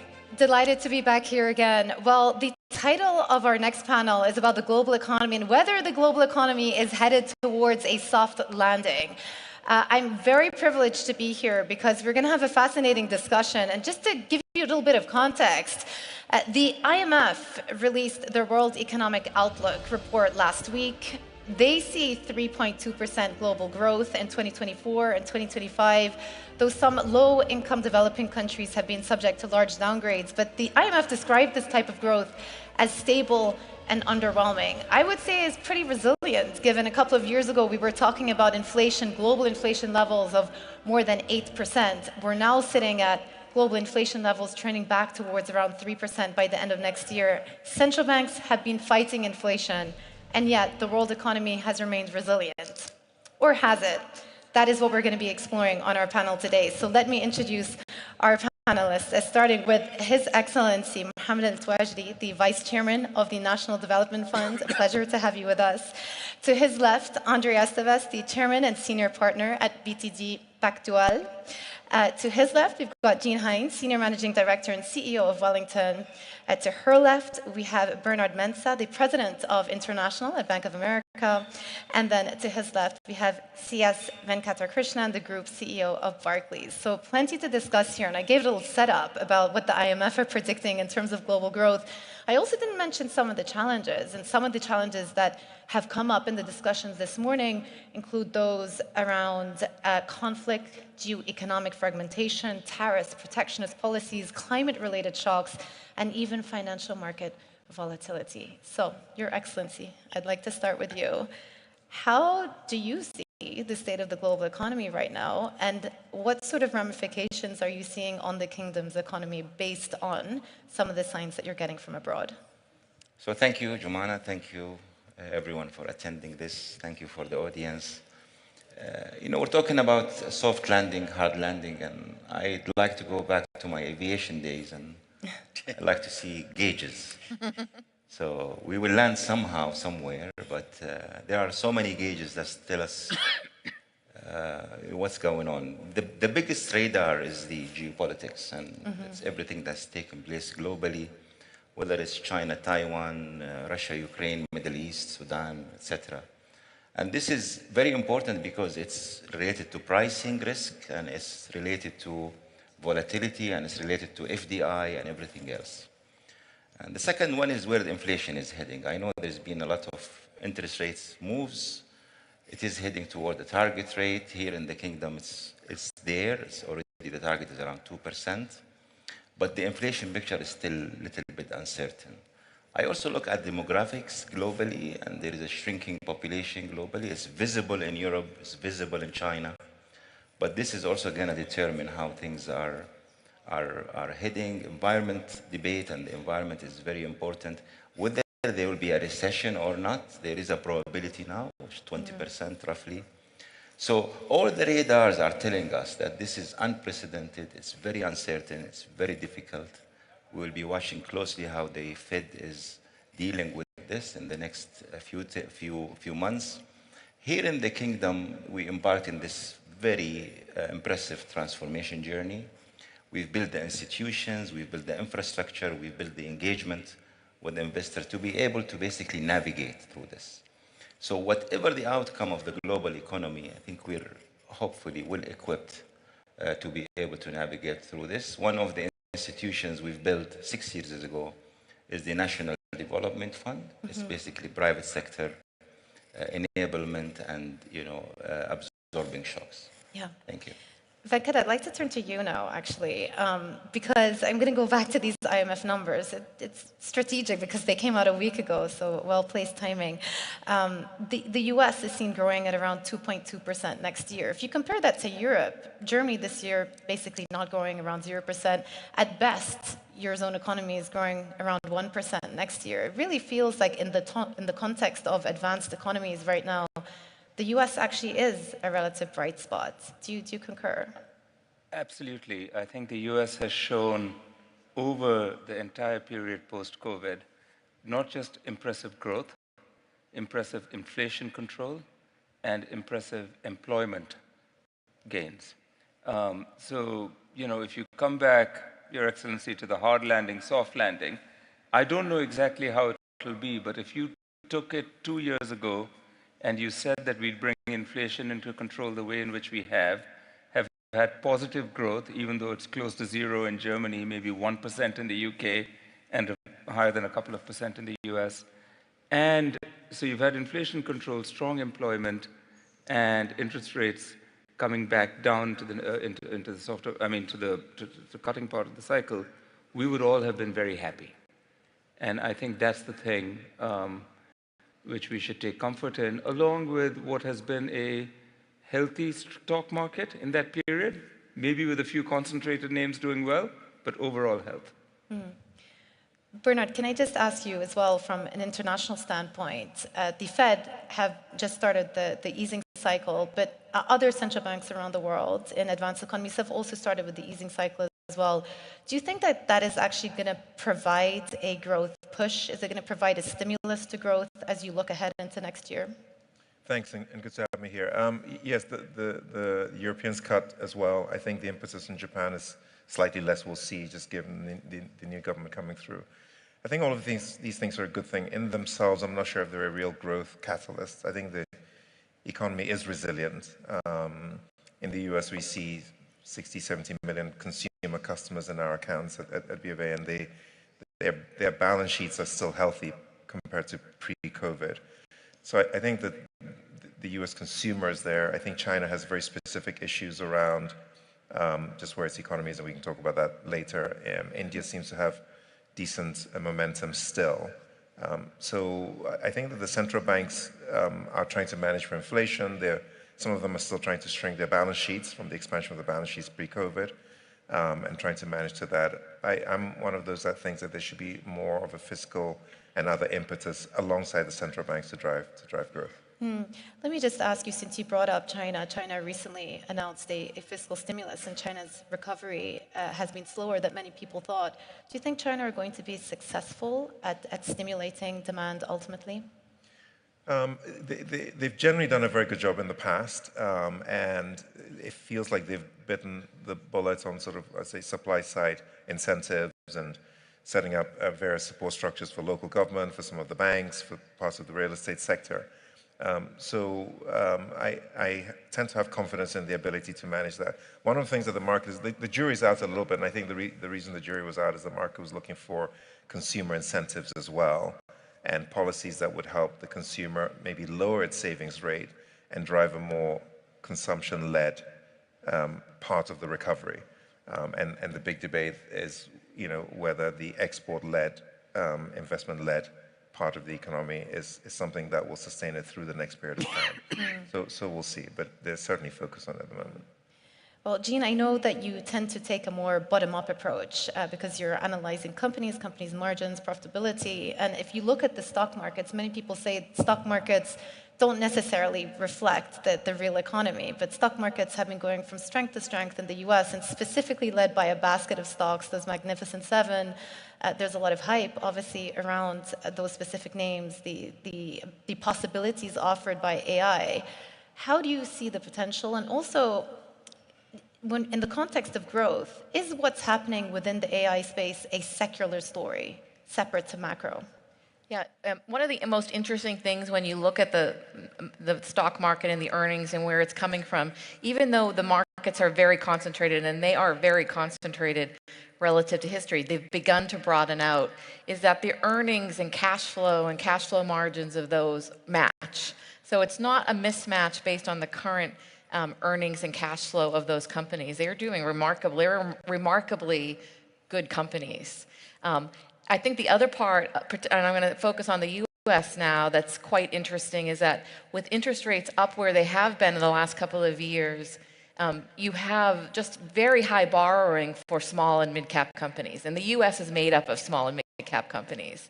Of course, we have some big companies, but the beauty of the US economy is all the small and mid-cap companies. So that has really dampened the growth of that part of the sector. And so I think what's most interesting now, and I just read a statistic in the last week or so that small and mid-cap companies' earnings are down 20% over this period. And so what will be really interesting is as interest rates have begun to come down, and if they continue to come down, will you begin to see higher growth in a broader part of the economy, and then you will see a broadening out of the markets. What do you think which are the sectors specifically that are going to be driving that growth then? Well, well, one of the things, I'll answer that in two parts. One is that if you have lower interest rates, it should impact many types of sectors, both from a fundamental perspective and both from a fundamental perspective. If companies can borrow at lower rates, they're going to have higher investment, and that will lead to growth. That's across the economy. And then you have a subset of sectors, such as biotech, something close to my heart, that is also driven, their earnings are so far out that you discount them. When you discount them at really high rates, the valuations of those companies will be lower. And I'll tell you an interesting statistic. I followed biotech for 30 years. Interest rates never were a part of the valuation until very recently. The ultimate value is whether they have new medicines and whether they change the standard of care of medicine. But in this period of time, you have these high growth stocks that you have to discount. And then maybe finally what I will say, if you look at AI, the promise of AI, those very high, well-deserved multiples now and the cash flows related to that will only sustain if AI is used broadly in the economy. And so that's, I think we're optimistic about AI and the potential, but I think in order to sustain that, it will have to broaden out. And almost every company, all of our organizations will really have to adopt AI at a rate that will justify all that. Yeah. And so that would give me confidence that sort of the next leg of very interesting AI will come from companies all over the world. Yeah. Well, Andre, I was in Brazil last week, and it was good to be there. And one thing that I did notice is that the Brazilian economy has actually also been upgraded. It's doing quite well, but then equally, there's a fiscally loose policy over there. And I do wonder, when you look at the drivers of growth the last few years, and certainly over the COVID years, fiscal spending came up a lot. But it feels now that we're getting to a point where people are getting a bit nervous about the size of public spending. Only last week, France's credit was put on negative outlook. People are getting more concerned about the size of US deficits. Do you think that fiscal spending and the size of government's deficits are going to become an issue next year? Yes, it will be. That's my feeling. We discussed about that in Bloomberg last week in Brazil. I think it's the whole spectrum of discussion, right? We started this year thinking that Fed would cut rates in March, and 7 other Fed cuts in the yield curve priced. We arrived in March. There was no Fed cut. And gradually, in the following weeks, all the other cuts were moved out of the yield curve. By mid-year, we had a view that no more cuts, eventually cuts in 25. And then a few more weeks, and we were afraid of interest rates hike again. And then a few more weeks, we forgot this idea, and we were worried about growth. In a few more weeks, we were really worried about growth, expecting that we were very close to a recession, and we needed an emergency cut from the Fed in an intermeeting meeting, something like that. But then a few weeks, we calmed down and finally got the September 50 bips cut. And 1 week after that, many Fed speakers came and said, well, eventually we need to reduce pace, or eventually even stop a little bit to see. And too much uncertainty, in my view. And part of that caused by even central bankers. I think central bankers are over-guiding markets. And with that, we are missing a very important piece of information, which is the market price. Markets are being over-guided, and we are missing the intelligence of price. Because today, the asymmetry of information from central banks and the markets are very small. And I think we need to rethink our central banking and try to use more what markets telling us. And something that markets telling us is that deficit is getting to a size that is not acceptable. What caused my attention, looking as an analyst from abroad, is the discussion about deficit in the US electoral campaign, or better saying, the lack of discussion about deficit in the US campaign. And even if you are the owner of the printer, there is a limit to print, right? And when you look the long-dated Fed treasuries, you see US TIPS, or the inflation-linked bonds, trading around 2% for more than 1 year. And if you read any monetary policy serious academic work, nobody thinks that this is the neutral rates in US. It's something around 50 bips, maybe 100, never 200. Yeah. So these should be, I think, information for us, evidence of information that deficit is entering the radar of the markets in price. And I think it will get more serious and more serious if we don't take action. Venkat, I saw you were nodding your head over there. So let me just ask you whether you think clients are actually getting nervous about the size specifically of the US deficit in years to come. So I agree with what Andres said, and I would tell you that we had our second quarter earnings on the 1st of August, the day after the Fed did not move and the day before the Bank of England moved. It's a wrong time to have earnings. But you know, and he's right, because of the information asymmetry that was there.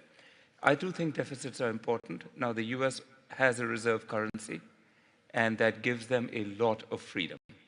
And they can go further than most countries can because the dollar is the reserve currency. At the same time, I think it's really important for countries to be able to fund themselves and grow. And the case is the deficit is an important thing, but how you're going to use your money is also important. Tomorrow, there's a budget in the United Kingdom where we are based. There is going to be a need to fund long-term infrastructure growth. People who've been to London would agree with that. And it's going to be important for the UK government, whatever they decide to borrow, and the sterling is not a reserve currency, to make the case, which I think they will compellingly, that it is about growth. But that burden of proof is much higher than it used to be, and that's, I think, the important piece. And there certainly was an incident a couple of years ago where the budget wasn't received that well by markets.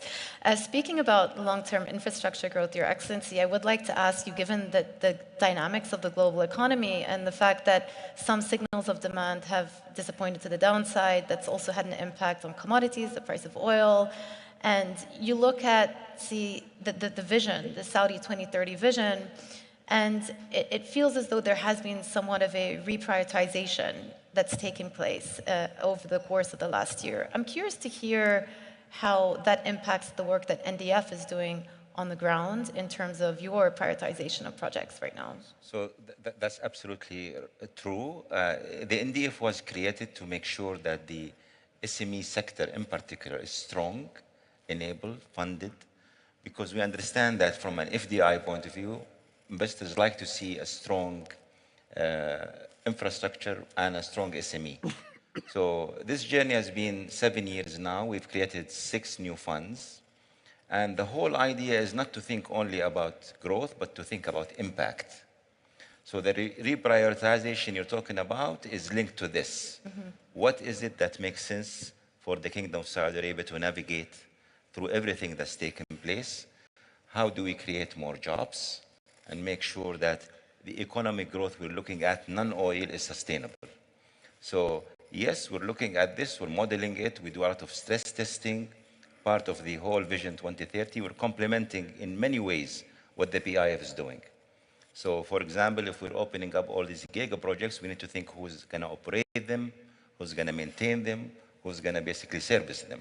So this is the NDF come in play to basically navigate through this. Yeah. Bernard, I had a look at the Bank of America Global Fund Survey. It's always a good piece of research to get in your inbox every week. And this week they were citing the 3 top tail risks as geopolitics, inflation, and US recession. It's interesting that tail risks, geopolitics is falling within the bucket of tail risks. But what is your sense for how geopolitical risks are being accounted for and factored in to your clients' decision-making at this point in time? When I talk about geopolitics, obviously in this part of the world, we talk about geopolitical tension, but then more broadly, you talk about geoeconomic fragmentation, the possibility of even more tariffs worldwide. How much does it get factored into the decision-making, do you think, right now? I think it does. You know, maybe Jean might have a sense of this on the asset side, but probably in 2 buckets. You've got the tail risk of things going really horribly wrong, where you know, there are some big geopolitical events that are happening in the world, and outside of the localities where they're happening, the broader economies are not war economies. We're not repurposing broad economic activity towards military activity as is happening in the localities.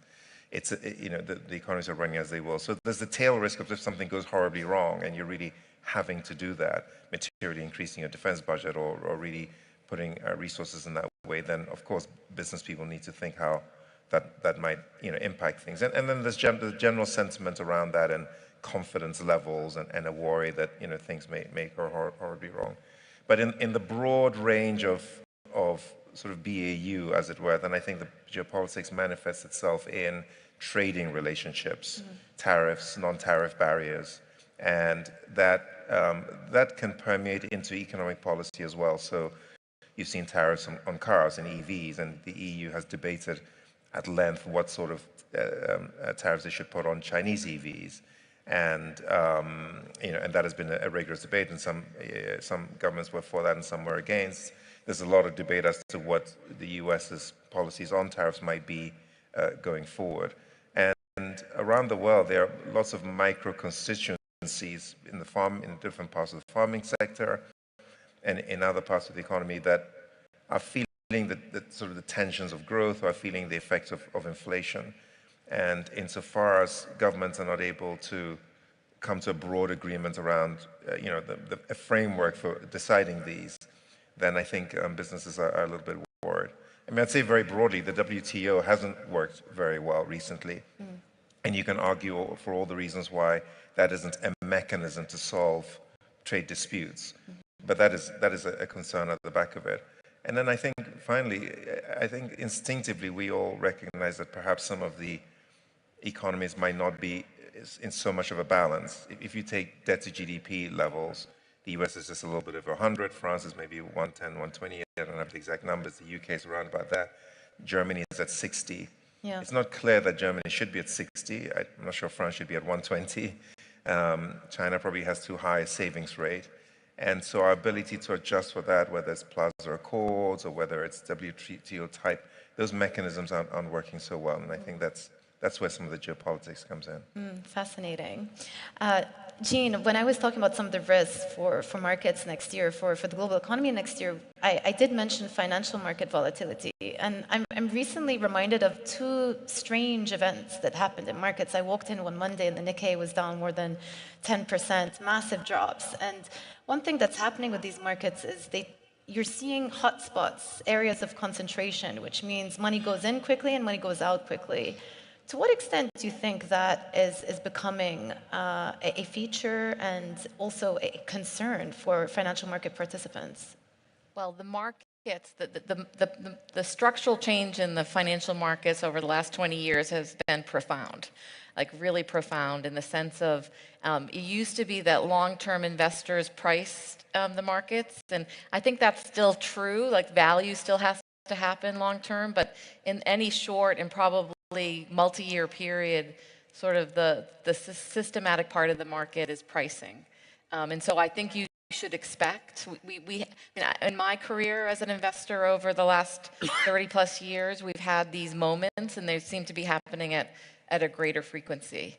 And so for us as an asset manager, how do we adjust to that and how do we adapt to that? And so we just invest so much more in sort of risk metrics that help our investors determine where these might occur and how to address them in portfolio construction. Portfolio construction has to be so much more sophisticated than it was when I started out investing in the mid-90s. So that's just, I think it's a feature of the market. I don't think it means that we won't have well-functioning markets at all. I just think it's a feature of markets that it will be abrupt. And I think the one enduring part of investing that's still probably is very, very differentiated is those that can take the longest term view. Yeah. That can really withstand that volatility. That's probably where you'll have the most differentiated returns. Well, Andre, I'm going to round up the panel with you, and I guess you're going to get the U.S. elections question because there is a big U.S. election coming up next week. What do you think the return of President Trump would mean for the global economy, given his favorite word in the dictionary, as he told our editor-in-chief, is the word tariff? Oh, maybe the best way of wrap up is commenting on the previous questions, and I will start with your geopolitical question about tensions, and I think definitively it's changing the landscape for global FDI. Absolutely. I'm not short-term pessimist with geopolitical developments. In reality, I'm a little bit contrary. I'm more constructive about what can happen in the next 12 months. I think we'll be better than the last 12 months in the world. But having said that, the tensions will continue to be there. And the tensions are enough to change the landscape of global FDI. So neutral, peaceful regions are getting much more FDI than the core of the divisive world. Because if you are a Chinese infrastructure company, it's not easy for you to make an investment in the US, in Europe, maybe in India, but probably you can do in Brazil or Latin America. So these kind of examples, I think, are spread over the world. So definitively, I see the tail risk, the existence of the tail risk changing the landscape of global FDI. Regarding US elections, I think markets are preparing for that, and I don't see a disruption in markets coming. Of course, we need to see the policies, the people, the appointees. Of course, a continuation regime is kind of a continuation. More or less, things will be similar to what they are. If we have a change in regime, we need to analyze people. But as was said here before, US, with all the challenge that it has, and we spoke about the deficit, has been an amazing economy and a huge attraction for global capital markets. So I'm not bearish with that. Excellent. Well, Your Excellency and panelists, thank you so much. That concludes our discussion. Thank you. Thank you. Thank you. Thank you very much. Yeah. Nice to see you. Thank you.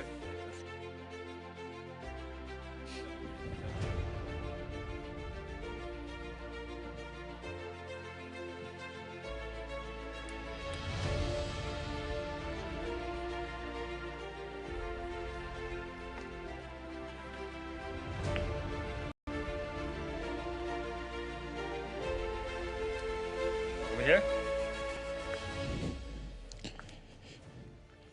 Good afternoon, and thank you for your patience. It's a long, long day, and it's just almost the beginning of the day.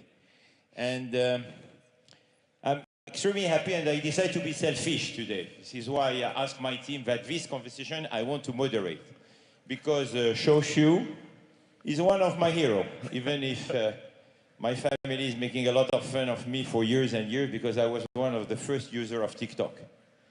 And despite many people challenging me about why, before going to bed, I spend almost, so I'm sharing some secrets with you guys, half an hour every day on TikTok. I find that it's an amazing platform, what you have created, despite all the critics and the challenges you are going through, but it's not the purpose today. But I want to share with you, and you know, in the Kingdom of Saudi Arabia, almost everyone is looking at TikTok, I can tell you. Huh? If they say no, they are lying, because I know that many people are forwarding me a lot of TikTok stuff.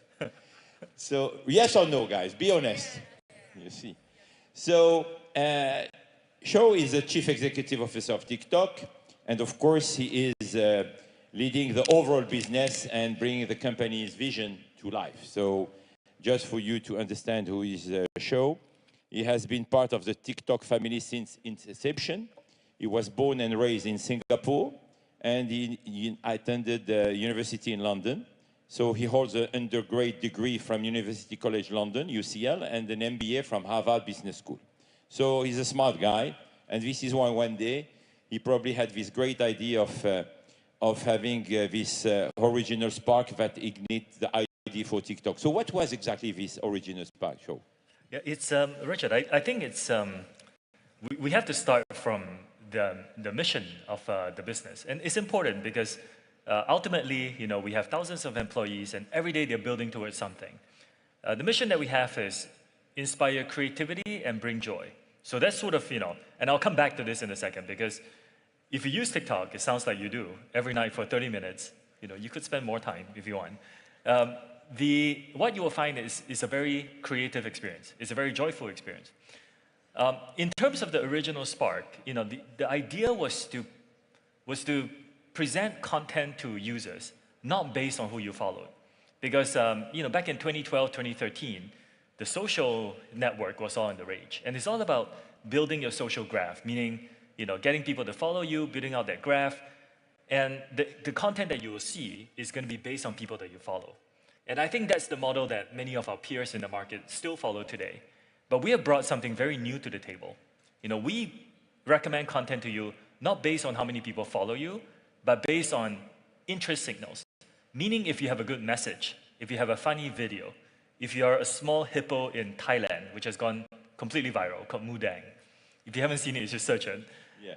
If you have a good message, you don't need any followers to begin with to become viral, to make sure that your message is heard by as many people around the world as possible. And I think that's the difference. You know, that's the key difference that we bring to the table.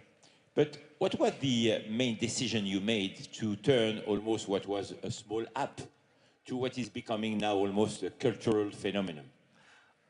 There are a couple of things that, you know, as in the last 10 years, first of all, machine learning and AI enable the recommendation algorithm to be as useful and as interesting as it is today. It's very accurate if you think about it. There's no human curation really that goes into the recommendation process. It is really about, you know, using machine learning and then matching your signal interest with potential signal interest that you could have. And that's really sort of the magic of the algorithm. Now, beyond that, you know, in the last 10 years, everybody has a smartphone now, you know, and smartphones have cameras. So we decided that the app was not only going to be based on text, it's not only going to be based on pictures, but we opened up video. And we made video the main format for the app itself. And that's another innovation that we brought to the table. And the third is, of course, you know, this idea that everybody should have the chance to publish. So it shouldn't just be in the hands of, you know, a small group of people. We allow essentially anyone with a camera, anyone with creativity to be able to create something very quickly using all the tools that we give them and be able to share their message with the world. So that's really the difference that we brought. I know you are under huge pressure and some critics, so let's make a pitch to our friends and to the millions of people who are watching us. How TikTok could be a force for good? Yeah, I think a lot of people still have this understanding, especially people who don't use the app that much. They think that the app is, you know, for young people, is dancing, is singing. Well, that's all true. You know, there's still a lot of dancing and singing. But it's more than that now, because we have more than 1 billion users around the world today. In many countries... How many as of today, do you know? We don't disclose the specifics, but it's definitely significantly larger than 1 billion active users around the world. And if you think about, you know, the content that we have even in this country, you know, I was looking at the feed. Whenever I travel, I look at the feed. And it's my third time in the kingdom in just this year. There is somebody called Abdullah Al-Alawi, for example. Abdullah Al-Alawi. Al-Alawi. Okay. He's a local creator. He shares a lot of content about local culture. For example, I learned that I'm going to say this wrong.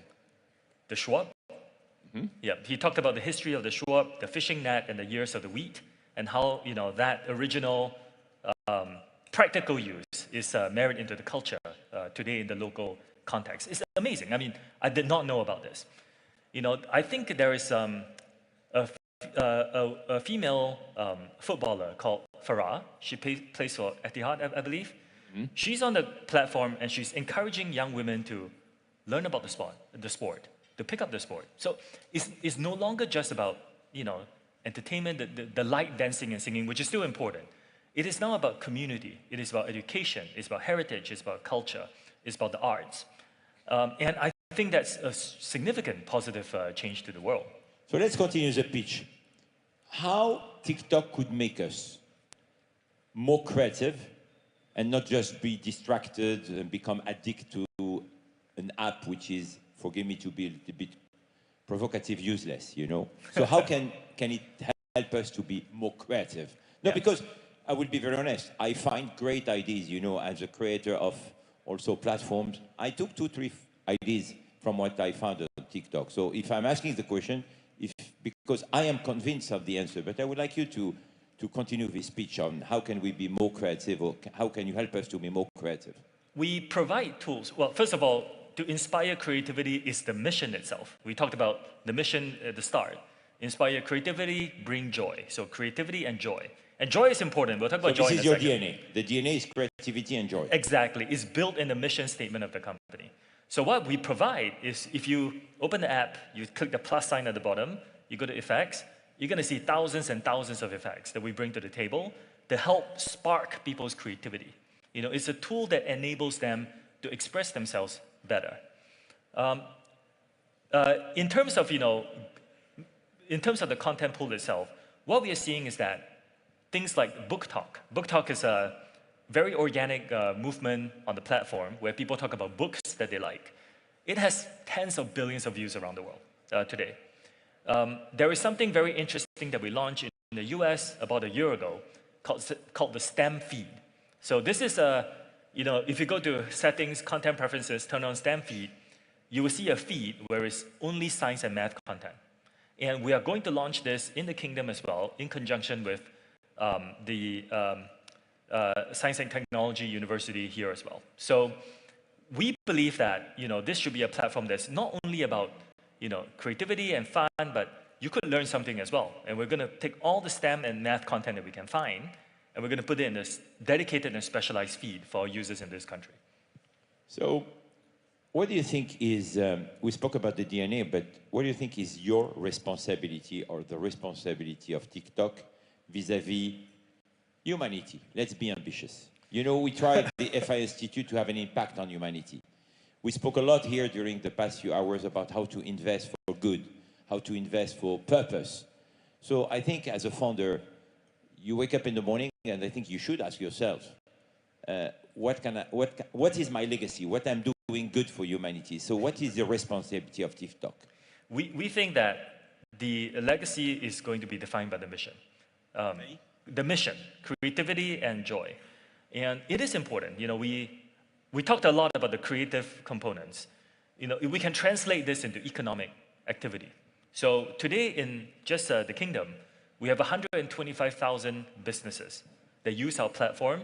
And because, we talked about this earlier as well, you do not need to be famous. You don't need to have followers. If you have a good message, you're going to get an audience on TikTok. And that's the difference that we bring. So businesses with good products and a good message can find it very easy to get access to a large audience on our platform, which is why they embrace it so much. Most of them don't pay us, by the way. They just post content on our platform. It's interesting content. They get the audience that they want. So on an economic point of front, I think we are contributing to the local economies that we are in as well. And in terms of joy, there's one other thing that people don't talk about, but we are very proud of it, which is for a very long time, people assume that the only way you get viral is to say something controversial, outrageous, angry, toxic, you name it, provocative, you name it. But if you look at just two angles, if you look at the top 10 videos of TikTok every single year, we publish them, we're going to publish them again very soon. They're all joyful, every single one of them. last year there was a cat that looked like a dog. There was a dog that sounded like a cat. You know, this is really very joyful types of content. And the #1 creator on our platform, his name is Kabi. Kabi is a comedian. You know, he is famous for just being entertaining. You know, he's very creative, you know, the way he's entertaining. I'm not sure if you've seen his videos. He does his face. Yeah, I saw. Kabi was unknown before TikTok.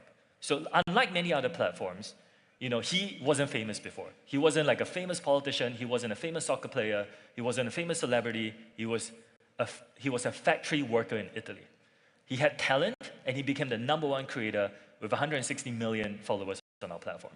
I think the joyful and the creative and the discovery element of this will define the legacy of our company. Let's talk now about TikTok's role in journalism, if any role exists. You know, I'm a strong believer on the traditional media, and we are doing whatever we can here to support the traditional media. This is why next door you have our media square, where we have all the traditional media, and a lot of respect for them, because they have the power to share the knowledge, to share information, to give access to knowledge to many people. But with news and information moving to social media, do you think that traditional news sources like TV, print, become obsolete? I don't think so. I have a lot of respect for what you call traditional media. I think there's a lot of value in editorial standards, in robust, you know, journalism, and you know, I think this is an industry that we want to be. We want to help them. You know, we want to help them reach a bigger audience as well.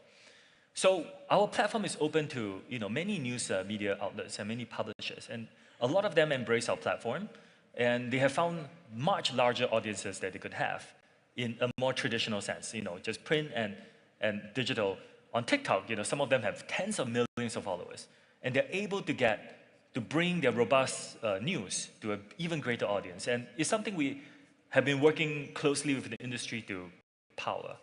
In the kingdom, we're working with SRMG Academy, for example, to help, you know, onboard more journalists, especially tech journalists, to better understand how to use TikTok to get a bigger audience. So I see us living in a very sort of symbiotic, you know, relationship, rather than one of replacement. You know, at the FI Institute, we publish every year the FI Priority Compass, which is a big survey asking to many people in the world, thousands and thousands of people, what is your first priority? To make a long story short, this year, 2024, for the 3rd consecutive year, priority #1, cost of living. Priority #2, something new, governance. And #3, healthcare.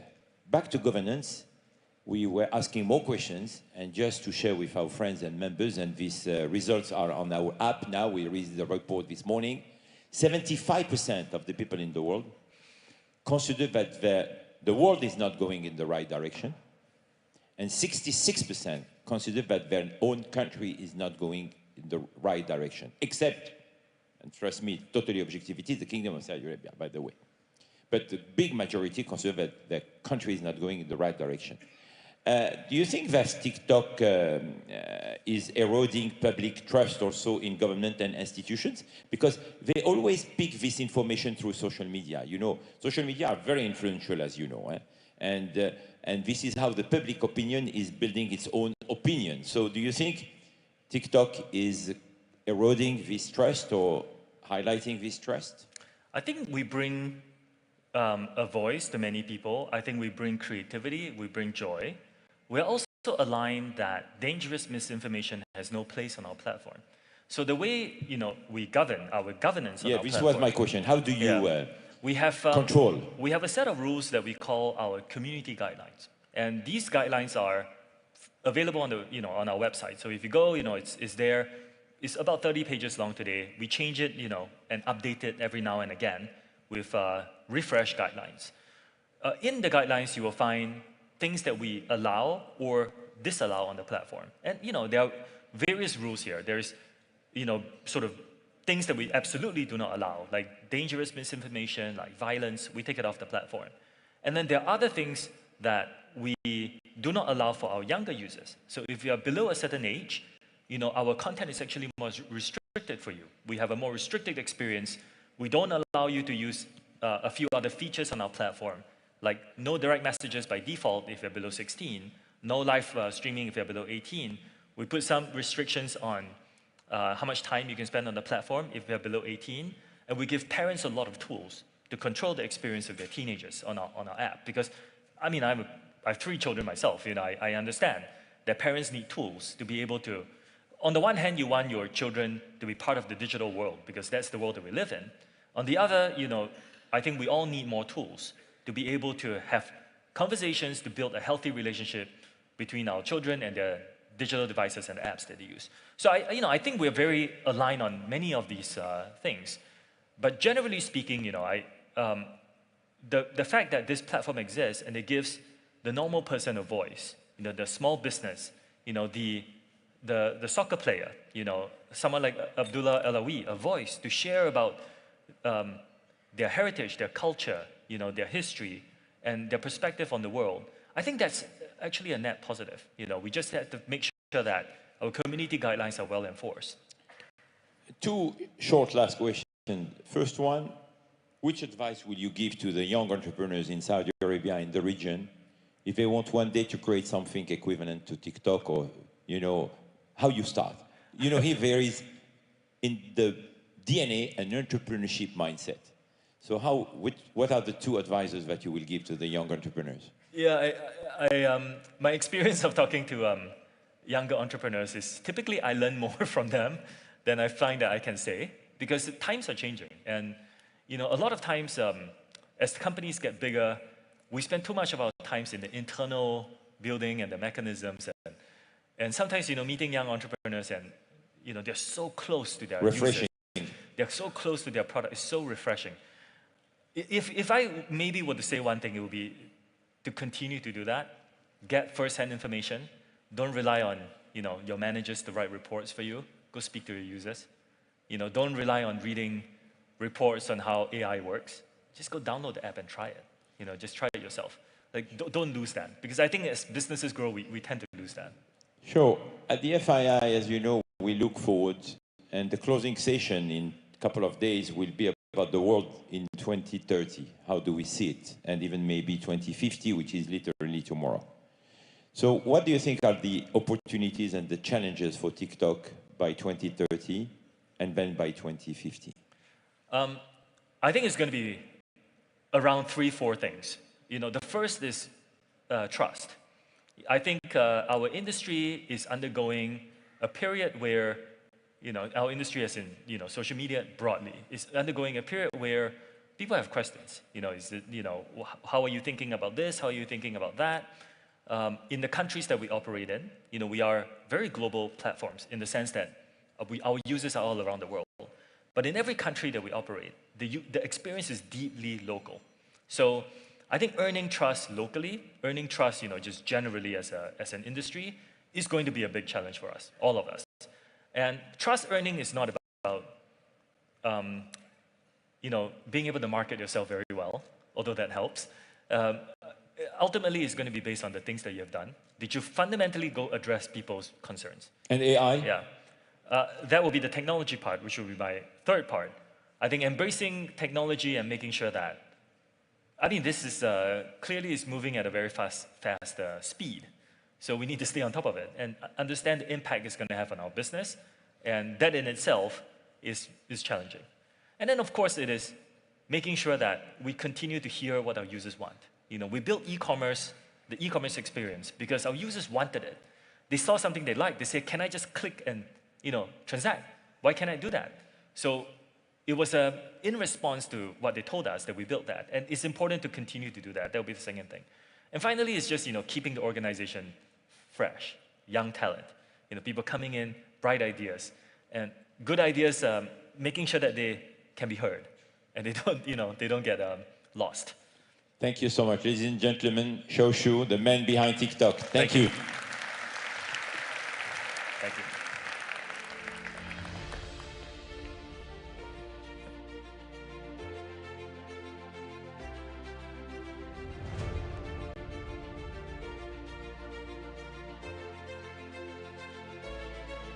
What an enlightening conversation. TikTok is my favorite app. Before our next panel, let's hear from the audience. Check the screens and scan.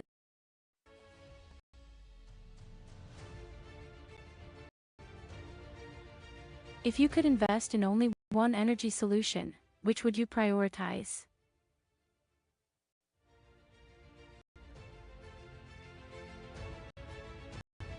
Please cast your vote.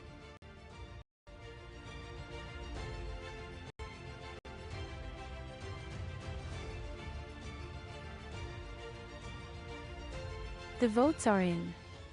Let us see the results.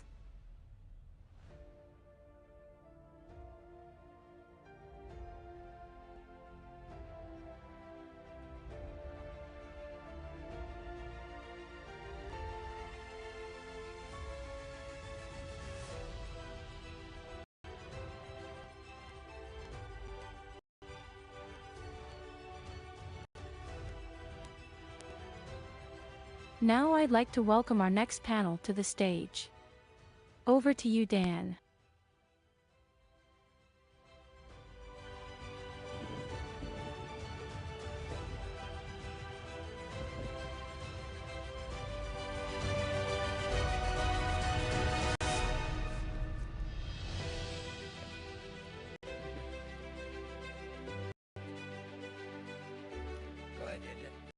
Hello, everybody. Now you've done the poll. Now we're going to actually talk about the future of energy and energy transition.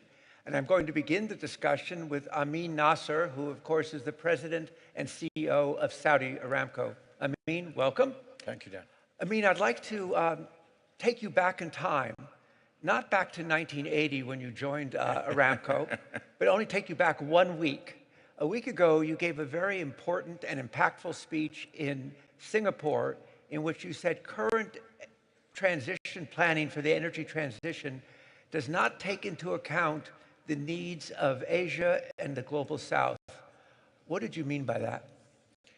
You know, just to explain what's currently happening, you know, we are, as Saudi Aramco and as a kingdom, we are investing big time in renewable and hydrogen and carbon capture and storage.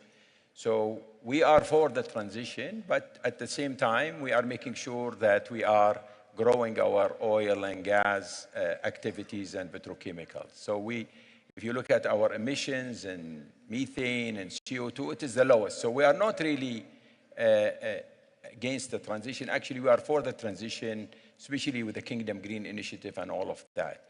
The issue that we are seeing between the global north and the global south, that in the global south, they are using today 1/10 of the energy compared to the global north per individual. Basically, if you look at it, it's 22 barrels per individual in the US, it's 9 in Europe, it's only 1.4 barrel per individual in India, and it's 1 barrel in Africa. At the end of the day, cost matters, and we can see when you want to have a transition that is acceptable to all, especially where the growth in population and GDP is mainly in the global south, you need something affordable. The average per capita income in the global south, you're talking about $6,600 to $9,600 compared to $63,000 to $68,000. So you need an energy transition that is affordable, secure, and at the same time sustainable. We are seeing today in the global south, the issues that they are raising in terms of affordability is of a high concern, and they need a just and inclusive transition that takes into consideration their needs and requirements. So when you say a different thinking, how does the thinking need to change? I think what you need to do is to transition by focusing first in reducing the emission from existing energy sources. We talked about coal peaking up. Coal increased last year by 2 million barrels of oil equivalent. We are at record level in oil, at record level in coal, and at record level in gas. So while we are not achieving our target of reducing coal, and it is continually increasing, we need to focus on reducing emissions. We achieved through efficiency improvement, 90 million barrels over the last 15 years, 90 million barrels reduction of oil equivalent, compared to 15 million barrels of oil equivalent that was added by solar and wind. So let me, in the speech, you used the phrase a multidimensional energy transition. What is that? What is that? Well, you need to take the economic maturity of every country, their needs and their requirement, and then transition, it will always depend on their economic maturity and what they can afford at the end of the day. If we need to help them in terms of making sure that they don't get to coal, biomass, and more use of other sources that are not clean, we need to extend support by developed countries and to the global south for them to be able to transition. Because if I look at the cost today in the global north for power, for energy, if you look at Europe or the West in general, you see the cost of power is increasing. What was promised when the whole issue of transitions came, that it will create jobs and it will reduce the energy cost. Well, what we are seeing is the energy cost, where you are transitioning more, is increasing and the creation of jobs is not happening. So you need to reduce the cost, and you need to show the rest of the world that the cost is decreasing, not increasing because of the transition. So you've mentioned emissions. Obviously, that's a big focus for Saudi Aramco. CCUS, what are the focus for you in terms of managing emissions? Well, we're building one of the biggest projects at 9 million ton by end of 27, early 28. And basically, we have been working on for a number of years to identify the aquifers that will create the hub that would be required to facilitate not only the 9 million ton, but other emissions, CO2, that might come from the rest of the industries in the kingdom. So we are creating a hub that will cater not only for Aramco, but for the rest of the kingdom. And we identify the aquifers, the storage capacity through exploration and drilling the pilot wells that will be sufficient to satisfy the kingdom requirement by 2060. So where do you think you are in terms of turning CCUS into a commercial business? Well, CCUS today, without incentive, it's a cost. So at the end of the day, companies to achieve their net zero, we are doing it. It's a cost for us. We're getting some support from the Ministry of Energy. The Ministry of Energy is very supportive when it comes to carbon capture and storage. And through that support, and because of our plan to be net zero by 2050, we need to execute projects like this and others in the future to meet our net zero by 2050. But the cost of these projects, these are big plans. It will require cost mainly in the capture of CO2. Then you have the transportation and then the injections in the world. Most of the cost is in the capturing of the CO2. So really, people talk about big oil. There's a new business called big carbon, which is the management of the carbon business. Absolutely. So, of course, Saudi Aramco has the longest vision of any oil company in the world, but you do live in a world of volatile oil prices. I think everybody would like to know kind of how you and Aramco see, from where we are today, see the market in the rest of this year and into next year, given that it's been torn between, on the one side, geopolitics, on the other, supply and demand? Well, I think the market is currently balanced today. It's definitely the increase in interest rates, what happened in China had an impact, but still it is balanced in terms of supply-demand fundamentals. We are looking at 104.5 an average for this year. The fourth quarter, we're looking at close to 106 million barrels. Gas is also increasing. So next year, we are anticipating a growth of about 1.5. We think the stimulus package that the central bank in China, the growth in petrochemical, we are seeing significant growth in petrochemical in China, naphtha and LPG, mainly because of their transition, by the way. In every, I see a wind blades here, there, and for a 5 megawatt of wind blades, you need about 50 tons of plastic. For an electric car. So repeat that again so people hear that. For 5 megawatt of wind generated power, you need 50 ton of plastic. For every electric car, you need about 200 to 230 kilogram of plastic. 10% by volume, 50% by volume, 10% by weight. So the transition, even by the way, in solar panels, we have 10% comes from fiber and all of that. So for the transition to happen, you need more oil. So China is increasing in naphtha and LPG. In jet fuel, there is small impact on gasoline because of the buildup in electric vehicles and because of the economic situation. But in general, there is still growth in China. When people talk about China, I see that they are always trying to maximize the downside and ignoring the upsides, right, unfortunately. So we'll come back and talk about that. I think just the last, we're going to invite our other colleagues up in a moment. So a big question, but a very short answer. Is AI having any impact on Saudi Aramco? Definitely. AI is important and strategic, and we do it. We have created a business 2 years ago for digital and AI. And it is included in everything. If you visit our 4 IR center, you will see everything is, all our equipment managed using data and using AI. And we are building the use cases, which is important and critical for our business.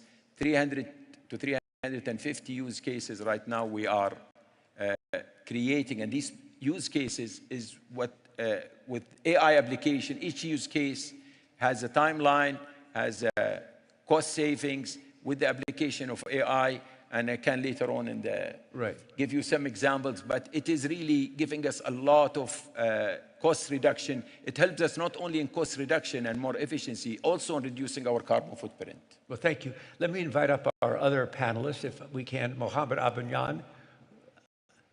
I'm looking for our other panel. Here they come. He's chairman of and Luc Remont, and then I'll introduce them both as they take their seats.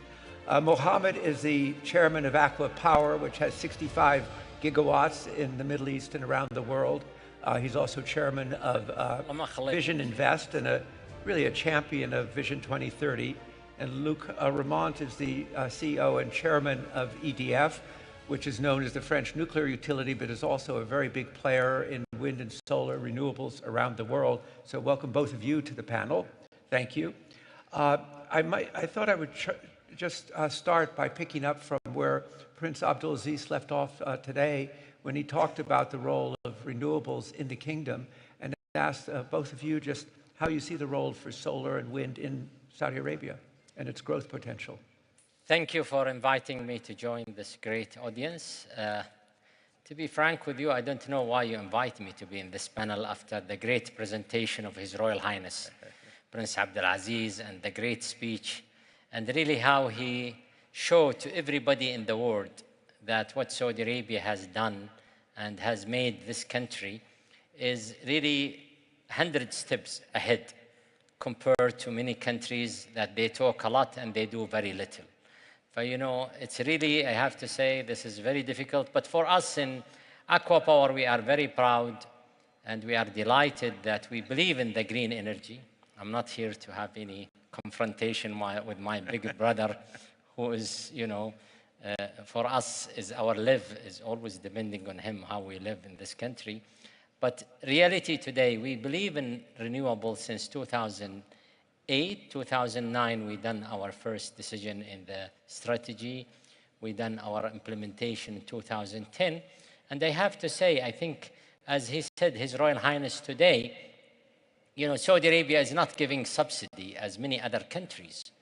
Saudi Arabia is getting very high returns using, you know, the renewable versus the conventional energy. But you have to say that, you know, I'm sure you know it better, that you cannot really take renewable and replace the conventional. You need both to make it happen successfully, and you have the right solution. Right. Luc, you can invest anywhere in the world in terms of renewables. You have 5 or 6 gigawatts in Saudi Arabia now, more to come. Why the kingdom? Well, I think it comes first because of the speed at which Saudi has taken the challenge of going low carbon on electricity. And we have very limited parallel in the world.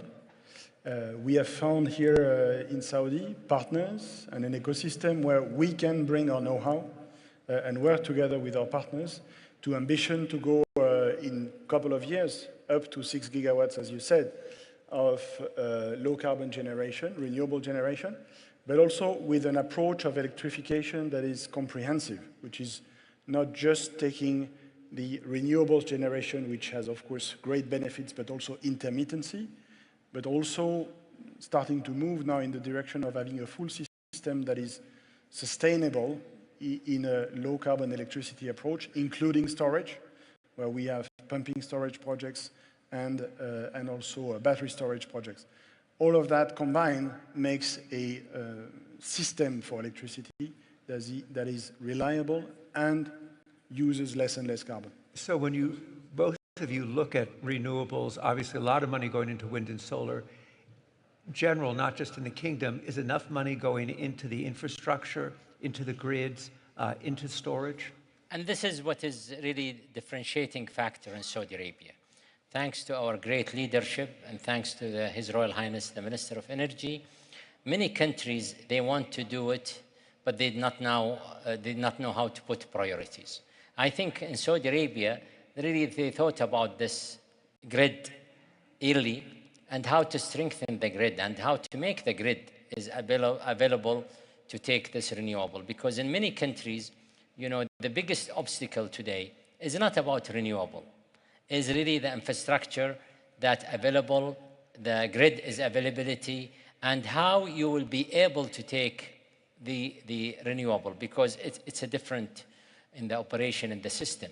And that's what make here successfully that Saudi Arabia reach 44 gigawatt project under construction, project under operation, project in advanced stage of development, that there is clear vision and clear objective that this grid is going to take 130 gigawatt in the future of renewable.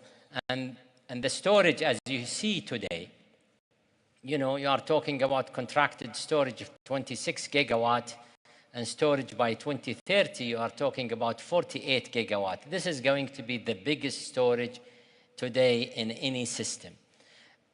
We are, again, you know, as I'm sure that you know, we are working in 14 countries today. And this is we've seen all these countries, how they do and how they make it. The only two countries, I have to say, that they are only very well prepared, and we are participating in it, is Saudi Arabia and China. I have to say this is the two countries that I have seen. They have a clear plan and a clear execution, and they commit and they deliver. So, Luke, do you want to comment both? I think that you have some support in the audience. Comment on the question of infrastructure, not only Saudi Arabia, but looking around the world. And wanted to ask you about, we hear there are a lot of issues now about supply chains in the renewable supply chain, how you see it on a global basis.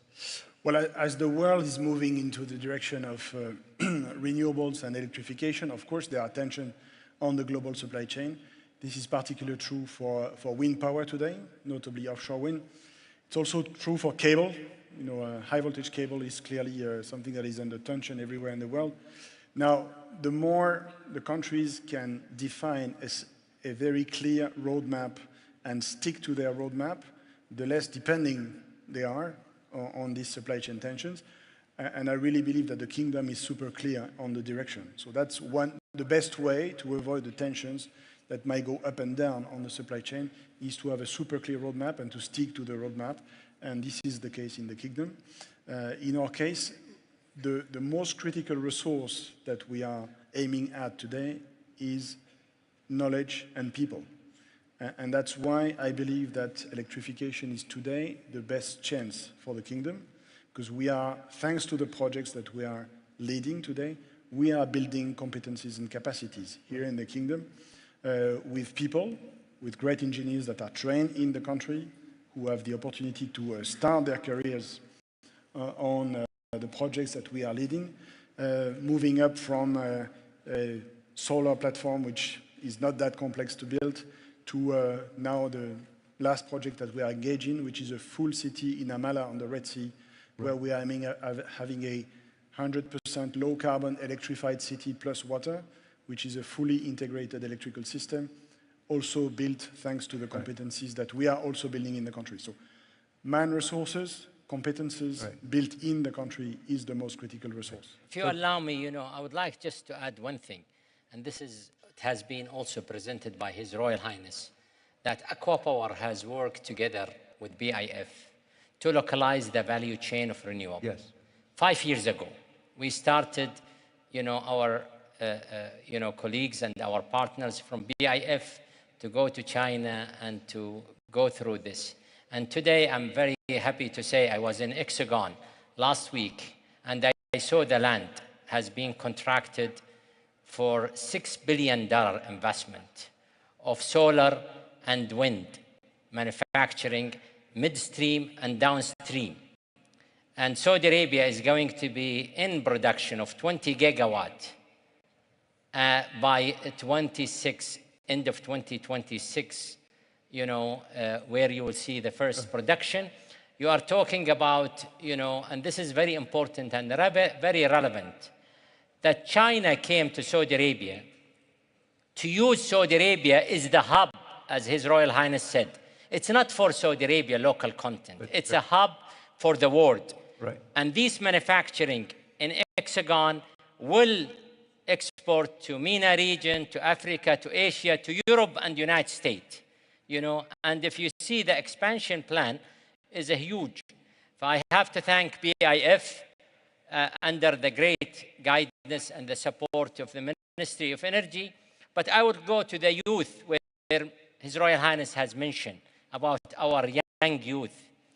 Aqua Power has invested in vocational training, and we are very happy to tell you today that we have 15,500 young youth has been graduated from this IWA in Rabagh. Right. Today, we have 830 boys and girls studying in the vocational training, because local content is not about production only. It's about human capital. That's more difficult, and that's more important and relevant.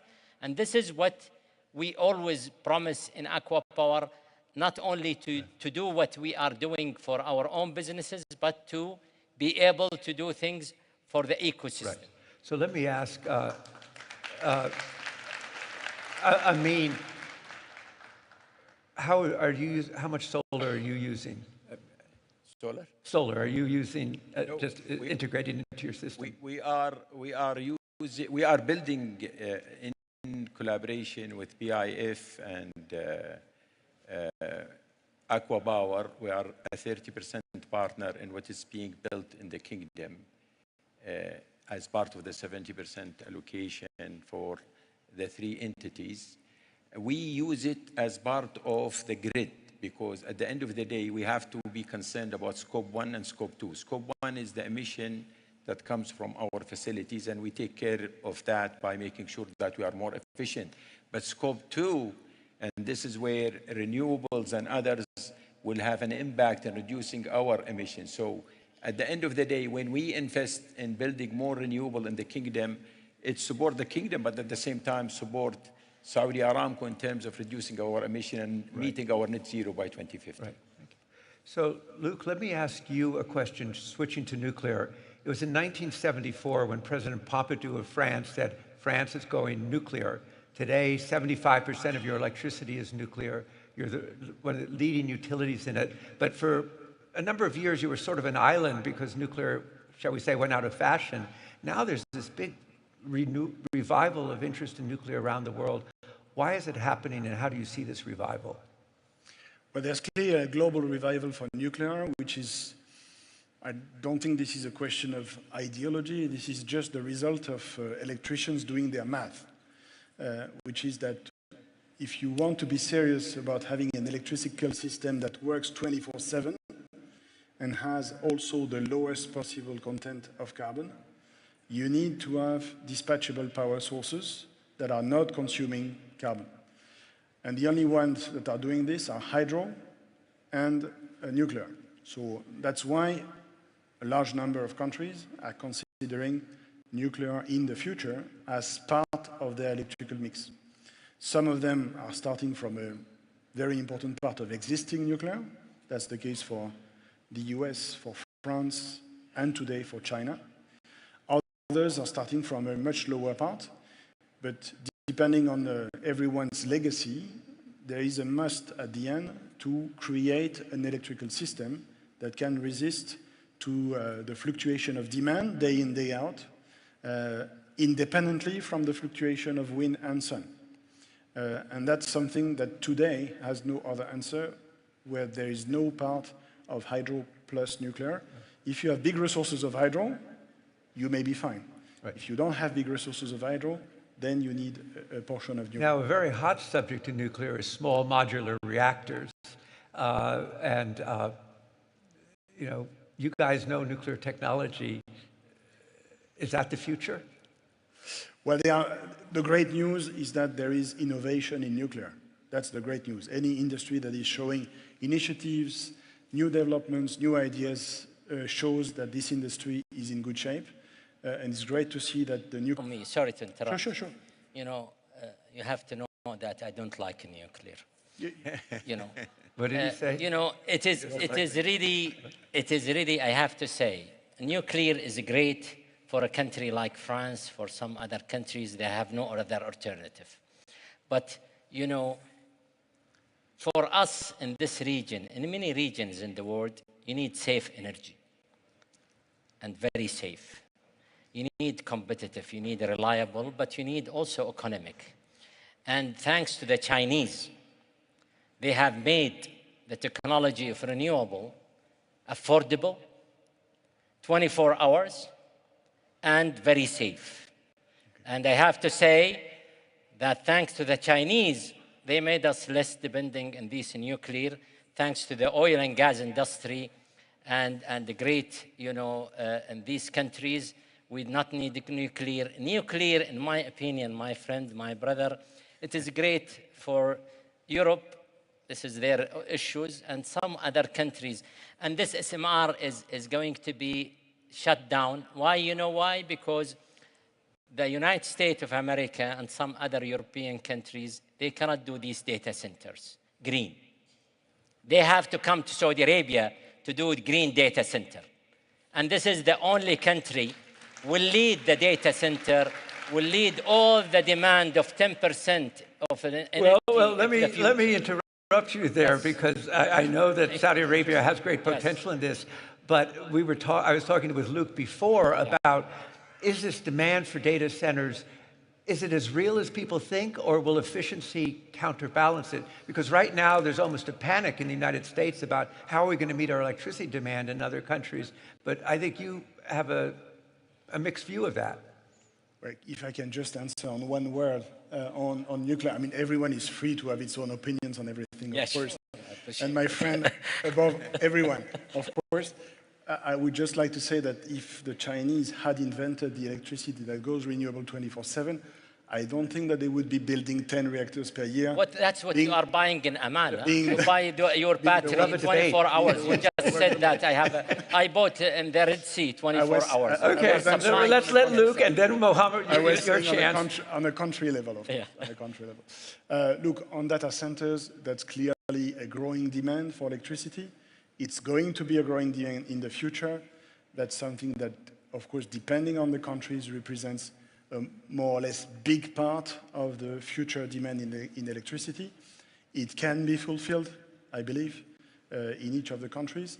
It just needs to be taken as a growing industry with, of course, the permanent effort on being more efficient from an electricity and energy standpoint, and to make sure that we supply this demand with sustainable ways of supplying the electricity to these data centers.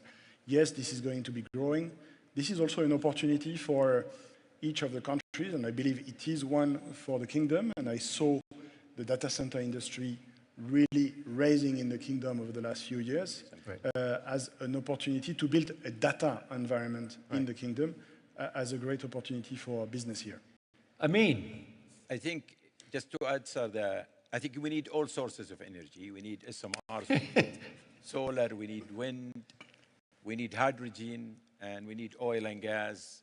And I'm sure some coal will still be there by 2050. So you need all sources of energy. Sure. When you talk about data center need lower cost energy. Today, the cost per kilowatt hour in the UK is around 27 cents per kilowatt hour. In Germany, it's 17 cents per kilowatt hour. In France, with the nuclear, with the transition, with all of it, it's still 14. The aggregate in the US is 7.8. But here in the kingdom, if you look only at gas, it's 4.8 cents. If you add renewable that Mohammed talked about at 2 cents per kilowatt hour, the combination of the two, yes, you are going to have the lowest cost energy to build data centers anywhere in the world, because this is the place for it.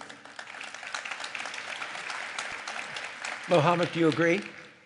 He's my boss. I cannot disagree with him, because Amin will not, make my meeting. I'm requesting a meeting with him. Yeah. Don't put me in trouble.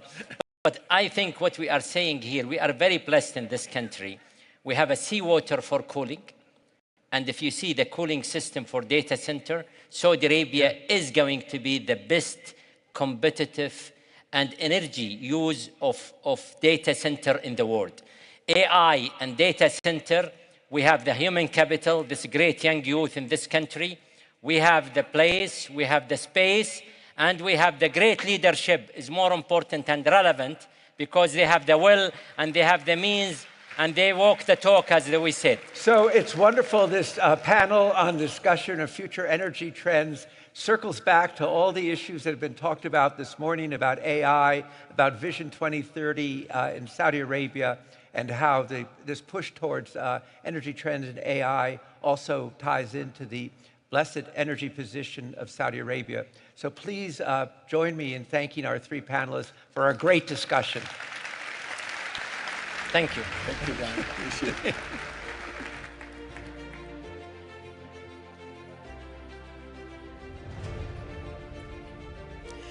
To Dan and your panel, thank you very much. Very interesting conversation. And we're going to keep moving. I'd please like you to take your seats once again so we can enjoy the next panel discussion, and ask you at the same time to put your hands together for Masayoshi Son, Representative Director, Corporate Officer, Chairman and CEO of SoftBank Group Corporation. And he'll be in conversation with CNN's Richard Quest. Gentlemen.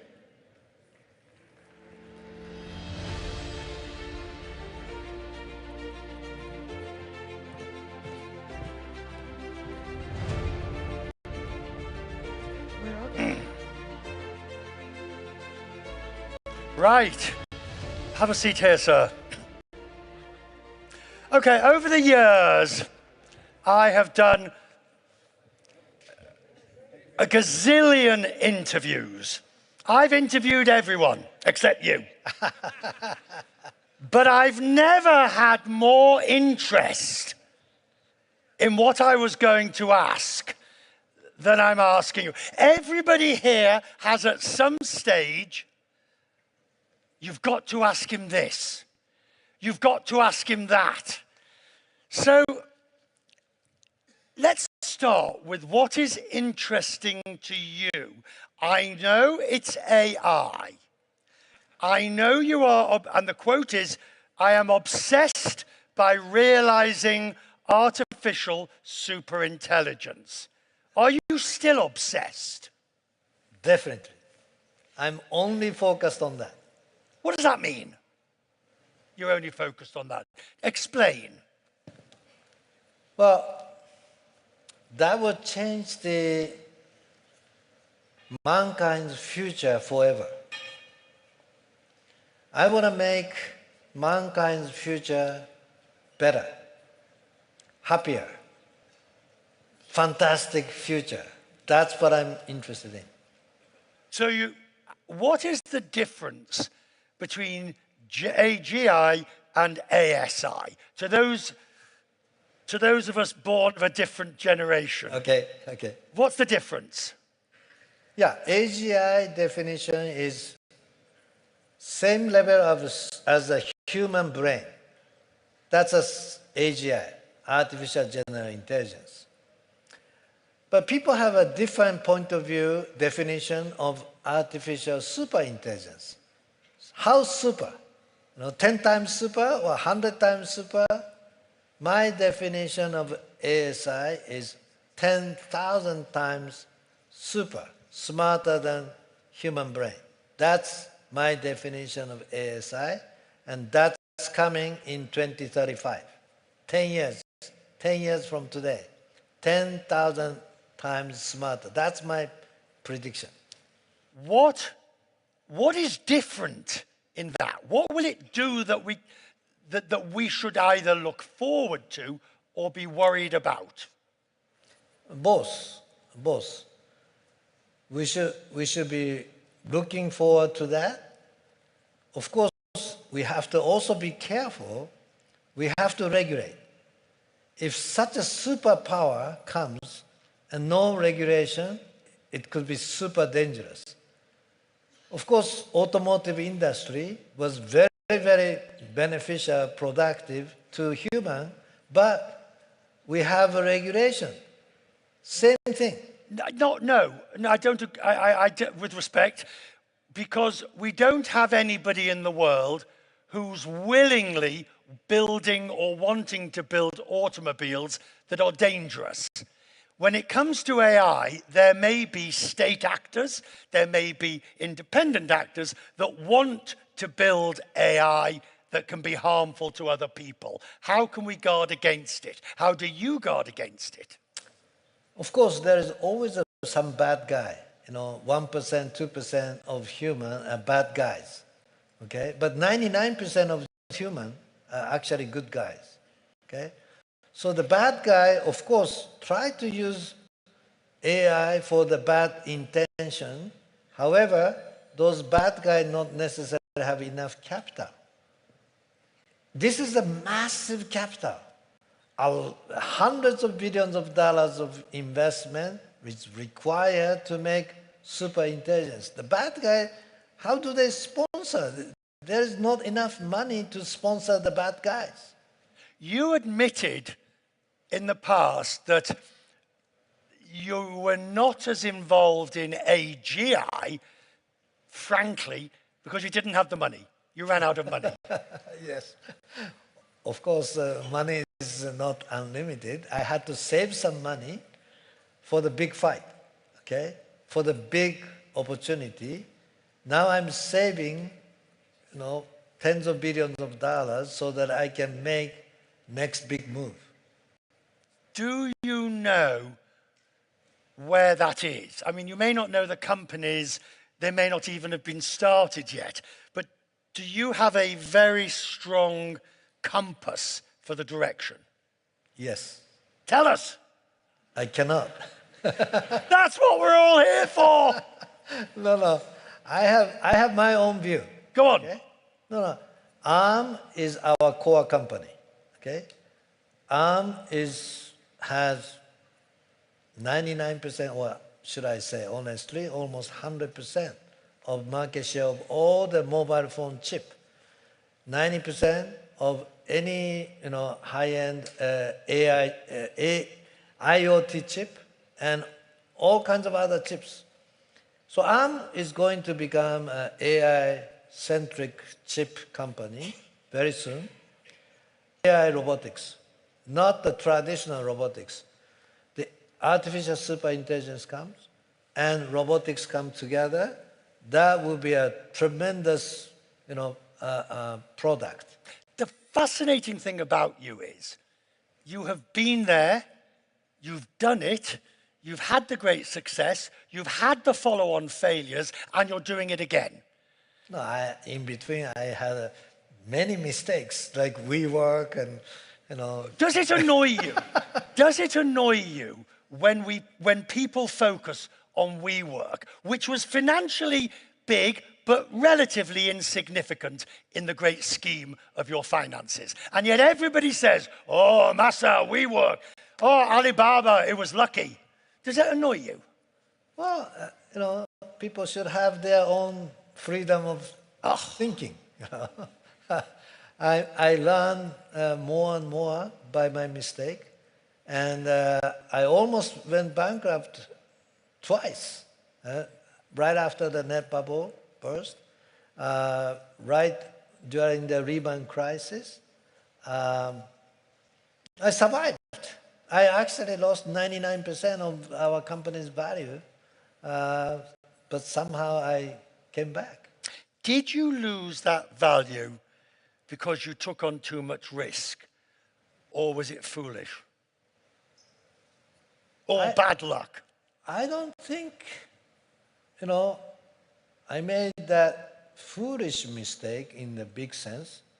Net bubble crashed because people's view on the value of internet company exceeded while the true value was still on this process. But at the end, internet was not the bubble. Year 2000 was not bubble. After that, it's much bigger. So my general direction, I don't regret. Now, this is really important when we talk about AI, because if you take, for example, NVIDIA, the number of people who will say, oh, NVIDIA's in trouble, oh, NVIDIA's got problem, blah, blah, blah, blah. Oh, AI, really all that's happened is that the market has overvalued too soon. That's a good question. That's a good question. Many people will still doubt, okay? So I think NVIDIA is undervalued. What? Undervalued. On what basis? Because the future is much bigger. But the market's concentrating, as we heard in a panel earlier, it's quarterly reports. It's, oh, if NVIDIA tells us that it's going to be longer and slower, we all get... Yeah. NVIDIA is just one example. Right. Okay? What about the total, you know, Gen AI future? What is the value of the future? Is this a bubble today or not? Okay? Some critics, the most negative guy says, oh, this AGI, ASI, in 10 years, maybe only 5% is actually useful or, you know, replacing people's job, but 95% still the same, no change. It takes time. So I said, okay, let's accept the most negative critics' view. That is only 5% change, 95% unchanged, but what is that, you know, ASI investment required to take? Okay, 10,000 smarter than mankind. How many gigawatts? We were talking about gigawatts just before me. Yeah. I have predicted it would take 400 gigawatts of AI data centers power. 400 gigawatts. That's bigger than total US electricity. And it will require 200 million chip. Okay? The cumulative capex, $9 trillion. $9 trillion. How do you recoup? How do you recoup? It's too much investment for many people's view.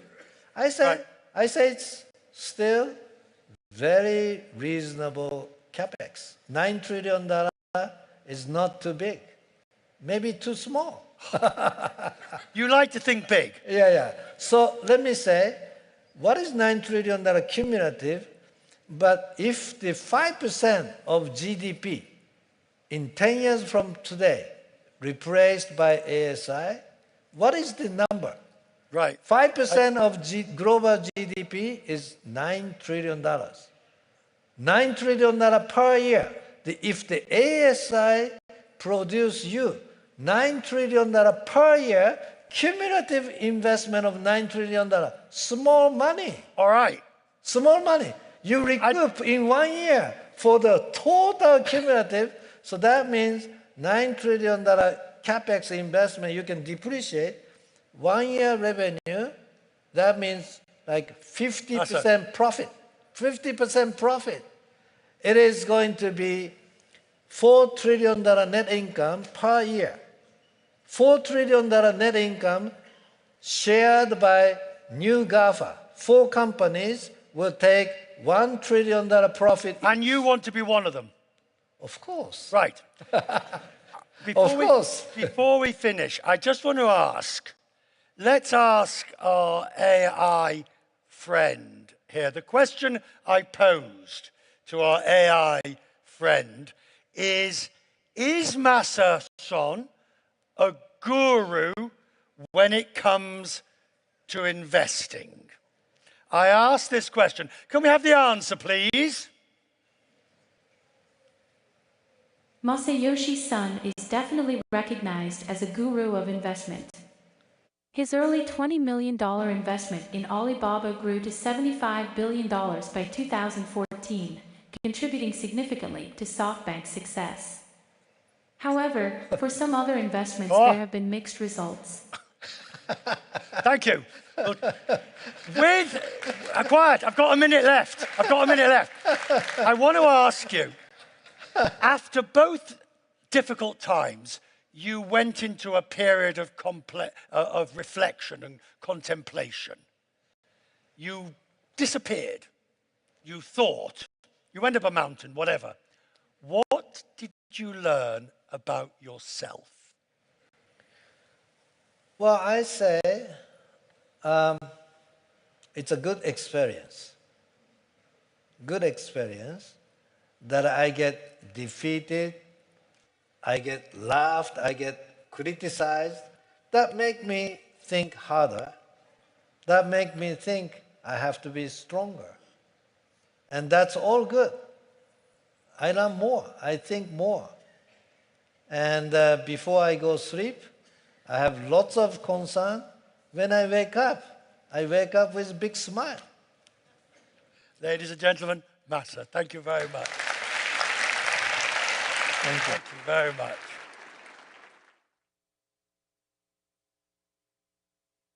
As unprecedented geopolitical shifts reshape our world, a new global order begins to come into focus. Welcome to the rise of the Global South. How can the Global South become a powerful engine of global growth and infinite horizons?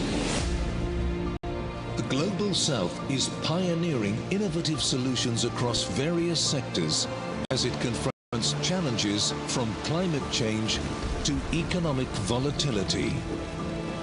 While the World Bank only projects a 1.5% growth rate for advanced economies in 2024, developing economies are projected to grow overall by 4%. Yet, the positive outlook is tempered by downgrades in 3 out of every 4 low-income economies since January. What could shift the tides? How could a combination of strategic adaptability and resilience, sustainable economic development, and technological leapfrogging, powered by government and the private sector, position the Global South as a beacon of growth in a new global order? As investors seeking the next generation of high-growth companies increasingly look to the Global South, how can they identify which disruptive business models and visionary entrepreneurs have the potential to create the next generation of trillion-dollar companies? Welcome to the Rise of the Global South series at the 8th edition of the Future Investment Initiative. I think that gives you a pretty good idea where our conversations are going next. Yes, we're going to be talking about the Global South. The emerging economies are certainly, without question, redefining resilience because they simply have to. They're certainly driving growth because they have to. And they're reshaping global investment, and uncovering the transformative role of the Global South is what we'll be doing over the next part of this day, and tackling today's economic and environmental challenges in the process. But before we dive into that, we're going to use our AI, of course. So let's hear from you in the audience. If you can point the camera on your phone to the QR on the screen and participate in that poll. And while we wait for the results of that poll, please put your hands together, or maybe your other hand that's not playing with the phone, you can use that to clap and welcome CNN's Eleni Giokos.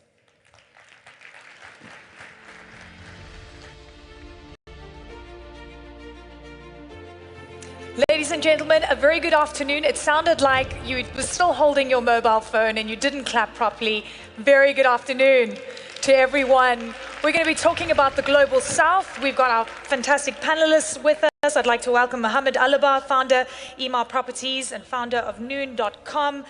The Honorable Paul Chan, Financial Secretary, the Government of Hong Kong Special Administrative Region of the People's Republic of China, Katie Koch, President and CEO of TCW, Adebayo Ogunlesi, Founder Partner, Chairman and CEO of Global Infrastructure Partners, Sanjeev Puri, Chairman and CEO, ITC Limited, and Ricardo Salinas Pliego, Founder and Chairman of the Board Group, Grupo Salinas. Welcome to everyone. Round of applause, ladies and gentlemen. It's going to be a good conversation. We have a lot to get through. You know, the big question we're going to be answering, and I think we already have the answer, and frankly, whether the Global South is now the engine of growth. It is already the engine of growth. We're still asking the question because there's certain metrics we need to hit, and there are certain challenges ahead. The question is, how do we transcend where we are now and hit the overall ambitions that we have in mind? I'd like the audience to get involved, if I may, and we have a wonderful way for you to get involved. And the question I have is the Global South now the engine of growth, and which do you believe has the greatest investment opportunities? You're going to conduct this poll for us. We're going to give the answers as they come through. A, Middle East, B, Sub-Saharan Africa, C, Southeast Asia, D, South America. Those are your options, ladies and gentlemen. We want you to get involved in the conversation. And as I said, we have a lot to get through. From a metrics perspective, we're seeing emerging markets, the Global South, really making a big mark. We have problems though. Debt, slowing growth in China, for example. We're seeing a multipolar world potentially emerging. The fear of the West losing its domination and what it means with the rise of the Global South. So, Honorable Paul, I'd like to start off with you. All eyes on China, by the way. We want you to grow faster because we need you. We are growing faster. Are you going? But it's not enough. Yeah. Well, you know, in the process of growing, one has to make substantial investments. And in the process, naturally, you need to raise funds from the private market. So the question is to find innovative solutions for those funding possibilities. And also in the process, doing the proper due diligence with regard to the commercial viability of those projects. Well, you know, say, for example, we in Hong Kong, we try to help jurisdictions in the Global South to securitize some of their brownfield infrastructure projects so that the funds can be channeled back to invest into wind projects. Altogether, we have done 2 deals in the past couple of months, releasing about $700 million to be channeled back to new projects. So in the Global South in particular? Oh, yeah. That includes even jurisdictions in Latin America, Chile. Yeah. Fantastic. Mohammed, great to have you with us. Thank you. I've been spying on you. You've been doing a lot of interesting things. You've invested in Albania, Latvia, Croatia, and then Indonesia. Yes. And I heard that you were in Madagascar, not on holiday, but doing something else. Is there something you want to tell us about your next investment there? Well, when I first went to Albania, of course, I was not sure, but everybody was telling me that there are criminals on the streets and all that. And I said, yeah, don't go to Albania. Let me finish my deal and then you come in. So yeah, I'm lucky enough that I get good advice. I go to interesting places. Yeah, I think Madagascar is probably the next new thing in my life. So you're not denying it, there's going to be an investment? No, it's going to be very big also. Breaking news at FII, ladies and gentlemen. Round of applause for Mr. Alaba. But I really would like to comment on something you said. You said dominance, the West dominance. And the truth is that we want everyone to grow. We want the West to grow, we want the East to grow, we want the North to grow. Because, we live in a very little place called Earth. But unfortunately, the West is suffering. And the suffering in the West is that the South, they are more disciplined people. They're younger people. The North are older people. Yeah. I think the North, or the West, you call it Northwest, I think democracy have gone too far. Where, the young, educated, hard worker, disciplined global South is productive. And the North, and I operate in the North, they're quite busy with this complex democracy. And I think the amount of time spent in the North and the West on interesting things like, LGBT or women's rights. What about the 90%? Nobody talks about, in the West, nobody talks about the 90% or the 95%, but so much focus on LGBT and all the other. So you're saying the West is distracted with things that don't... I think the bureaucracy is getting complicated. Democracy have gone too far, while debt have gone too far as well, right? But I think the where we are. So what's the alternative if democracy has gone too far? I don't know, but I think maybe we should go back to the Roman times. Roman times. They don't allow everybody to vote. Only eligible, smart, capable, educated people vote. Not everybody votes. But nowadays with social media, manipulation, fighting between political parties, I think the global South is learning that this type of democracy will destroy their countries. So I think they're becoming smarter. They're learning from what they see. But I think the global South, as I said, are younger, more educated, hard worker, disciplined. They understand technology, while the other party, we want them to succeed. Imagine if we don't have successful America. It's dangerous for the world not to have a successful America. But then again, how's the politics going? I have a home in Beverly Hills, and my kids don't want to go there because they say it's dangerous. This is not nice. I know, and it's so multifaceted. I don't know what the solution, but I'm just saying they're smarter people. They talk about the AI in America and all that stuff. Let them go fix it. Come on, we all live in a very small place, no? You raise so many issues because you're looking at the political environment, the notion of democracy, whether that is going to help boost growth, the role of the and is global dominance, South. This business of somebody should dominate somebody, is this something that you guys... But it has happened whether we like it or not. Stop this dominance business. Indeed, and I think that's why there's a big question, and it's a good one. There's a big... by the way, now we all saw the BRICS summit wrapping up in Russia, and everyone is afraid after that family photo with the BRICS plus countries, the actual BRICS partners, what it means that Russia isn't so isolated and so forth. We can mention a plethora of things. But the ultimate message that it's sending is the global South is here. It has got a voice, and there is an investment opportunity. There is an argument for investment, but I think a lot of people are looking at this and saying, is this trying to get rid of the Western side of things? And I see, Katie, you want to jump in on this. No, you're just nodding. Now you got yourself into this. Yeah. So you've got a fund. You're investing a lot in the global South. But tell me about these macro issues, how you guys are viewing it from your firm in Los Angeles. Sure. So just by way of brief background, I have the privilege of leading TCW. We're a global asset manager, $200 billion, manage private credit, public credit, and equities. In the public credit space, we've managed emerging, I think this is why I'm on the panel. We've managed emerging markets pretty much as long as anybody in the space. And we've had the great privilege of managing assets on behalf of clients in this region and in this country for a long period of time. It's been a very great asset class for us over the long term from a beta and from an alpha perspective. So delighted to be here. This is my favorite country in the global south, other than the ones represented on this panel, because I want to compliment all my panelists. Yeah. And then you asked the question, I want to give you a sense of what I think if any in this audience, given that we're capital allocators, you probably care how we're allocating capital in emerging markets debt. And I'll just end by saying something about how we allocate in the global south and maybe a country that we are excited about that's not on other people's radars. You made this comment at the outset, I want to emphasize this.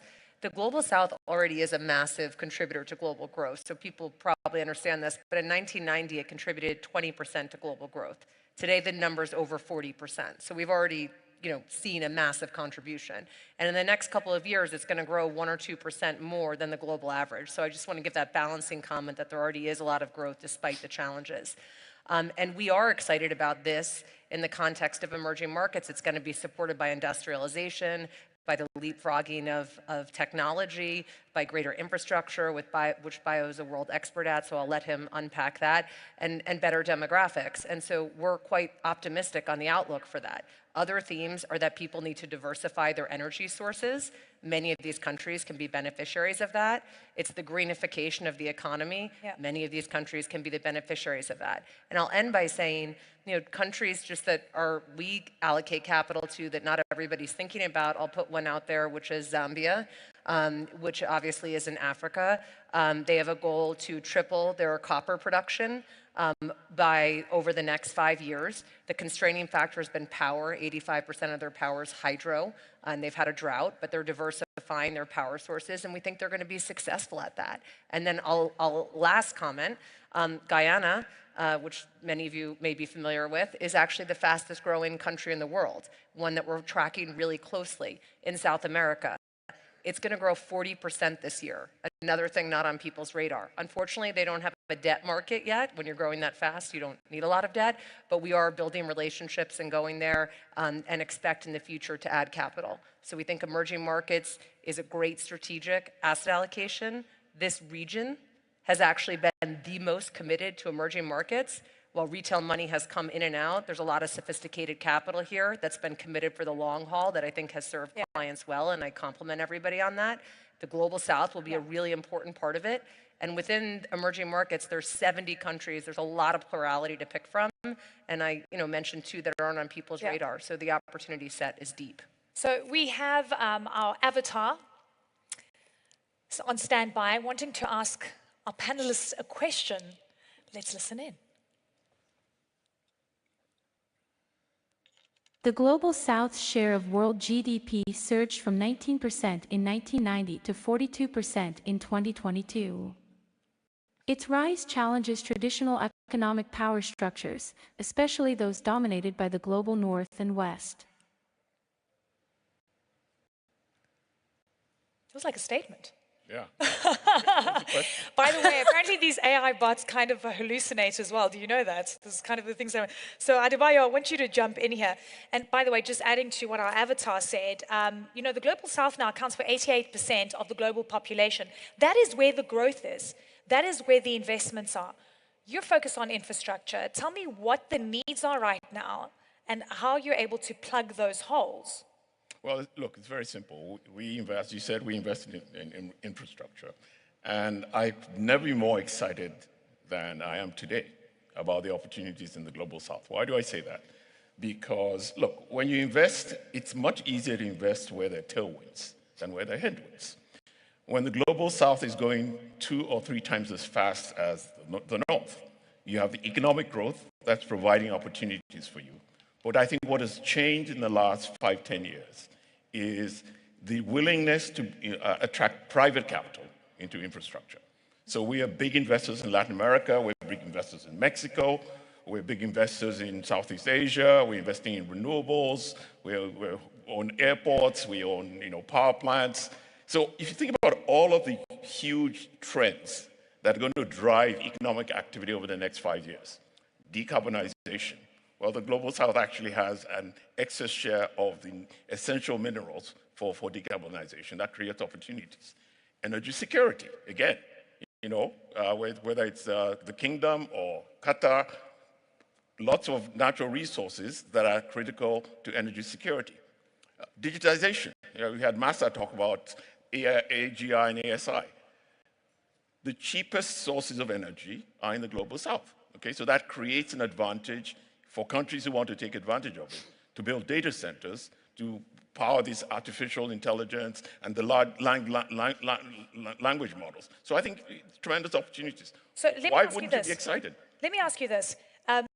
You've spoken about where you're investing, which sectors. Where are you not investing? And I want you to talk about jurisdictions. Which countries in the global south will you not touch? Well, there's some that are obvious. You're not going to invest in North Korea, right? We're not investors in, clearly we have never invested in Russia. We're not investors in Russia. We're not investors in Africa, but not because we don't think there are countries that are in Africa that are attractive. The reason we're not is when we invest, we're looking to deploy $1 billion, $2 billion of equity in each investments we make. And so there are not that many large opportunities in Africa. If there were, we would look for opportunities. By the way, infrastructure deficits every single year in Africa is over $100 billion. Yep. I'm sure you'll find some projects there. Well, I'm rooting for Africa. Yeah, exactly, yeah. I have my own agenda. Sanjeev, I want you to jump in here. Let's talk about agriculture. We'll come to you. I want to talk about agriculture, and we know in the future we need arable land, we need food security, we need water, we need to stay warm and cool, obviously, in certain markets. There are certain things that are absolutely fundamental. How important is investment in agriculture and how the global south can play that role? I think it's a very important point that you've touched upon, because investment in agriculture in Africa, for example, where it's more than 50% of the arable land of the world, it's not only important for transformation of Africa, because 60% of the workforce is engaged in agriculture, but also for global food security, because food security is becoming a real challenge globally because of climate change. So it's absolutely essential and pivotal to do that. And I think that the good news is that, there are challenges doing it, because first of all, the basics as connectivity, physical infrastructure is minimal, is not there. So you cannot really access and reach the produce to the right places unless physical infrastructure is there. The second is, it's also possible, of course, they have the usual challenges of fragmented land holdings. They have this challenge of the wrong work practices, and soil conditions being very poor, water being inadequate, although there is water available under the ground. So multitude of challenges. So how do you deal with that? I think fortunately, there's a technology leapfrogging that's possible if you take a leaf out of what's happening in India with the public digital infrastructure, the agri-stack and the application layers that businesses are putting in place. I think that's a way to reach the farmers easily. And the other, I think, lesson that we can take out of India is that India also has fragmented land holdings. So how do you kind of organize the farmers in terms of farmer-producer organizations? You get some aggregation to be able to access them. But all these, of course, require investments in physical infrastructure, digital infrastructure, capacity building. So, and in some of the most challenged countries, these issues the resources are not there. And there are also debt issues. So I think, during the last G20, India's presidency, I think two important things happened there. One is that European Union was incorporated within G20. I think getting a seat at the table hopefully will enable engagement to find creative solutions to some of these issues. You mean African Union? Sorry? The African Union. African Union. I'm sorry. Yeah. Sorry. Apologize for that. Yeah, but it's really important, because having the AU, by the way, look how long it took for the AU to have a seat at the table. Yeah, and the other important development was that there was this whole agenda about reforming multilateral development institutions. Yeah. Both in terms of balance sheets and also how they would lend from things like blended financing, and particularly in some of the economies that are under stress right now, how do you kind of create instruments to de-risk investments? Because ultimately, private capital will go where risks and rewards are commensurate. Otherwise, it's not going to go. Yeah. And private capital does need to go. All right. I'm cognizant of time, so let's keep it short and sweet so we can get through another round of questions. Ricardo, I know that you are, and actually you corrected me backstage because I said you really like crypto, and you said, no, actually, it's Bitcoin. Only Bitcoin. Only Bitcoin. Yeah. The reason that that is significant is because we keep talking about the dollar being the dominant currency. Me coming from Africa, I know the difficulty in cross-border payments, always having to go through the US dollar. I just wonder about the current payment system we're seeing globally and whether that is going to change, whether the dominance of the dollar might change going forward. Keeping in mind we are in Saudi and the petrodollar you know, the historical I part of think it. we're obviously getting to the end of the dollar dominance era because they are debasing the currency at such a rate that it's not going to last too long. And that's why people like me who look at Bitcoin as a solid unit of value, of a store of value, is so important for us. Also, it's a system that is not subject to retaliatory measures that will leave you with nothing if you step on the wrong toes, you know. So that's just one example of innovation that drives growth. I'm an entrepreneur. And a solution for the global south, would you say?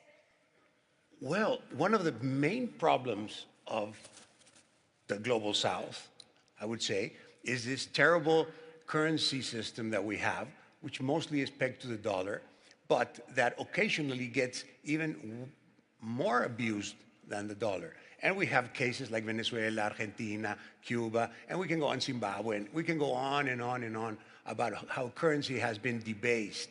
And that is a huge drag on growth because it decapitalizes everybody.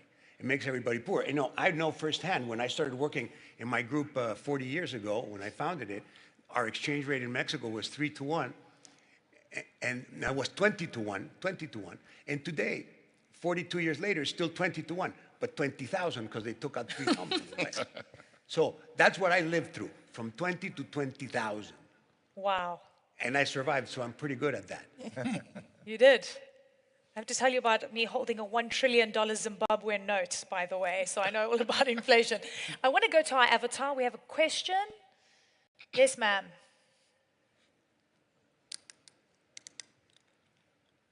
Despite its dominance, the US dollar's share of global currency reserves has declined from 70% in 2000 to 58% in 2022, suggesting a gradual erosion of its hegemony in international finance.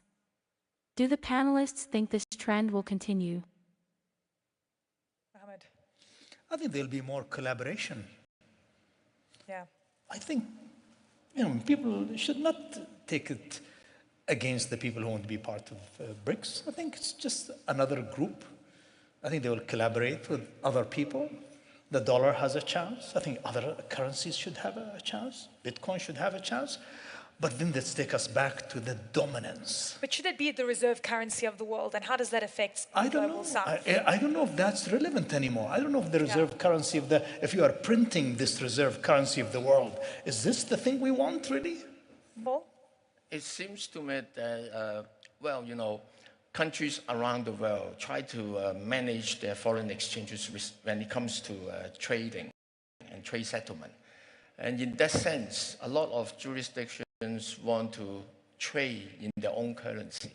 So the challenge is how to create a system to take care of that. Say, for example, Hong Kong, along with Saudi Arabia and a few other jurisdictions, we have a Enbridge projects facilitating trade settlements. Trading transactions denominated in their own local currency. And through digitalization, this can be settled by using their own currency. And this is gaining increasing confidence and increasing interest. And this is a project, I think, worth pushing forward for the good of everybody.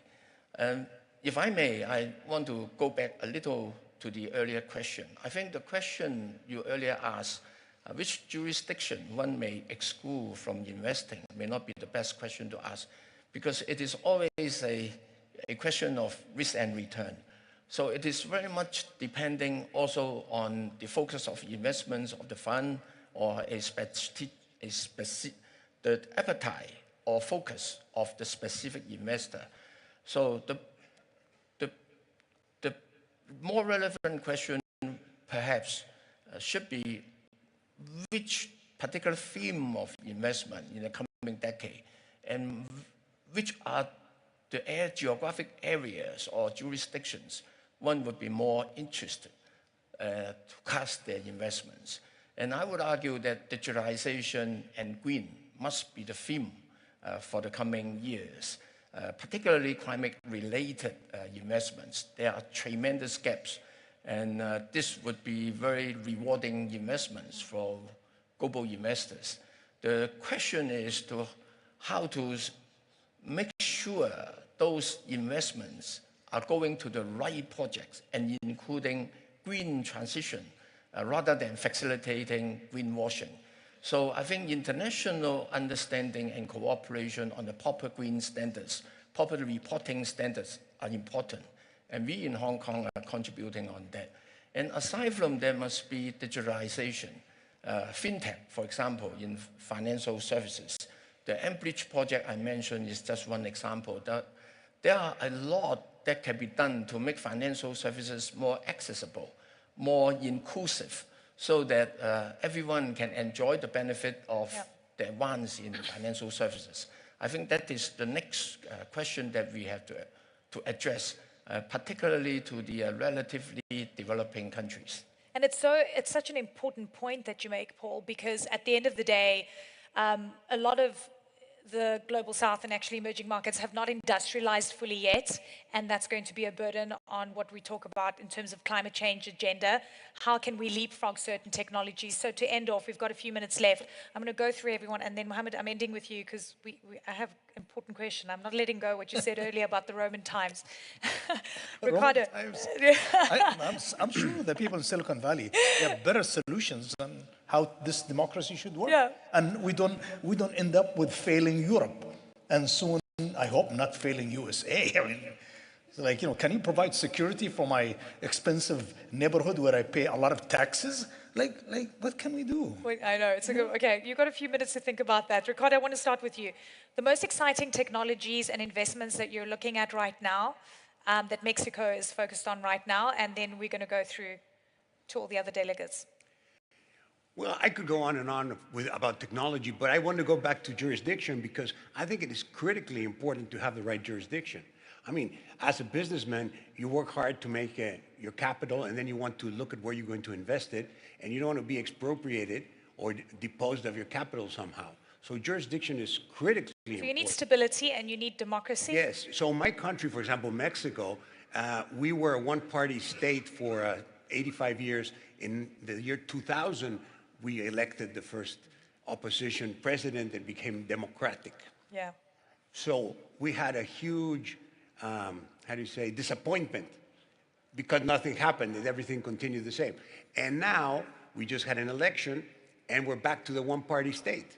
There you have it. It's interesting, yes. And now it's even worse because now it's a democratic tyranny where the majority dictates on top of the minority. You know what I've learned is actually for the Global South to really propel and reach its ambitions and its targets is that policy continuity and stability is needed. It doesn't matter under which, what you name the politics, frankly, and I think that's important. Very quickly, Sanjeev, let me know what you're thinking. Well, that's absolutely right. And if you look at the examples of where investments and progress has been good, it's been on account of good policies and stability in policies for sure. But I just also want to make a comment on this whole business about where to invest on technology. I think from a global south perspective, so particularly countries that have not progressed enough, I think investment on public digital infrastructure is what is fundamental. If we look at the UPI system in India, and that's also being used for cross-border movements now, the transactions are more than the rest of the world together. That's how deep it has gone. And it's very economical. I think those are the kind of investments are very, very pivotal for Global South. Adebayo, 30 seconds. Look, what else do you expect me to say about infrastructure? Look at the major trends: digitization, energy security, decarbonization, supply chain rearrangement. All are going to require huge amounts of capital investment. All are going to require huge amounts of investment. But you need policy continuity. You Policy need security. continuity is a given, okay? It's a given. That is, those are table stakes for investments. But those are the areas where I think are the most exciting. Katie. Well, I'm still kind of digesting the comment that the U.S. could no longer be the reserve currency. I think that might be one of the most important things set up here, or things to think about for people in this room, because it's an exorbitant privilege to be the world's reserve currency. And if someone's going to challenge it, and we thought for a while it would be some of the BRIC economies, you said at the outset, that hasn't happened yet. Maybe it is Bitcoin. But I have to tell you, as someone who manages a lot of treasuries, that's, it's making me reflect on that being quite dislocating.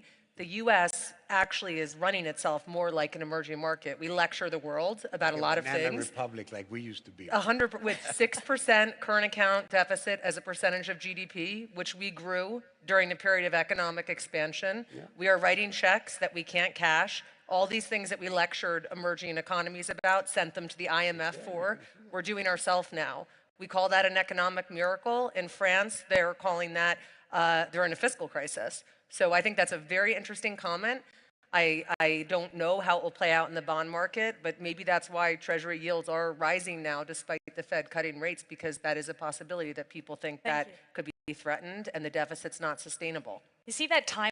Before I could go over, but now we've got an avatar that's going to stop me. So I'm going to steal 1 minute, Sophie. I hope you don't mind. Okay, Paul. Yeah, quickly. thank you. Yeah, I'm kind of principle-based when it comes to decision-making. So in the choice of jurisdiction, I gather that what we are really looking at is an area with safe, stable environment, and government policy being consistent, transparent, and predictable.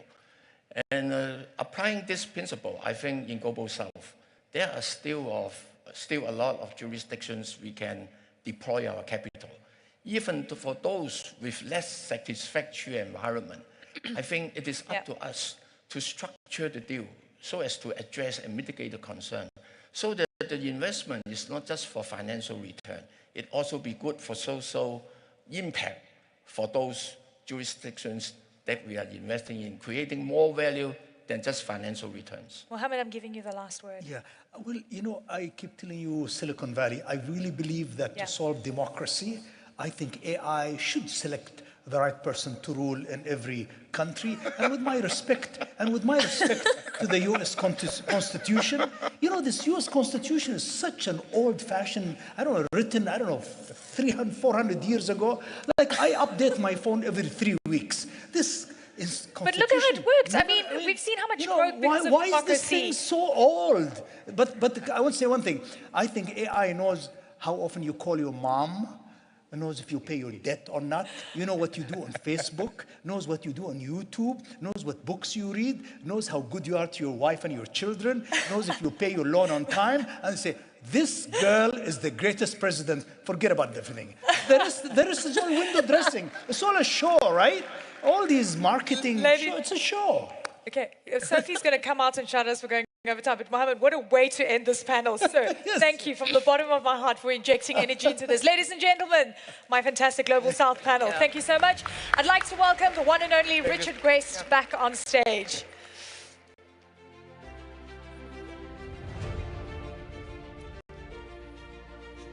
Please come through. Hello. Very nice to see you. Very good to see you. Very good to see you. I don't know. All right. Oh, shit. Thank you. We need men to protect us for this. Choose your seat, ladies and gentlemen. All right. Will public or private markets shape the future of global investment? Now, before we discuss this, we have to be very careful. Because I know the panelists are all going to devolve to the lowest common denominator. Will public or private markets shape the future of global investment? You're all going to say, no, it's not one, it's the other. We need both. We need a bit of, aren't you?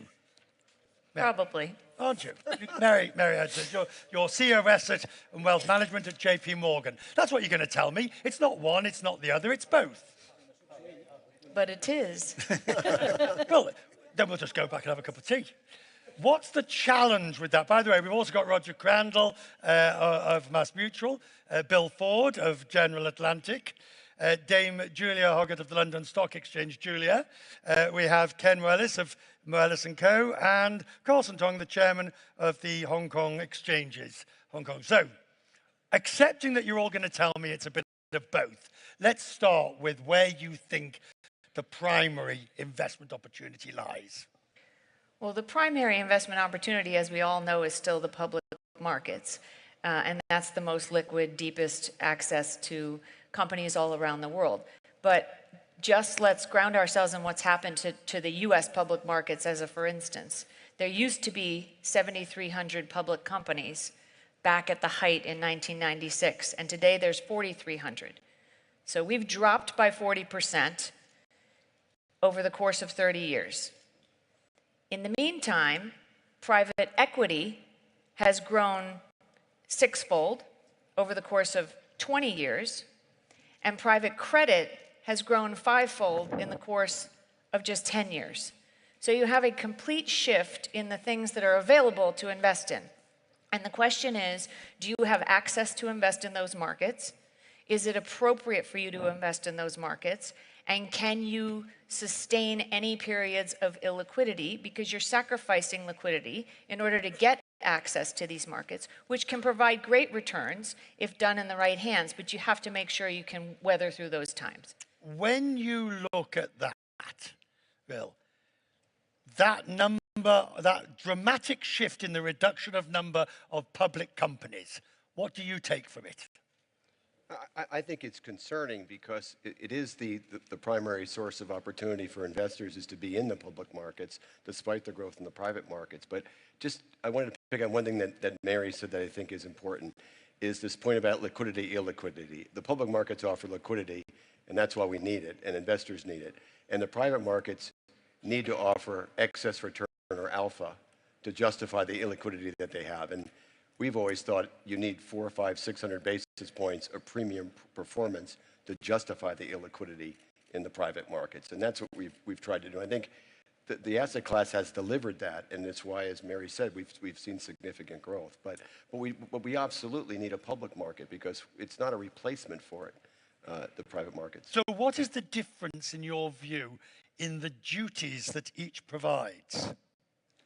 Well, I think in the case of private markets, it's really what generates alpha. And I think it comes from industry insight, deal acumen, company building skills. And it's the firms in that area that have to apply those skills and get them ready to be public companies on the London Stock Exchange, the Hong Kong Stock Exchange, and then be available to a broader set of investors, institutions and retail investors.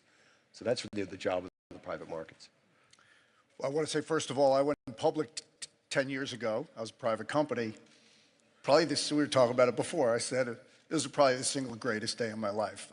There's nothing that demonstrates capitalism like watching your stock open on the New York Stock Exchange, liquidity. I brought my family, my kids. It was the greatest day in their lives. So all the entrepreneurs out here are thinking about it and are being told it's terrible. It's fantastic, number one. But number two, what's happened that Mary was talking about, we have all these agencies now that are trying to tell you how to run your company. ISS tells me who I can have on my board. So there's how I can get compensated. You have to go to consultants. So you go private and you have all this dynamic opportunity. I think that we've regulated the public market out of existence, 7,000 down to 4,000, because who wants ISS telling you who your directors should be and what age they have to be and you know what your disclosure has to be. I think I have a mine safety disclosure. We're an investment bank. I have to disclose our mine safety procedures. It's not really relevant, I mean, for those who ever worked in an investment bank. So these outside influences that are over-regulating the public markets are squeezing the life out of them. So you haven't decided to go private? The trouble is I love being public. It is... Why? Why? Instant access to liquidity. The markets, by the way, if you're running a company, I think the market speaks to you. You have to listen to it every day, but it'll tell you whether they like what you're doing and they don't like what you're doing. And by the way, as a group, they're smart. The general market has an influence, and they'll let you know whether they think you're on the right track. And it's good information to have. It's really, I think it's good input. So we've only been private for 173 years. And we're owned by our policyholders. And I have no interest in going public whatsoever. How often does the debate come up? Zero, right? Because the alignment of interests with the long-term nature of our policyholders is so great compared to stockholders who may have a short-term desire. 0.5% of extra interest in our bond portfolio by investing in liquid private bonds is worth 40% more in accumulated value after someone's lifetime.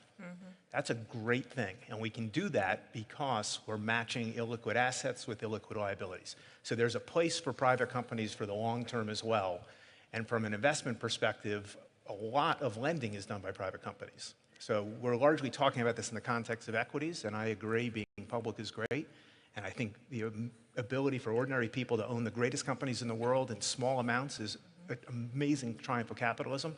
But we love being a private company for the long term. But Bill needs both. Bill needs to be able to find the private company and then be able to take it public in the public markets for liquidity. Right, so we have beaten up on both of you, or at least they have.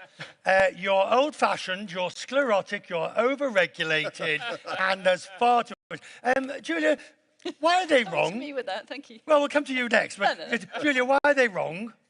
Well, I think that there are certain points I absolutely agree with Ken on, actually, which is we've had a mindset, I think, in the UK that we have sought to so protect people from the downside that we haven't exposed them to the upside. And one of the challenges in regulating kind of one regulation for every different investment scenario is that you wind up everybody being in the same bucket or being constrained by the same things. The simple reality is that we need a world, and I'm afraid it is answering both sides of your question, that enables private companies to thrive and that entrepreneurship and that curation and that company building to happen, and to happen in the way that is the best to coach a CEO as to how to build a consequential company. But we then need to make sure they've got numerous courses of exit. Now, one of the things I care about, I chair a task force for the UK that has a very simple vision statement. How do we create the best possible environment in the UK for great companies to start here, grow here, scale here, and stay here? Now, to do that, you need private and public. We have incentivized all of our institutions to buy public and less incentivized them to buy private, which is why, I mean, Bill's had great pickings, but it's why we've not had as much of our private money coming in. In order to actually solve that, you need to think differently about the problem statement. It isn't about, I think, CEOs of exchanges going, boo, hiss, private markets are bad. What we've done at the London Stock Exchange is set ourselves a very simple target. We want to be the first exchange in the world that is genuinely indifferent as to whether a company is public or private. You want to be? So you're not yet?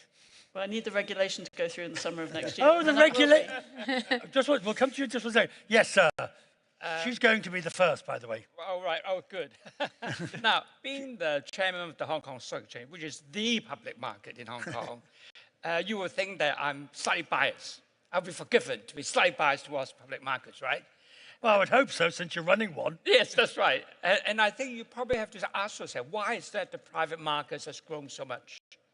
I think it's the low interest rate environment, the abundance of liquidity, and also the desire to seek high return.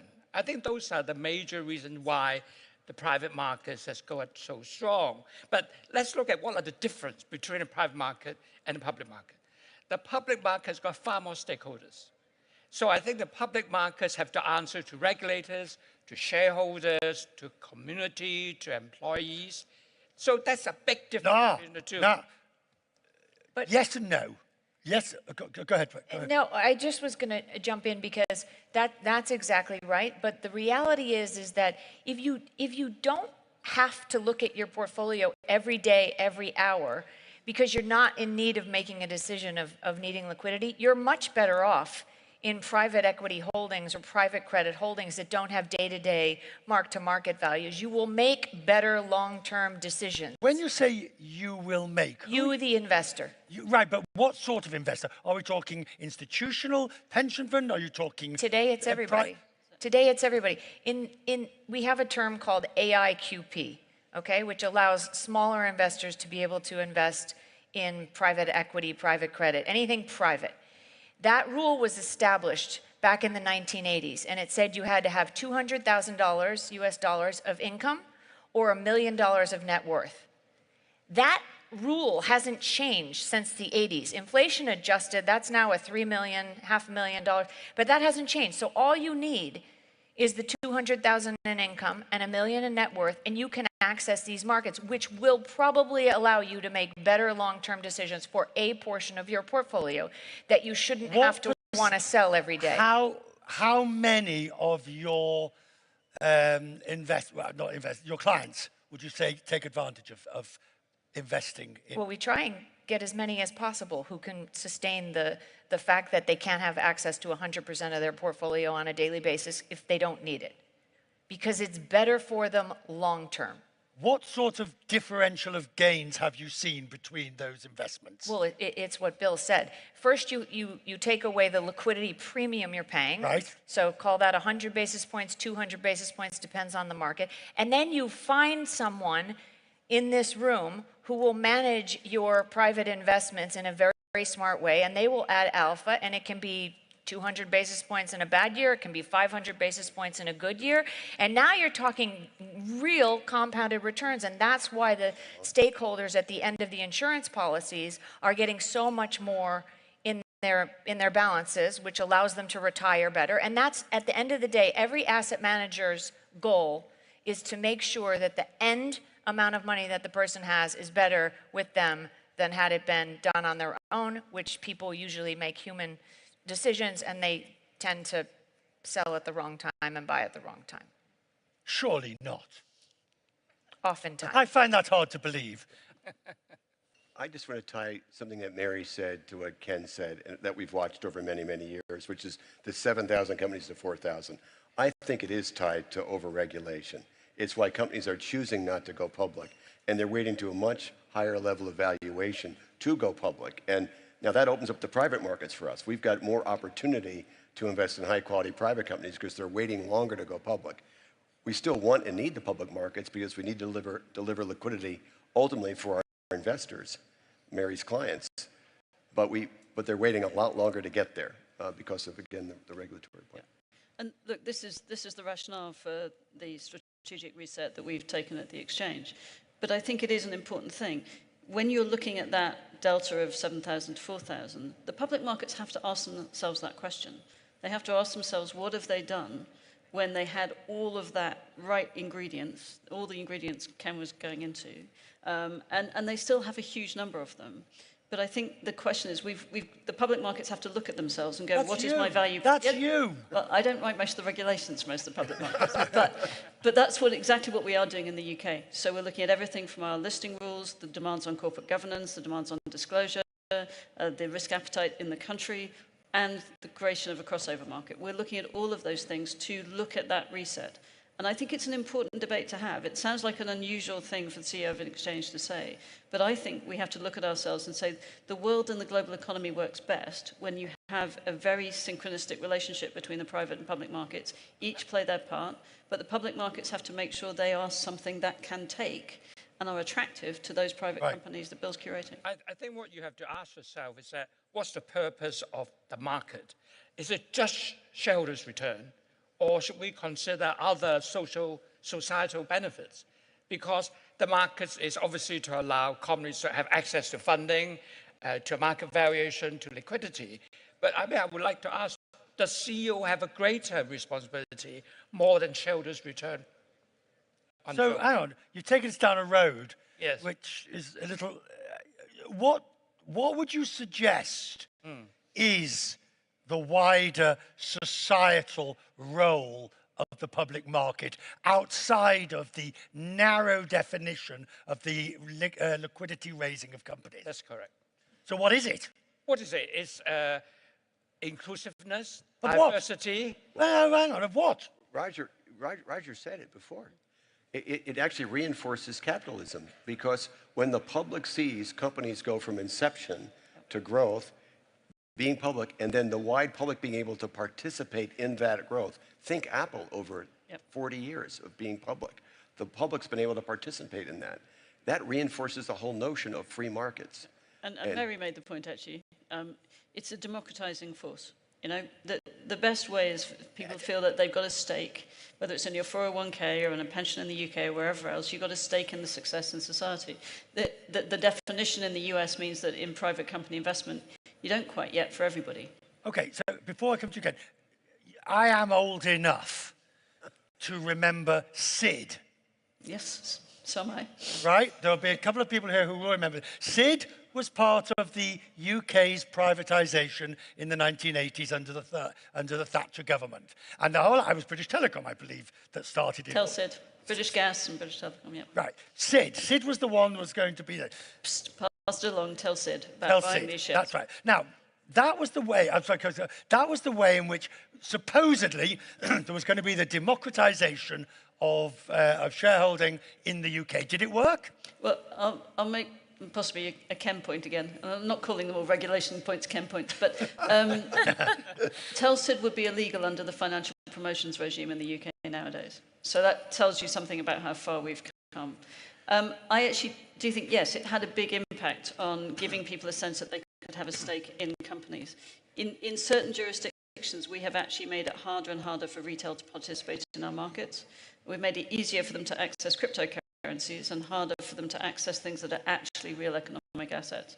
And so that is a question about how we make sure regulators get the balance right. So you were saying about democratization. I think the big thing that's going on between public to private is credit. And it's the undemocratization of risk that's happening, and I think that's very good for society. So what the regulators have learned in the SVB, Credit Suisse, is that there already was $22 trillion of private credit. It was just all bank debt. But it was financed in the most ridiculous way. You had 5-year loans, and what we found out is we had 5-second liquidity. That's a bad system. You can remove your money in 5 seconds, and the bank had 5-year loans. And the intermediary of that, helping to leverage it 10-to-1, was the taxpayer, was the guarantee on FDIC deposits. This is what's leading to the boom in private credit, which is really the capital that you're talking about, is that if you could take this capital off of bank balance sheets, risky capital, take the taxpayer out of guaranteeing bad decision-making, which, by the way, seems to recur. It does not seem to be just Lehman and Bear. It seems to happen every 10 years. You find out that somebody's made horrific loans. Well, S&L crisis, we've all been... So the rise of private credit is an unbelievably good thing for markets, for societies. The individual now who makes the loan, maybe they're one-to-one leverage, but you know, if an institution loses their money, fine. Get the taxpayer out of it, and I think you'll have a much better society. I mean, I don't disagree with that. I think that public markets and private markets can coexist, and they need to compete with each other, because I think public companies can learn to improve themselves as well. And then I think regulators can learn from it, because I think there is a risk that you might overregulate, and that's important. Is there a feeling, Mary, that when it comes to private markets, even though pension funds and the like access in a sense, but there's a feeling with private equity, JV, all of these private things that the ordinary person's left out? That somehow it is those with money having access to those opportunities and funds, and guess what? They're all at it again. That is how it used to be. It's changing. And the good news is that we have all these things that are providing more access for people to be able to put this in mutual funds. We can now put privates in up to 10% of mutual funds. We have evergreen funds that we can do, and now we're even starting to put them in ETFs, which are daily traded ETFs. And if we get what you're trying to do, which is be able to more liquefy the private markets on the LSE as a for instance. Now you really bridge that gap where almost anyone can have that access.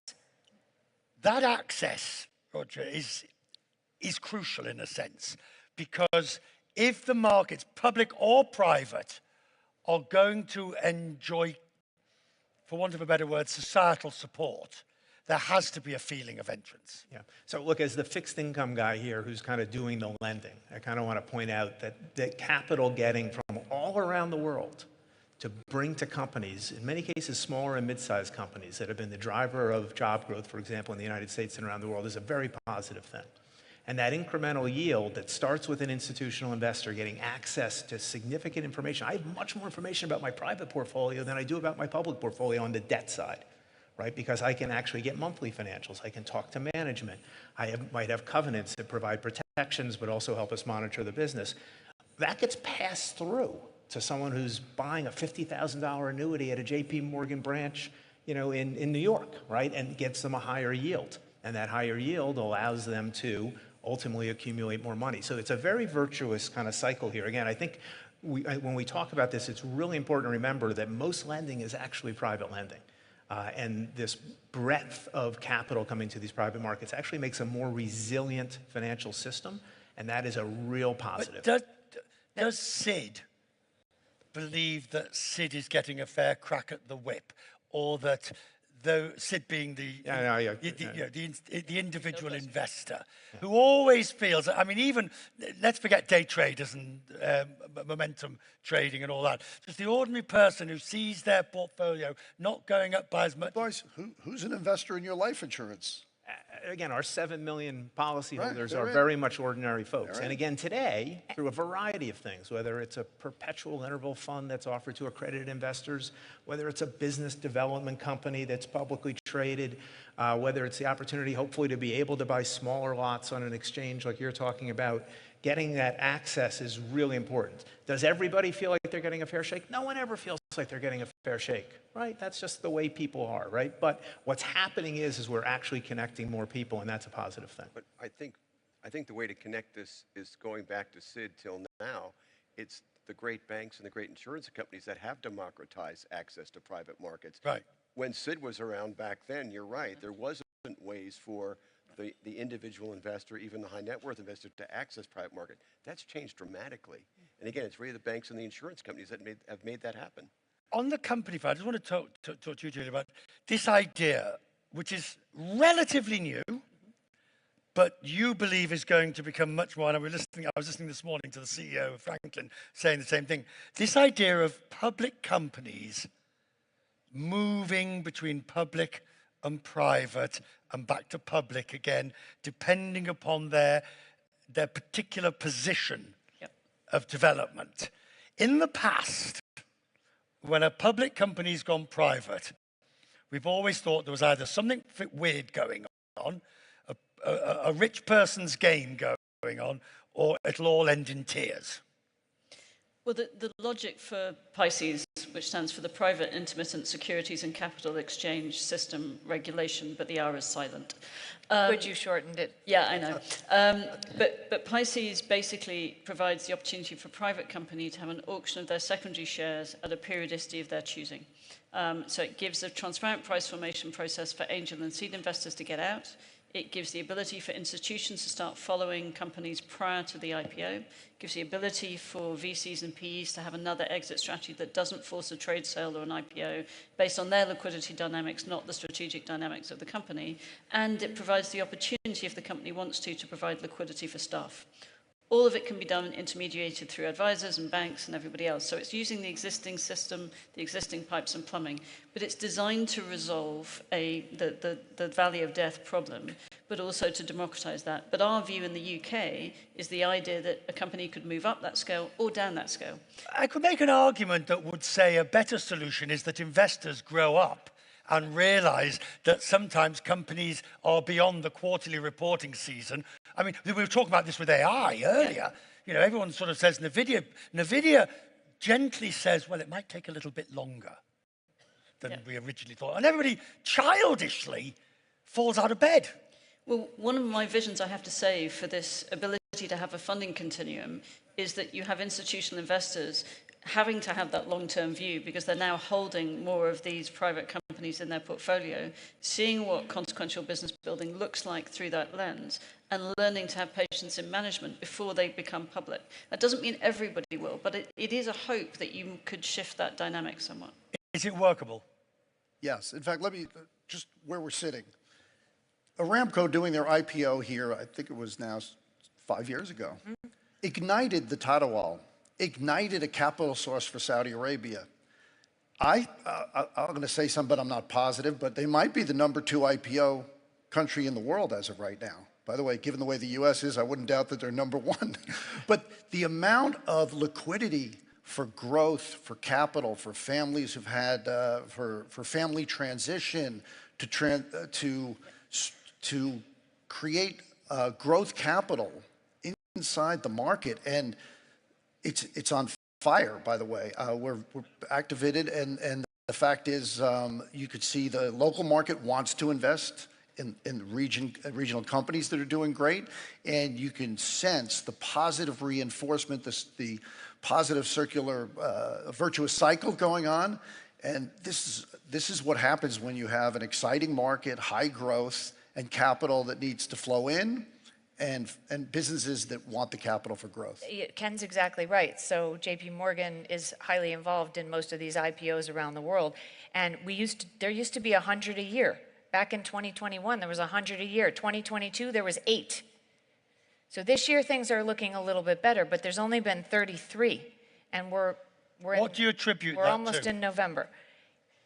It's a lot of what we've been talking about. There's stay private longer, if you can. The regulations, the activists, the quarterly obsession, all of that. If all else equal, you are a CEO, stay private a little bit longer until you're ready, as Ken was. He didn't go public right away. He waited until it was institutionalized, it was ready to go. And then you can sustain that. But until then, the markets are readjusting. And there are places like right here, where we're sitting in Saudi Arabia, where there's a lot of activity and it's in a different generation. And so you're seeing the excitement here. And this is exactly where the shift of focus has become. What can be done to change the environment then? Start with you. Well, I want to go right back to the regulatory side, because when I talk to CEOs, particularly of smaller and mid-sized companies, they say the cost of being public is high, and it's too high for the benefits I get. You know, the other is public markets are the crucible where fear and greed run into changing expectations. I love public markets, and I love volatility, because as a predominantly long-term private market investor, that breeds opportunity over time. Right, we just heard how in 2000 the internet bubble burst and companies fell 99%.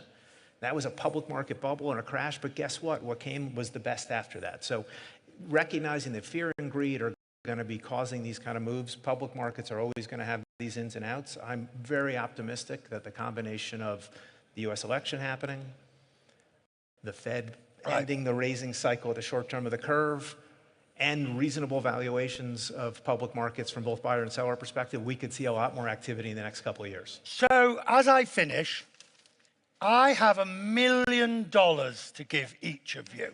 No, nothing to do with voting or registering. We wouldn't want to fall foul of that, would we? No. $1 million. You cannot split it up. Uh-oh. Oh, darn. Oh, do you not think I didn't see that one coming? All right, all right. Bearing in mind our friends from exchanges, I'll allow you to do a percentage.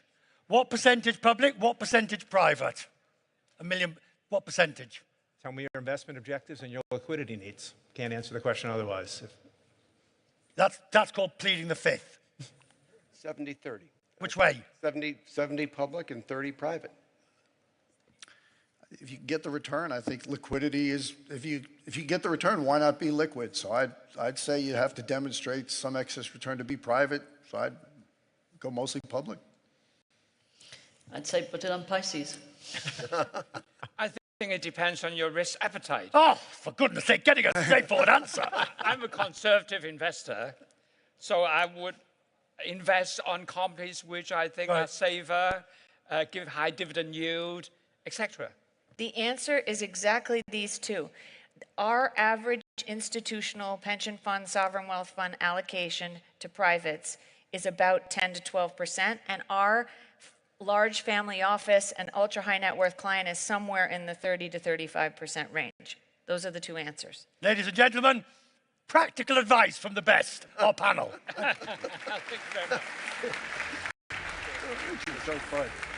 It's always such a pleasure to watch you, Richard, so thank you very much. Really enthralling, exhilarating and interesting discussion, and perhaps some questions there that also would want to beg to be explored a lot more. So thank you to Richard and his panel.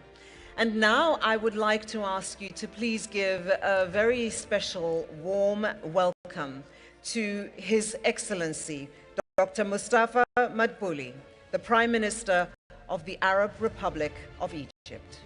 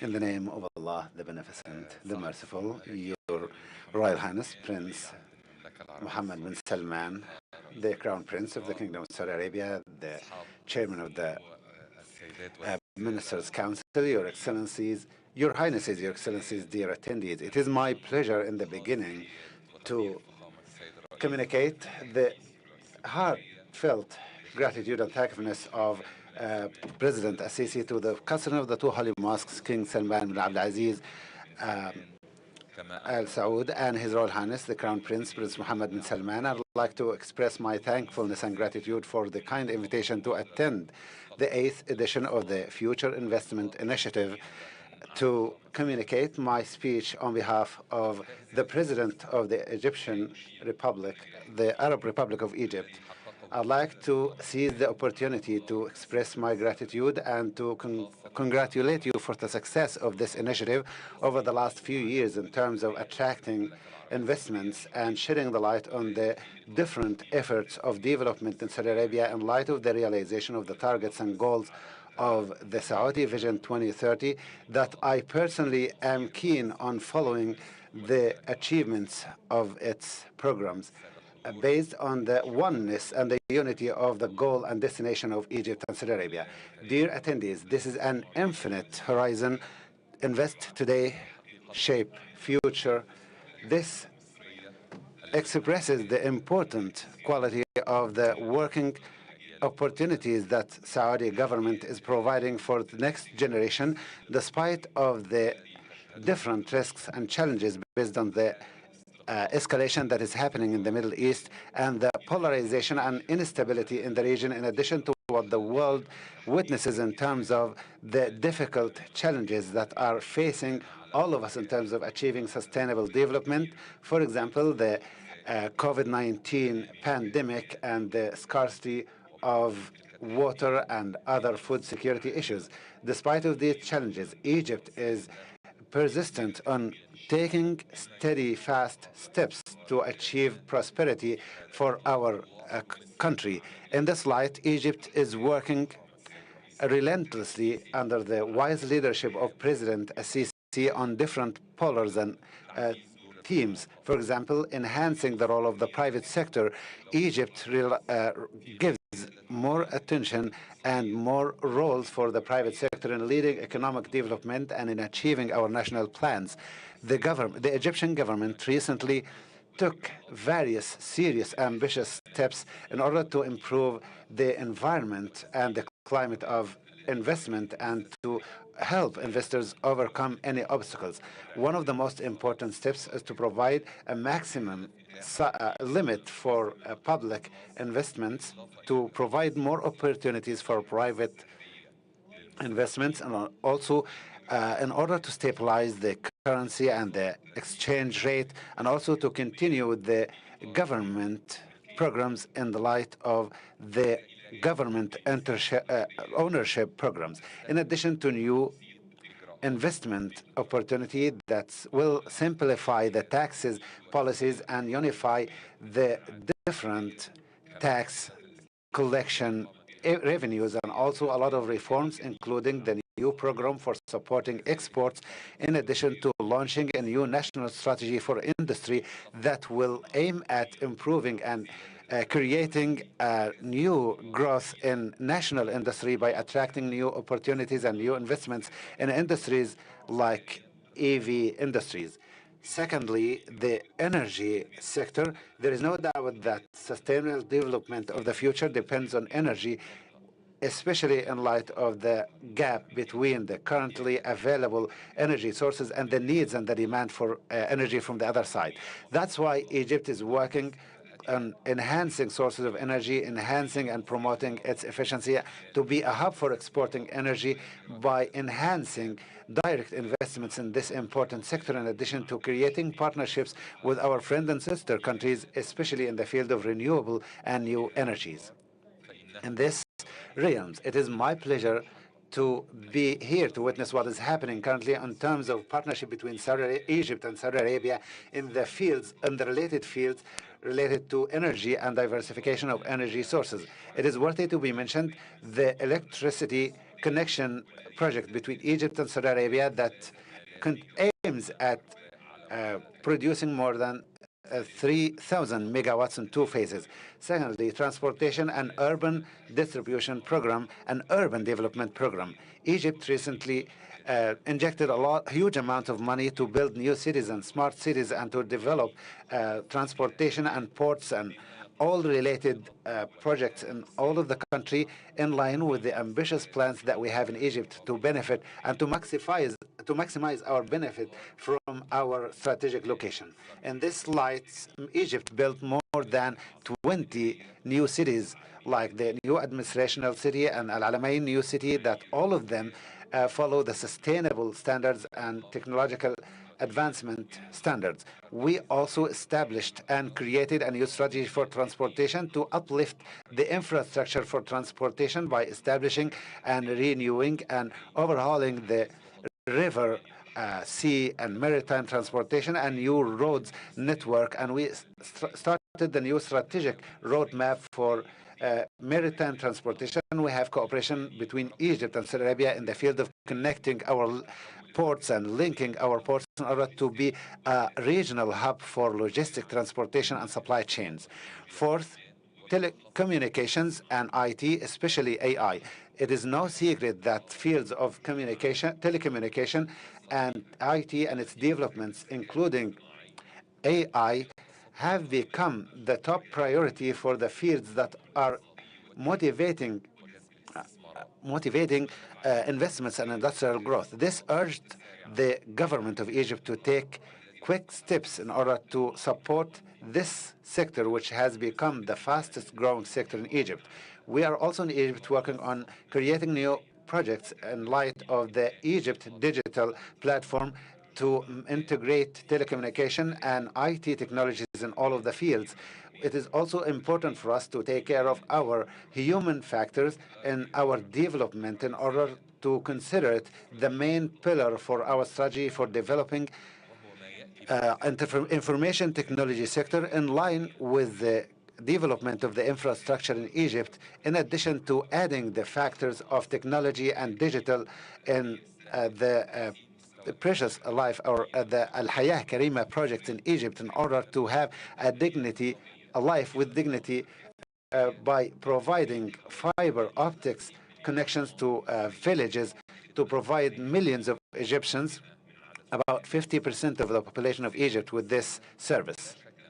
Ladies and gentlemen, there is no doubt that there is close connection between economy, investments, and growth from one side, peace, stability, and security from the other side, which makes the Middle East region, which is full of conflicts and increasing difficulties, facing a lot of complicated threats.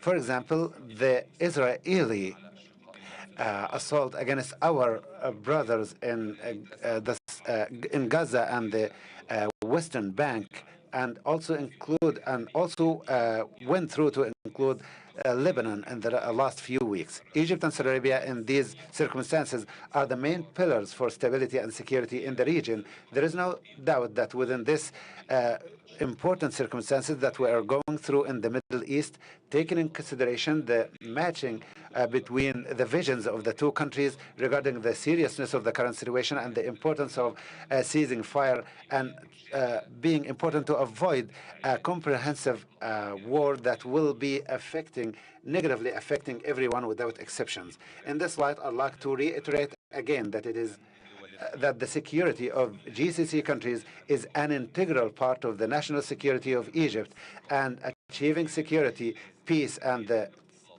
feasible environment for welfare and economic prosperity in the Middle East of the world is closely connected to fair peace and just comprehensive peace in the region by establishing an independent Palestinian state with Eastern Jerusalem and its capital, according to the resolution of the international community. I also would like to express my gratitude for and cherishing the strategic partnership between Egypt and Saudi Arabia on all of the levels, which reflects the historical relations between the two countries and the two peoples.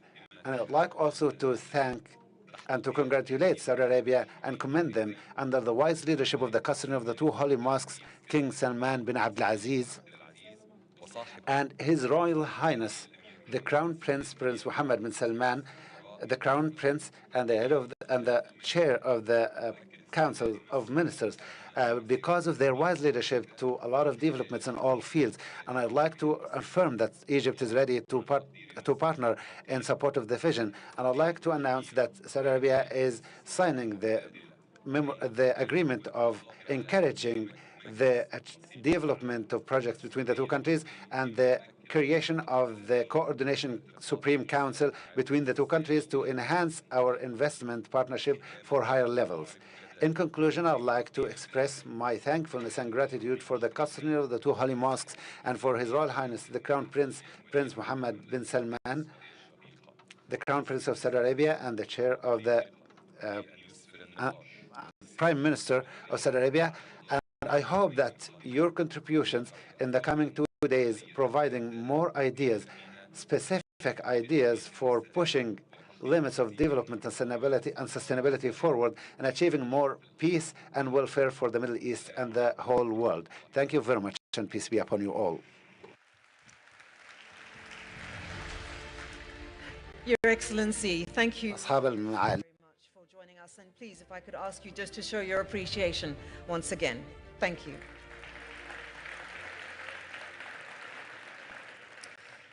And in keeping with your appreciation, please put your hands together and welcome warmly His Excellency Muhammad Shahbaz Sharif, the Prime Minister of the Islamic Republic of Pakistan.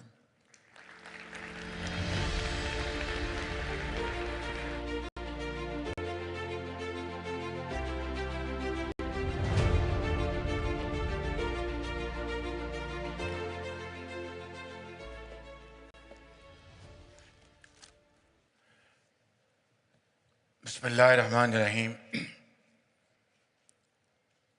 Excellencies, honorable delegates, ladies and gentlemen, Assalamu alaikum and a very good afternoon.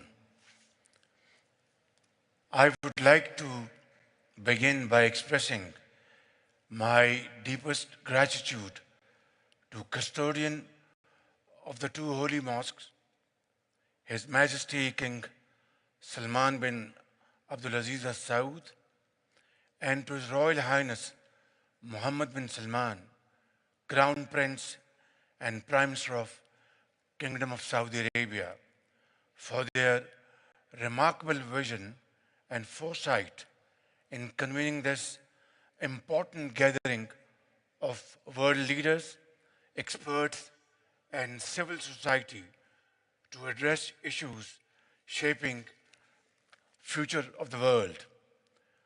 I stand here in Riyadh, a city that has evolved from a desert oasis into a global metropolis, and I'm inspired by a vision that resonates beyond borders, a vision of limitless possibilities where the choices we make today set the course for a future we dream of.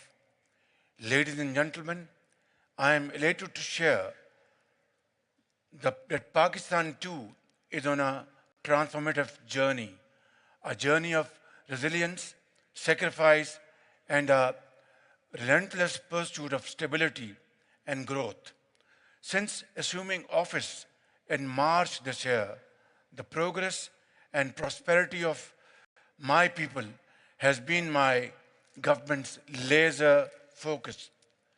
Through the commitment of our people and valuable support of our partners like our brotherly country, Kingdom of Saudi Arabia, we have restored macroeconomic stability and are now ready to enter a period of sustained growth and progress. This journey is not just ours. It's a call to our friends across the world because together we are stronger, together we can shape a future defined by innovation, prosperity, and progress. Ladies and gentlemen, Pakistan is blessed with something truly precious, that is our youth, Shabab. Our young generation is our promise to tomorrow, talented, resilient, and armed with untiring spirit. They are now ready to take on the emerging challenges. Inspired by Saudi Arabia's Vision 2030, championed by my very dear brother, Crown Prince Mohammed bin Salman, we share a common mission and invest in our youth to shape the future. In this pursuit, it is not just our responsibility, it is our persistent endeavor to empower our youth with quality education, digital inclusivity, and the cross-cutting tools that need to thrive in a rapidly evolving world. Pakistan is laying foundation for a knowledge-based economy driven by innovation in three pivotal domains: artificial intelligence, education, and health, in which we look forward to forging useful partnerships. My dear friends, artificial intelligence is more than a trend. It is a force revolutionizing economies, societies, and industries.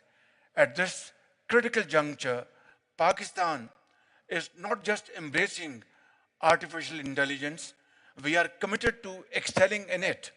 Our mission is clear, and it is to encourage young minds to redefine the boundaries of AI, training skilled engineers and data scientists as the backbone of Pakistan's AI growth, and equipping our workforce to harness the power of AI across industries. Along with the Kingdom of Saudi Arabia and like-minded global partners, Pakistan envisions artificial intelligence as a force for good and free from biases. In agriculture, climate resilience, and the fight against misinformation, we can unleash AI's potential not merely to compete, but to uplift and empower. Esteemed delegates, our aspirations in AI and beyond are deeply rooted in a solid educational foundation. Through educational reforms, vocational trainings, and digital literacy, we aim to build a skilled, tech-savvy generation. Projects like Danish School, that is Intellect Schools, and the Education Endowment Fund in Pakistan that my government steered made quality education accessible to those who once saw it as an unattainable dream. Alhamdulillah, their dream has come true. Today, these young graduates aren't just students, they are great builders of tomorrow as doctors, engineers, and innovators. They are pioneers driving progress and uplifting their communities, a testament to the transformative power of accessible education. Their success stories reinforce my belief that education is a true equalizer and a game changer for individuals and nations alike. Distinguished guests, health is the cornerstone of human advancement, and Pakistan's healthcare sector is home to over 275,000 registered doctors, with our youth pioneering new health tech solutions. With advancements in healthcare standards, we envision a future where our doctors and scientists collaborate across borders for a healthier tomorrow. Imagine the impact of pooling resources in areas like genome sequencing and personalized medicine. With such collaborations, we can redefine the whole healthcare system. Our institutions in Pakistan, like King Edward Medical College, NUST, and Aga Khan University, hold immense potential for breakthroughs in diagnostics, treatment, and disease prevention. At Pakistan Kidney and Liver Institute Research Center, a center of excellence in specialized care and research, we are unrelenting in our commitment to providing state-of-the-art medical services to our people, which contributes to building a healthier, more resilient society. Ladies and gentlemen, as we look forward, these infinite horizons and unpack our potential, one truth becomes abundantly clear, and that is the future of human advancement doesn't lie in isolation. It lies in collaboration, in working together for win-win outcomes. No nation can overcome today's challenges alone, and no single country can harness the potential of tomorrow without the support of others. Pakistan stands ready to join those countries who dare to dream big. It is my pleasure and honor to invite you to invest in Pakistan, to bring your expertise and experience to our country as we build a future rooted in resilience and shared prosperity. As Pakistan and Kingdom of Saudi Arabia move towards new realms of possibility, from our shared heritage to the frontiers of innovation, may this partnership shine as a beacon for all. Before I finish, ladies and gentlemen, this dream will never be fulfilled, come to its certainty and transformed into action unless peace is restored in Gaza and bloodshed is immediately stopped over there. Without that, the world will not progress and will not prosper.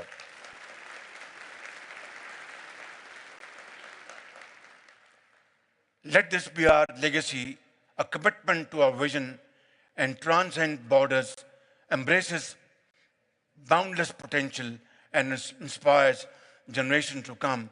I thank you. God bless you.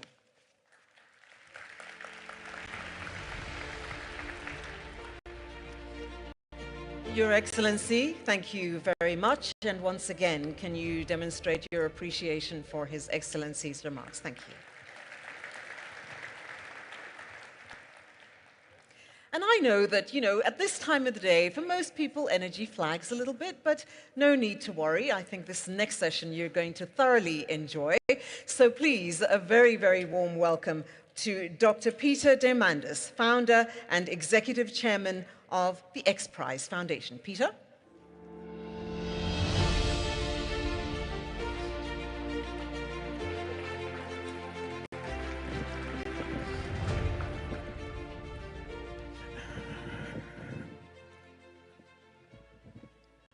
Ladies and gentlemen, prepare for a fun conversation with a very special guest and someone I'm proud to call a friend. Welcome, Elon Musk.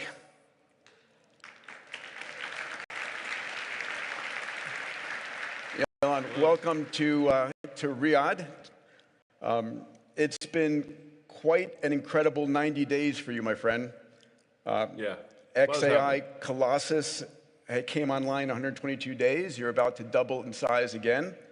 The extraordinary success of the 5th mission of Starship and the booster capture, amazing. The launch of Cybercab, Starlink helping in disaster relief, progress with Optimus, the second Neuralink human patient, new record users on X. And that's in 90 days. I'm sure I've missed a few things. Welcome. Yeah, I've been playing a significant role in this election.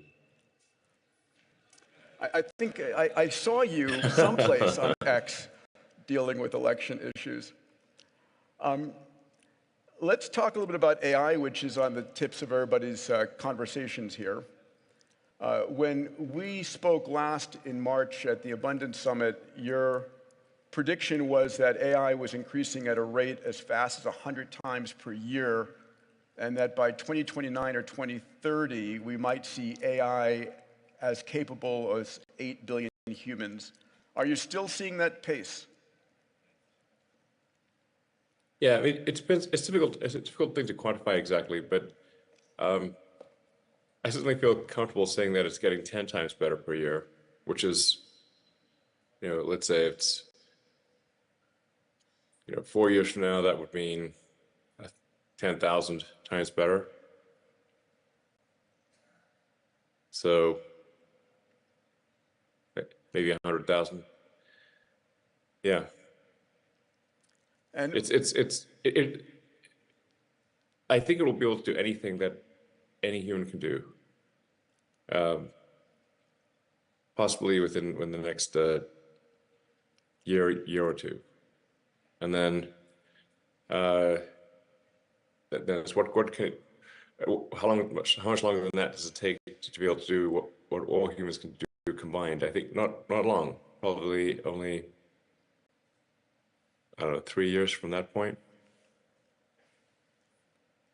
So it like 2029-ish, 28, something like that. The other conversation we've had, and you came out in the same side as Jeffrey Hinton in this, was 80% probability it's going to be awesome. 20% probability we're screwed. Are you still on those odds? Yeah, I mean, one could say it's most likely going to be great, and there's some chance, which could be 10 to 20%, that it goes bad. The chance is not zero that it goes bad, but overall, one could say that the cup is 80% full. Is one positive way to look at it, maybe 90%. All right, I like that, increasing odds. What keeps you What keeps you up at night besides running 6 companies? Well, waking up early to participate in talks like this one. I felt very guilty asking you to do this, but thank you for joining us none the least. But in terms of worried about the future, well, I think AI is a significant existential threat and something we should be paying close attention to.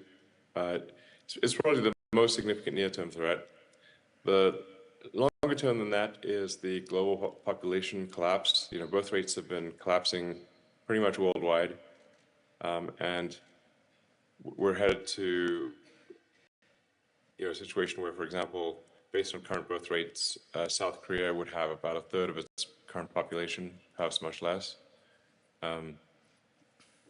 Europe would have about half of its current population, perhaps much less. And I should say that those numbers are if the birth rate were suddenly to return to 2.1 per woman, which is a stability point, which it's not doing. So if the current compounding effect continues, you would see really many countries become 5% of their current size or less within 3 generations.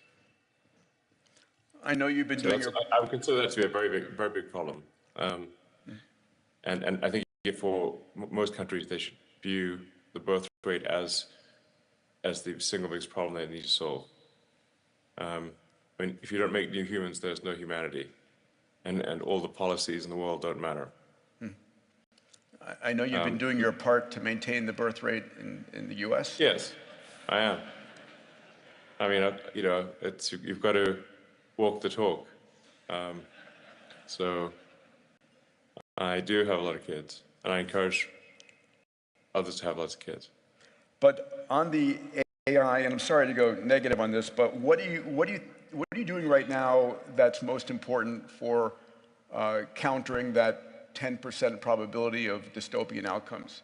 Is there something, or is there a regulation that you're promoting? How do you think about, the upside will take care of itself. How do you protect against the downside?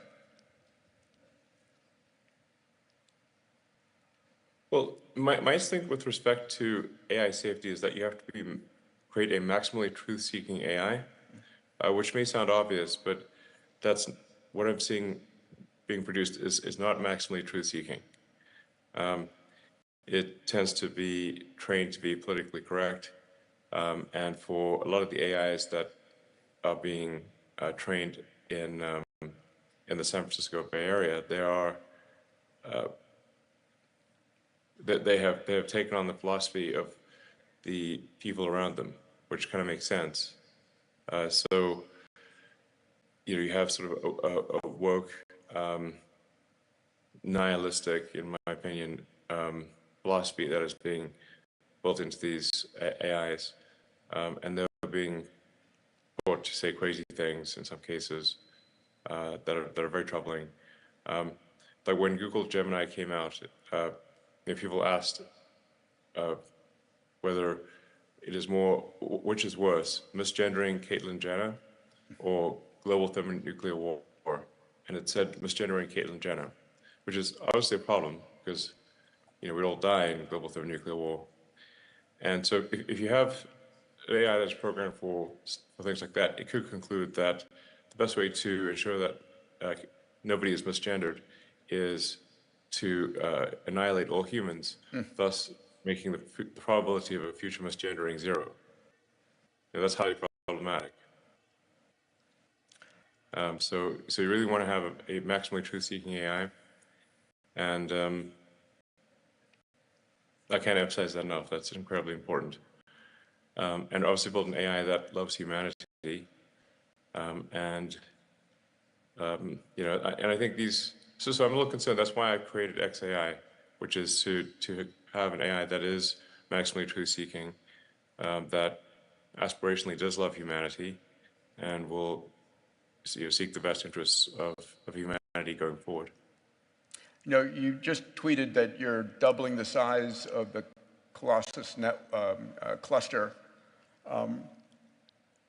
Yeah. What are your thoughts? We already have with XAI the most powerful training cluster in the world, and we're about to double it. Energy is a point of conversation here. How concerned are you about providing sufficient energy for the growing hungry clusters globally? Yeah, I think things are currently chip limited, or they're not quite chip limited. They're getting to the point where they're limited by voltage transformers and installation, and they will become limited by energy. So there will be a tremendous amount of energy that's needed for digital intelligence and for also for electrification of transport. So those two things are a big deal. Yeah, we're going to need a lot of energy. The long term, almost all the energy that we will get is going to come from the sun. So one way to look at civilization is progress on the Kardashev scale. We're just barely getting to 1. Well, we're far from, half. Getting. I think we might be close. I'm not. It's not clear to me we're above 1% on the Kardashev scale 1. Because Kardashev scale 1 means you've harnessed all the power of the planet. I think we've probably harnessed less than 1% of the power of Earth. Now, Kardashev scale 2 is you've harnessed all the power of your sun. The sun is overwhelmingly the largest source of energy in the solar system. Everything else is maybe amounts to about 1 trillionth of the energy in the solar system compared to the sun. Safely less than 1 trillionth of all the energy is non-sun in our solar system. Yeah, we're using 1/8,000th of the sun's energy hits the surface of the Earth. Just that hits the surface of the Earth. Yeah. Yes. And the percentage of the sun's energy that hits the surface of the Earth is less than 1 trillionth of the energy that the sun produces. So almost all energy long term will be solar. It rounds up to 100%. So it rounds up to 100%. That's how much of the energy in the future will be solar. When you view things from a Kardashev standpoint. You know, Elon, we have a number of national leaders, corporate financial leaders from the Middle East here. What's your advice to decision makers here in the room that don't want to miss the AI transformation and will be part of the leadership of that AI transformation?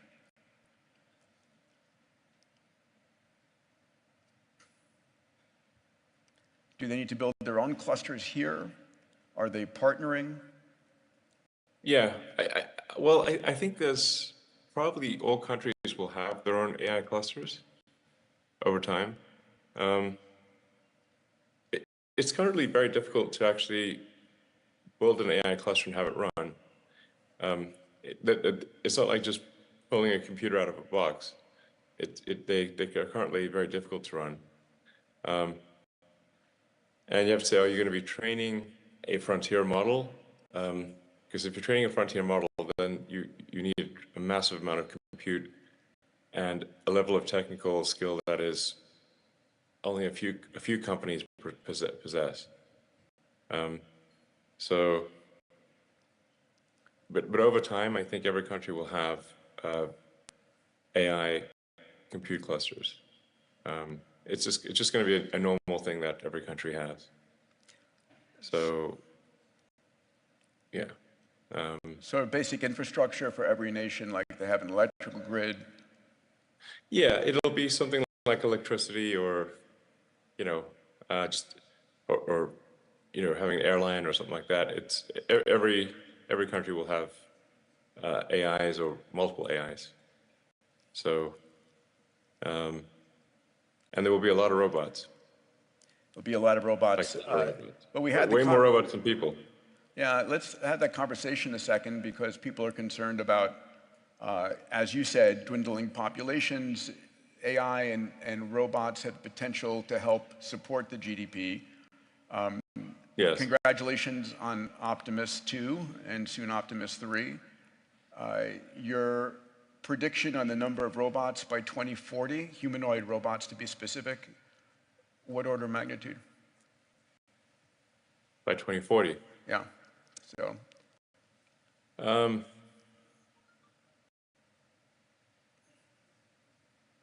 I think by if you say like 2040, probably there are more humanoid robots than there are people. So on the order of 10 billion. Yeah. Yes. And your price point on these humanoid robots? You're pretty good on pricing. sometimes you're off on timing. Yeah, I'm often optimistic on timing, but although, you know, the press will report when I'm late, but not when I'm early. You know, for example, our Shanghai factory, we thought it would take about 1.5 years, and we did it in 11 months. Our Nevada factory, we thought 2 years, we did it in 18 months. Or the Colossus cluster. Texas factory, 2 years, we did it in 14 months. So I've been early actually many times, it's just not reported. So when I make a prediction, I try to figure out, I try to say what is the 50th percentile likely, which means that half the time I should be wrong. So I'm not sandbagging essentially. So, but I think it's once you get out 2040, that's a long time from now. Over 25 years, there'll be at least 10 billion humanoid robots. And price point? Yeah, the price point will be, I think, quite low. Probably $20,000, $25,000 for a robot that can do anything. We will be in a future, assuming we are on the good path of AI, I think we will be in a future of abundance. You know, obviously you wrote a book called Abundance. So I think you would agree that that is probably the outcome. Basically anyone will be able to have any goods and services they want. The actual marginal cost of goods and services will be extremely low in the future. In our last 4 minutes, let me change the subject to something near and dear to both of our hearts. Congratulations on Starship. It was literally awesome. Probably the engineering feat of this decade, if not more. Not bad for humans.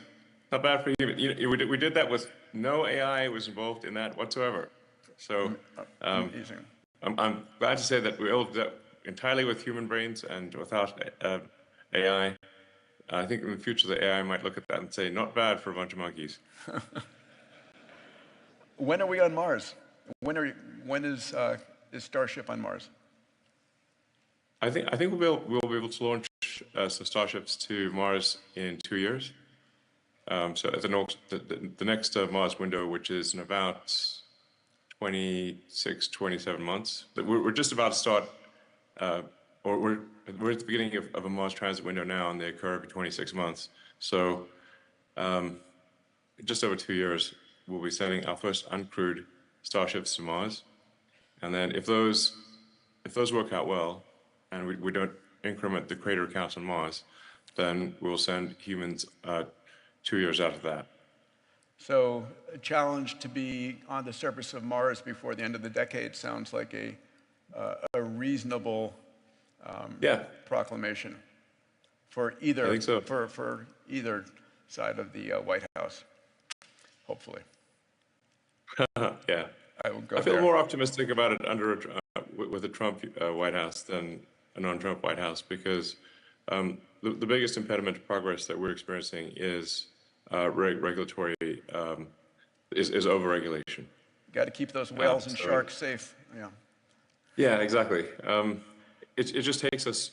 I mean, it takes longer to get the permit to launch than to build a giant rocket, and the bureaucracy in the U.S. has been growing every year and has particularly grown under the Biden administration. And unless we do something to scale back the overregulation, I call it sort of, America is getting, and a lot of countries are getting slow strangulation from overregulation. And unless something is done to push back on that, it'll eventually become illegal to do almost any large project, and we won't be able to get to Mars. Last subject, congrats on the cybercab rollout. Pretty extraordinary. Kathy Woods predicted it to be, multiple trillions of dollars of potential GDP growth and impact. Give us some predictions on when we'll see cybercab, when we'll be ordering a cybercab. Yeah, well, Tesla unsupervised full self-driving, we expect to be working in the US next year with the Model 3 and Y. So you don't have to wait for the robo-taxi or Cybercab to for Tesla to release autonomy. We're currently expecting to exceed human safety levels in Q2 next year, and then substantially go beyond that thereafter. And so really it's just a software update to the cars to be able to launch our self-driving network. So we expect to do unsupervised full self-driving and start that in California and Texas, around the middle of next year. And then, we have 7 million cars on the road. We'll have, 9.5 million cars by the end of next year. So, and eventually we'll have a fleet of, 100 million plus vehicles, and they'll all be autonomous. The Cybercab with no steering wheel or pedals, we're expecting to reach volume production in 2026. So that's certainly interesting. But like I said, the actual launch of a robotic taxi, unsupervised full self-driving, is actually next year. And at the event, the Tesla Autonomy event, we had 50 cars, 30 Model Ys that were driverless, and 20 of the Cybercabs. And so autonomy is here, is what I'm saying. And yeah, and all cars will drive themselves. This is a no-brainer. And they'll get to where they're 10 times safer than human-driven cars, which will save, past 1 million lives a year globally. And then Optimus starts limited production next year, 2025, and then should be in volume production in 26. And then we'll grow to, I think, ultimately be the biggest product of any kind ever. So, and I kind of agree with Ark Invest and Kathy Wood that autonomy, like the sort of robotic taxis, makes Tesla kind of like about a $5 trillion company. The Optimus robot, I think, makes Tesla a $25 trillion company. It's not even clear what money means in the future. We end up in a post-capitalist society at some point. Elon, you make it. We do sort of end up. It does become kind of post-capitalist. And like I said, and I know you agree with this, that we're, and looking at the most likely bright side, we're headed for an age of abundance where anyone can have any goods and services they want. It won't be a case of universal basic income. It'll be a case of universal high income is the most likely outcome. You make it look easy, my friend. Thank you for making some time available. I know it isn't easy. Let's give it up for Elon Musk, everybody. Thanks, Peter. Thank you, my friend. All right. A glimpse into the future across multiple industries. It's a pleasure, Your Excellencies, ladies and gentlemen, to share with you an initiative that came out of FII. It's called the AI Inclusive Initiative, and it's the first important step and endeavor in uplifting the emerging markets through the power of artificial intelligence. The key objectives of this initiative, the AI Inclusive, will support the development of safe and responsible AI ecosystems within the Global South. So how is FII going to achieve this? Number one, by identifying AI startups that provide positive solutions and concrete impact on humanity. Second, by securing initially investments of $100,000 each from at least 50 private sector stakeholders to back these startups. Third, by working with knowledge partners to make sure local talent is equipped with the skills needed to thrive in the AI landscape. Fourth, by collaborating with tech companies to offer training and scalability and fostering innovation and growth. And finally, but not least, FI Institute will advocate for governments to provide tax benefits to investors, creating AI-friendly conditions for them. So the impact here, the goal is to help initiate a safe and responsible AI ecosystem within emerging markets. This offer is initial support for AI startups to empower them to drive positive change. Today, the FI has a call to action for all of you to join us in this important AI empowerment journey. This is an opportunity for many of us to support this movement, whether it is through financial contributions, capacity building, or provision of tech solutions. AI has the ability to create a brighter and more inclusive future for all. All right, that is our AI initiative. And now it's a pleasure to welcome to the stage our panel, our Board of Change Makers AI. If I could please have our panelists come out.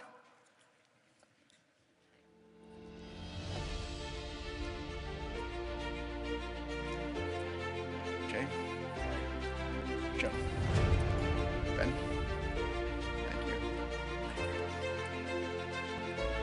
Eric. See you, buddy. Good to see you.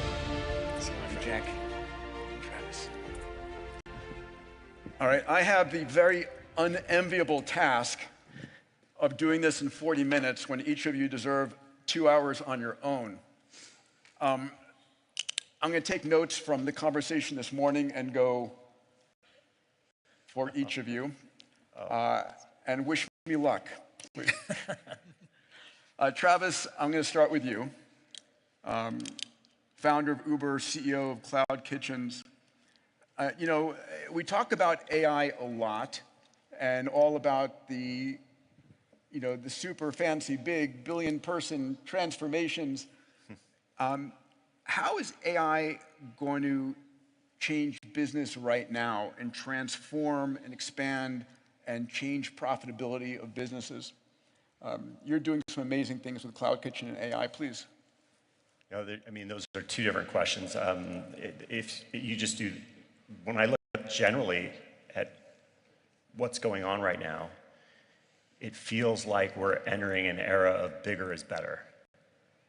That if you are a large company with a strong business model, that the technology that's coming is actually going to give you competitive advantage over folks that are smaller. Like the accretion of value is going to the bigger players. And there are probably a lot of very simple things that can be done to create more profit and bigger moat on those business models, is my guess. So there's just like blocking and tackling, like workflows, customer support, onboarding, sales, all getting automated will make an already strong business model like supercharged. And I think for the biggest companies create trillions of dollars of value. I mean, we're doing, you know, my company's doing the future of food. It's real estate, software, and robotics for food. And there's lots of fun, practical things that are happening. I mean, they're going to be big, but they're also practical. You know, we have a machine that makes food. Like imagine if you were to go to Chipotle, that front line of people that is making your bowl. We have a machine that does that. So we have restaurants that are operating with no people or one person just overseeing the machine.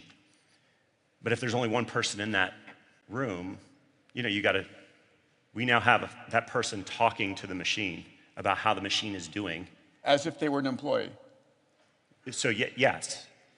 So then this is simple stuff, but this is where we're going now. Like we have this up and running in restaurants today, where you're asking the robot, hey, is the food warm? Am I running out? This kind of thing.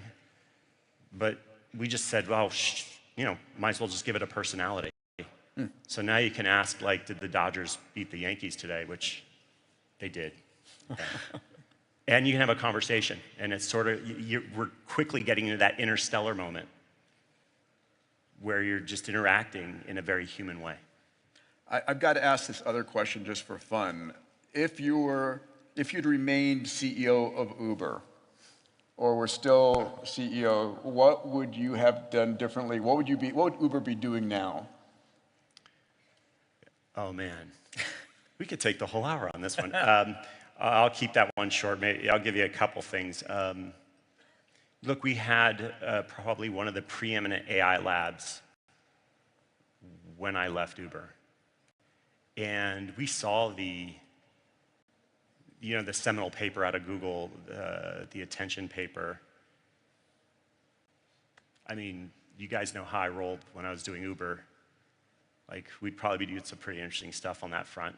I mean, sort of in a more practical, on the more practical side, like, we were starting to roll out, I mean, of course, we're doing the autonomy thing. I'll put that aside. I think Elon's going to take care of that at this point.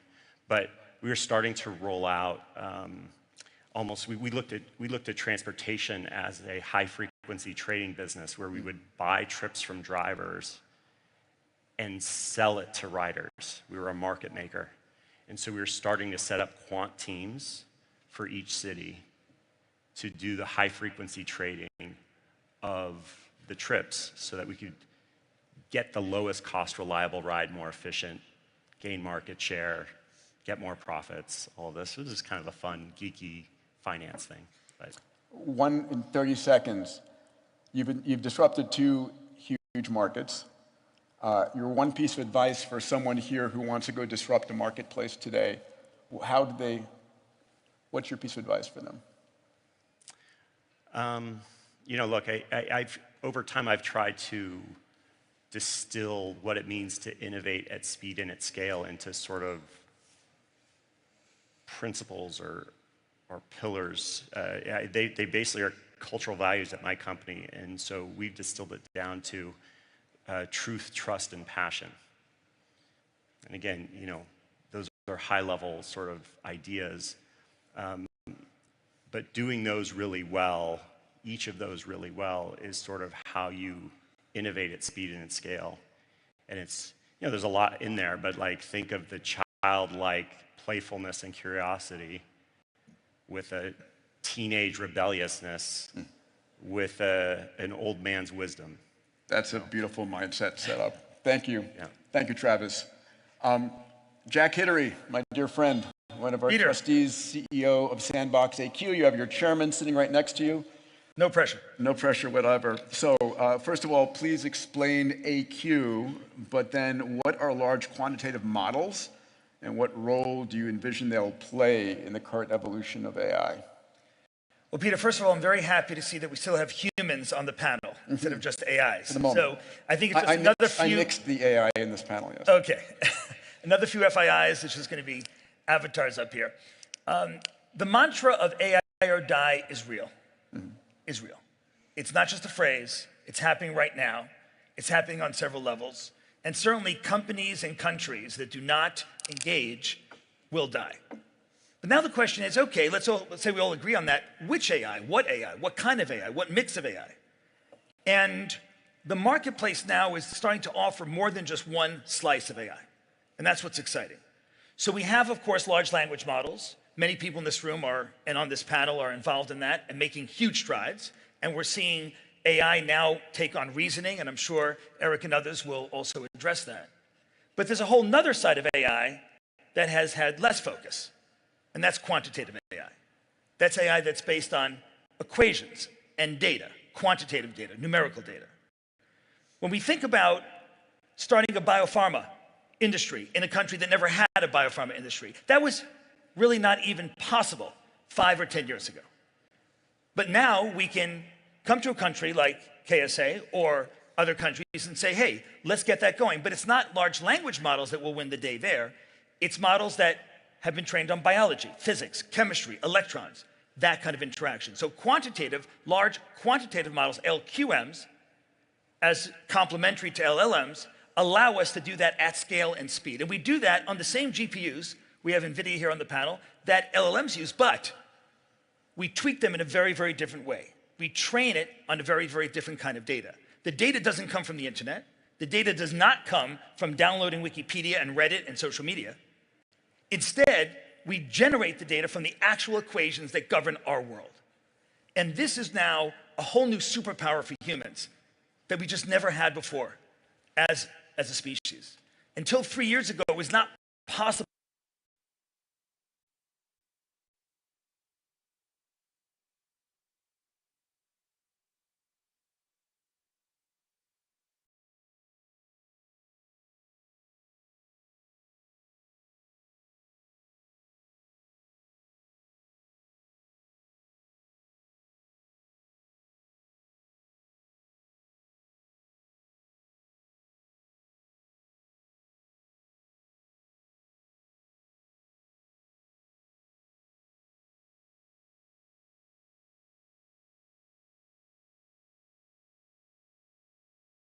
to calculate data to train these. So how should leaders think about the proprietary data generation they have and retention as AI models become more commoditized? Well, Peter, we all talked about Gen AI. Gen AI is a very real and big thing. But now let's talk about Gen data, generative data. How do you generate data? Well, when you want big data sets that govern our world of either quantitative finance to look at portfolio optimization, or again, a new material to build a car that would be lightweight, make the car lighter weight so it's more fuel efficient. We can't turn to the internet for that data. That is not where we're going to get it. Instead, we generate the data from these equations. Those become interesting. Heisenberg, Schrödinger. Yeah, exactly. That's where quantum comes in. When people hear the word quantum, I know people get scared, sorry, but quantum is not just about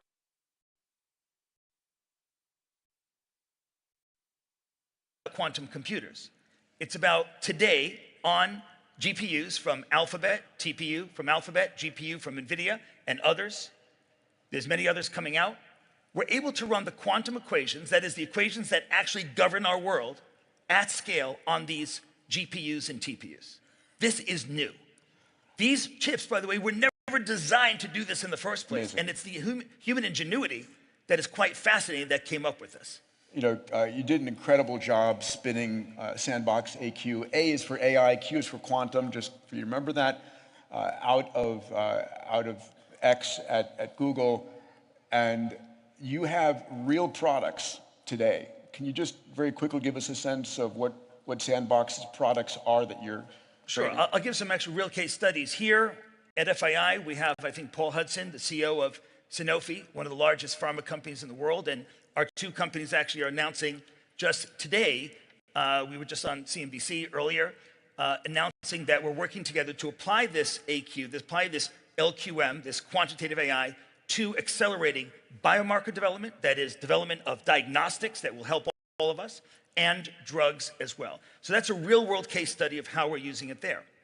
We're also working with companies like Dow and others on the chemical side to say, how do we get new catalysts that could bring us new materials? When we think about the hydrocarbon space, think about the output of a refinery. And we say, okay, the high octane fuels, very profitable, jet fuels, kerosene, profitable, naphtha. But how about the bottom of the stack, Peter? That bottom of the stack, petroleum companies don't make much money on. It's sold to smelters and others and burned in the air. And so when we think about what we can do with AI that understands chemistry, we can now take the bottom of the refinery stack, up-value it to things like carbon composites. Carbon composites are what make a McLaren car so powerful and yet so light, Aston Martin, Ferrari, and others. But it's not accessible technology to all cars. By working with the hydrocarbon producers, we can say, how do we now make this kind of technology available on a democratized basis? So these are real world impacts, be it in biopharma, in chemicals, in fuel, in energy. And Elon was talking about energy and energy storage. The battery technology we have today, Peter, is 45 years old. Amazing. And we need to leapfrog that. And this kind of AI, complementing LLMs, this is where it's going to come from. Let's go to your chairman next. Can we thank Ruth for spinning Sandbox out? Thank you, Ruth. Good job, Ruth. And what a financial success so far. Absolutely. It's been amazing. I've never seen a company scale revenues as quickly as you have. It's extraordinary. Dr. Eric Schmidt, former CEO and chairman of Google and Alphabet. There's nobody on the planet that I think holds your stature in this field. Thank you for all that you've done. The path to AGI We talk about AGI, it's this blurry line of what is AGI. So do you have a definition for it? And why is it so exciting? Why is, Sam saying, I'll spend $50 billion, whatever it will take? Talk about that, please. It's worth understanding what will happen in the next 5 years. Please. And the work that these guys highlighted and others on the panel will highlight are going to generate savants, that is, specialized assistants that will work with you in whatever you do. An artist savant, a music savant, a physics savant, and so forth. Those savants will work with you to do research, drug discovery, solve problems, can do many, many things. Why 5 years? Because today we have all the components necessary. We have planning, we have the ability to do forward and backward reasoning, we can do stepwise reasoning, we can go against objective functions that are much more complicated than they used to before, and we can generate arbitrary code. In the industry, it is believed that somewhere around 5 years, no one knows exactly, the systems will begin to be able to write their own code. That is, they literally will take their code and make it better. And of course, that's recursive. I thought that is essentially a change in slope. If you're going like this, all of a sudden it goes like that. It's reasonable to expect that within 6 to 8 years from now, so 2030 right after that, maybe 2032, under current growth rate, it will be possible to have a single system that is 80 or 90% of the ability of the expert in every field. So 90% of a physicist, 90% of the best physicist, 90% of the best chemist, 90% of the best artist. When you have such a thing, you have a non-human that is effectively smarter than any human, because no human can dominate all of those fields. Maybe Leonardo da Vinci could, but certainly not now. We don't know what happens when such a thing exists, but we know that that race is really important. There are many, many things that this thing, we don't know what to call it except an AGI, could do. For example, it could analyze cyber threats and develop new ones, or it could protect against them. It could come up with new biological solutions, good ones or bad ones. So there's both a national security component and a worry, but also a notion of a huge step change in human efficiency and productivity. I will assert that we as humans are not ready for the arrival of this. Yeah. We're just not ready for it. Yeah, I can imagine all future Nobel Prizes in math, physics, chemistry, medicine coming from AI systems. Yeah, and I should say, by the way, that if you go to Formula One, you enjoy watching the humans drive around the track. Yeah. Now, it's obvious that automated cars, Waymo cars and so forth, could drive faster, but we wouldn't find that an interesting sport. Yeah.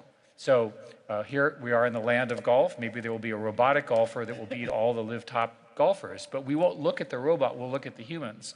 So we poor humans will take pity on ourselves. We're very biased, aren't we? Right. That will be how we choose to entertain ourselves.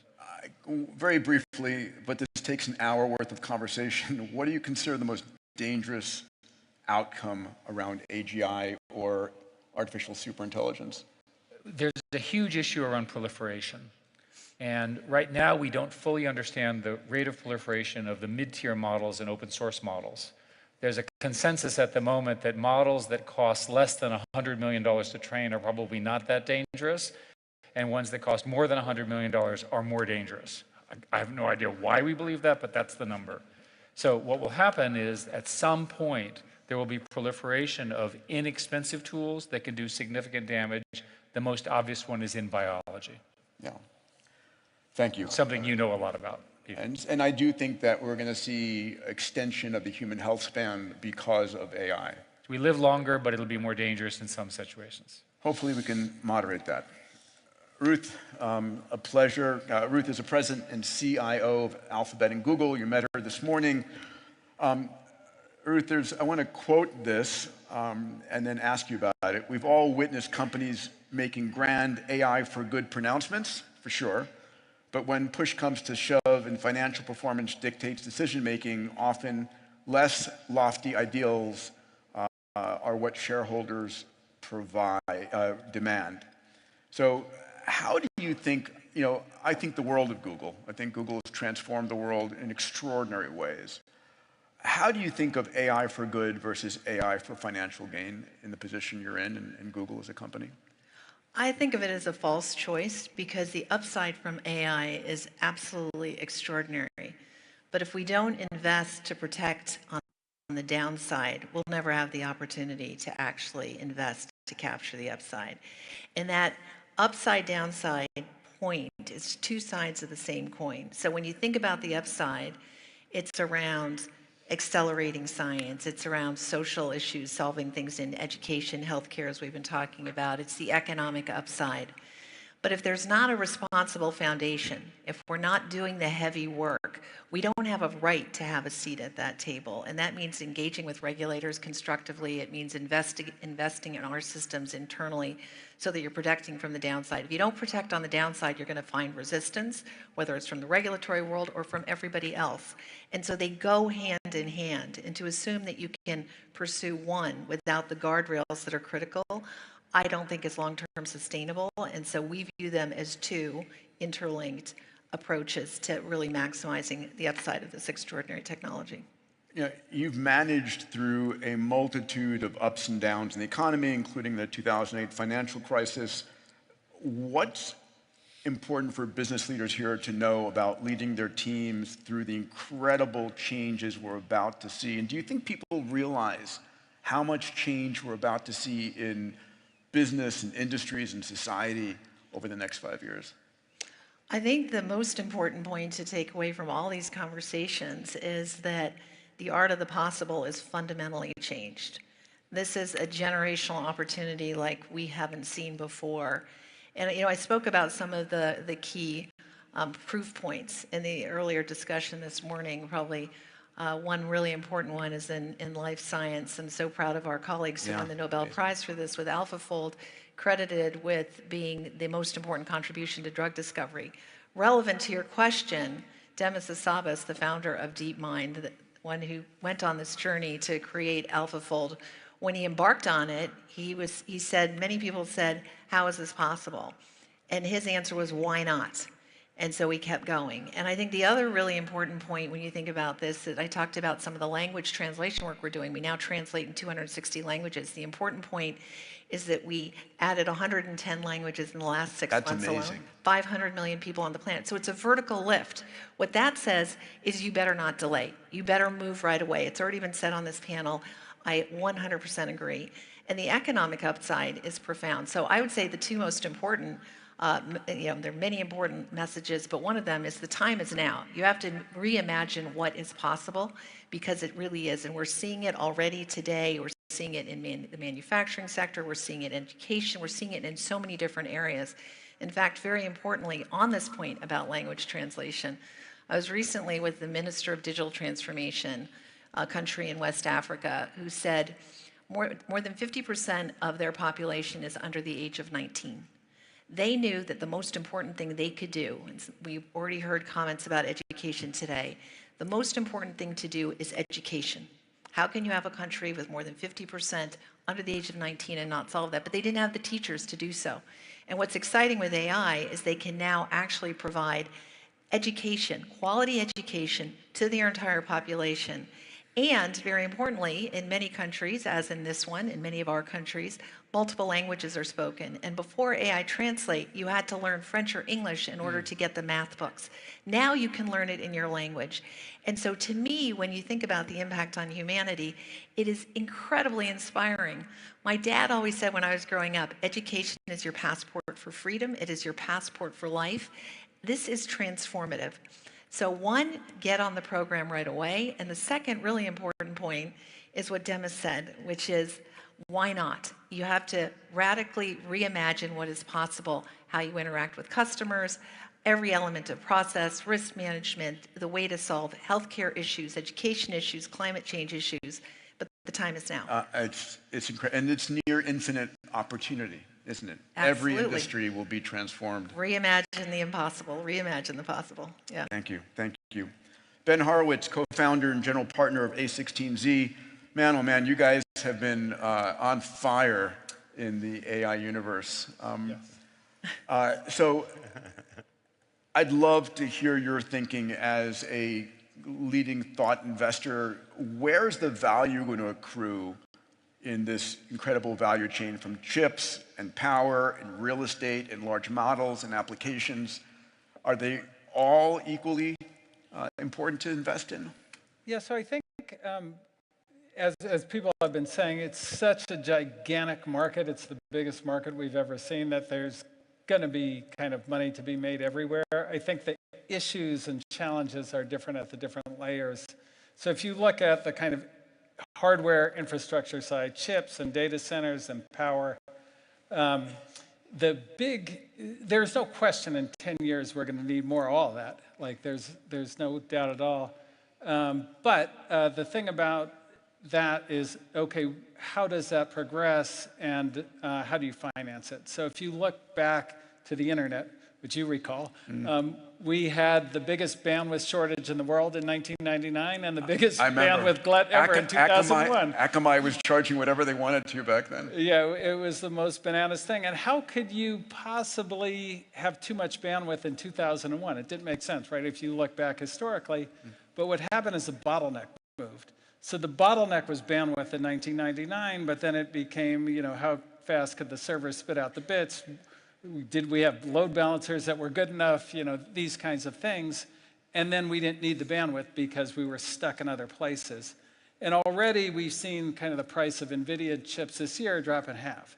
And you go, whoa, how is that happening? Well, we have this data bottleneck that's kind of becoming a sort of serious thing. And then we're going to have a power bottleneck, clearly, and other kinds of things. And then we'll have a cooling bottleneck. And so if you're financed with NVIDIA profits, then you're probably good. But if you're financing a data center with a lot of debt, you could lose it. You could get upside down very fast. So you have to really be thoughtful about that. Then if you go to the next layer, the kind of foundation models, what we call the state-of-the-art models, Anthropic, OpenAI, Gemini, Llama. That's that's 80% of the software market. Everybody has to use it for infrastructure, so every application, everything calls on it. I'll bet Travis has it as part of his infrastructure, there's no question.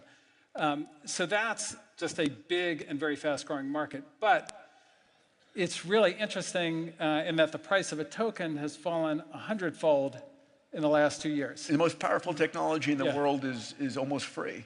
Yes, it's almost free. Like the prices are dropping like crazy, but revenue's still increasing. So the size of the market is huge, and the price competition is really intense, like much more intense than you would see in this complex of technology at this stage normally.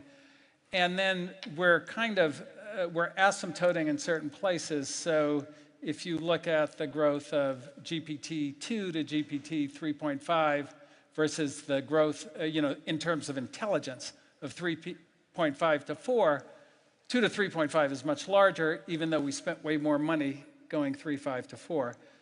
That's because we're hitting a bottle. It's not the end of it. It's not going to asymptote forever, but it does imply that there's going to be an architectural change. And so even though the revenue is so huge in this market, there could be new players that emerge. We could be search before Google when we had 37 search engines, and none of them were Google. And we can't even remember who any of them were now, because they don't matter. So that's the kind of trickiness there. And then in the application layer, Travis hit on a really interesting thing, which is big companies can optimize very fast with AI. And so as a new company, you have to ask the question,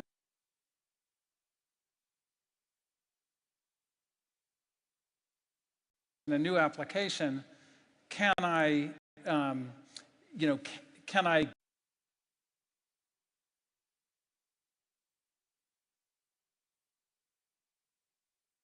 get to market faster than the big company can get a good product? And we made an investment in a dev tool company, which is like the slowest growing stuff ever because you're selling to engineers, and engineers hate buying stuff because they can build it, of course.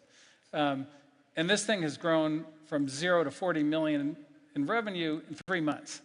Now, 3 years would have broken the world record for a frickin' dev tool. But so they're going to take the whole market before anybody can build anything as good as they have. And so that's certainly possible. And then the other thing that's been I'm going to ask you to wrap up on that. Oh, yes, sorry. I had too much to say. Ben and I want to hear it, believe me. Yeah, sorry. But thank you. Shog, as CEO of TikTok, it's a pleasure to have you here. How is TikTok utilizing AI to contribute to the creative economy? I think, and what's the positive impact for the global economy as part of that? So our recommendation algorithm has always been based on machine learning. So it's something we've embraced for a number of years. But what I think has been unlocked, by mainly OpenAI in the last couple of years is this better understanding that, the opportunities are actually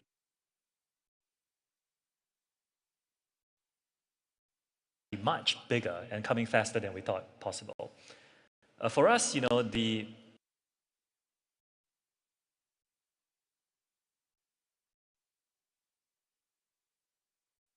lot of it is translating this amazing technology. First of all, we need to understand it. And understanding it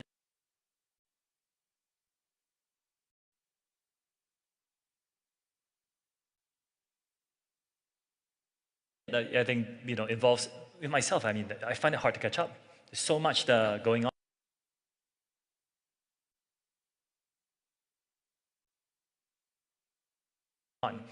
I think a lot of it is using it myself. I read a lot of reports.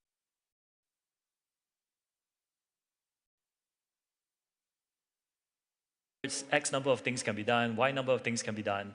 But when I use it myself,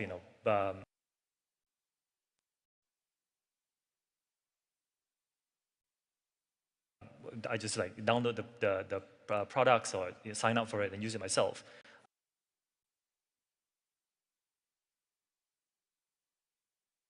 I get a better understanding of exactly what is possible at this moment in time.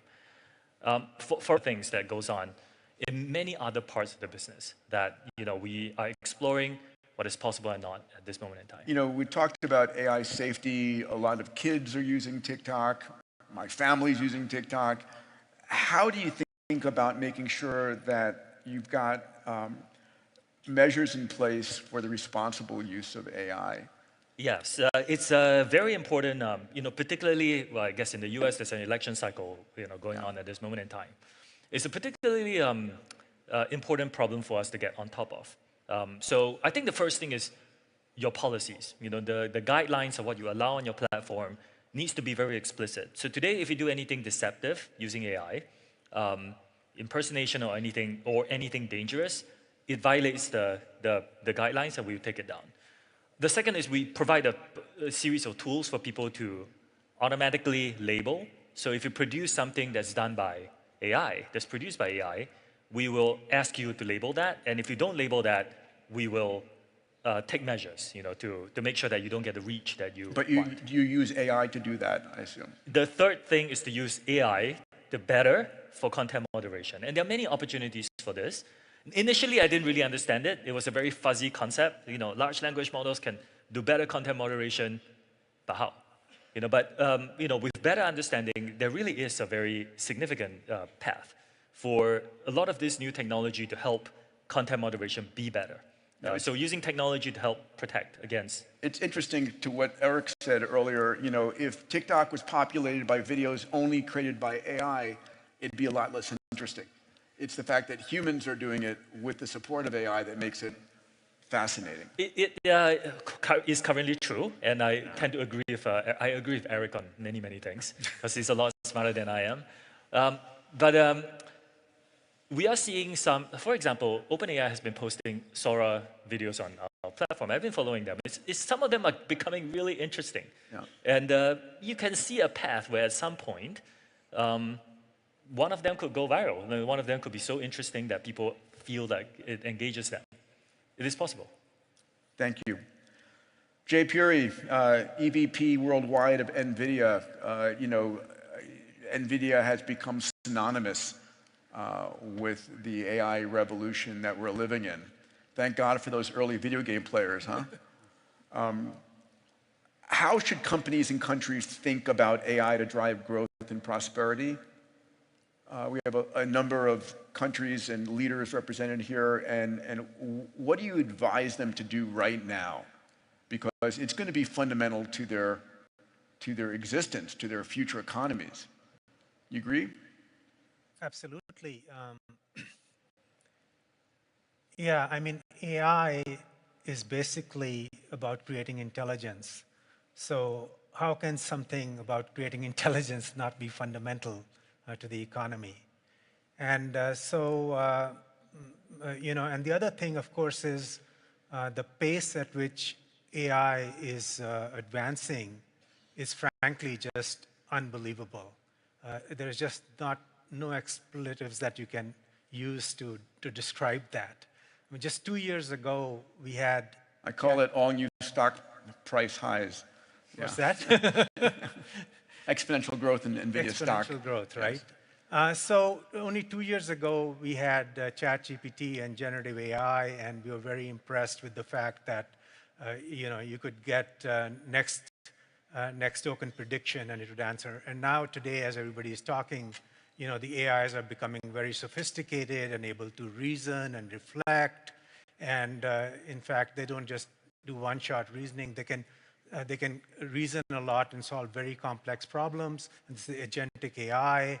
And then the way you interface with them is not necessarily a chatbot, but you can have human avatars. So, you know, we are going to have to learn how to live with digital humans as teammates, if you will.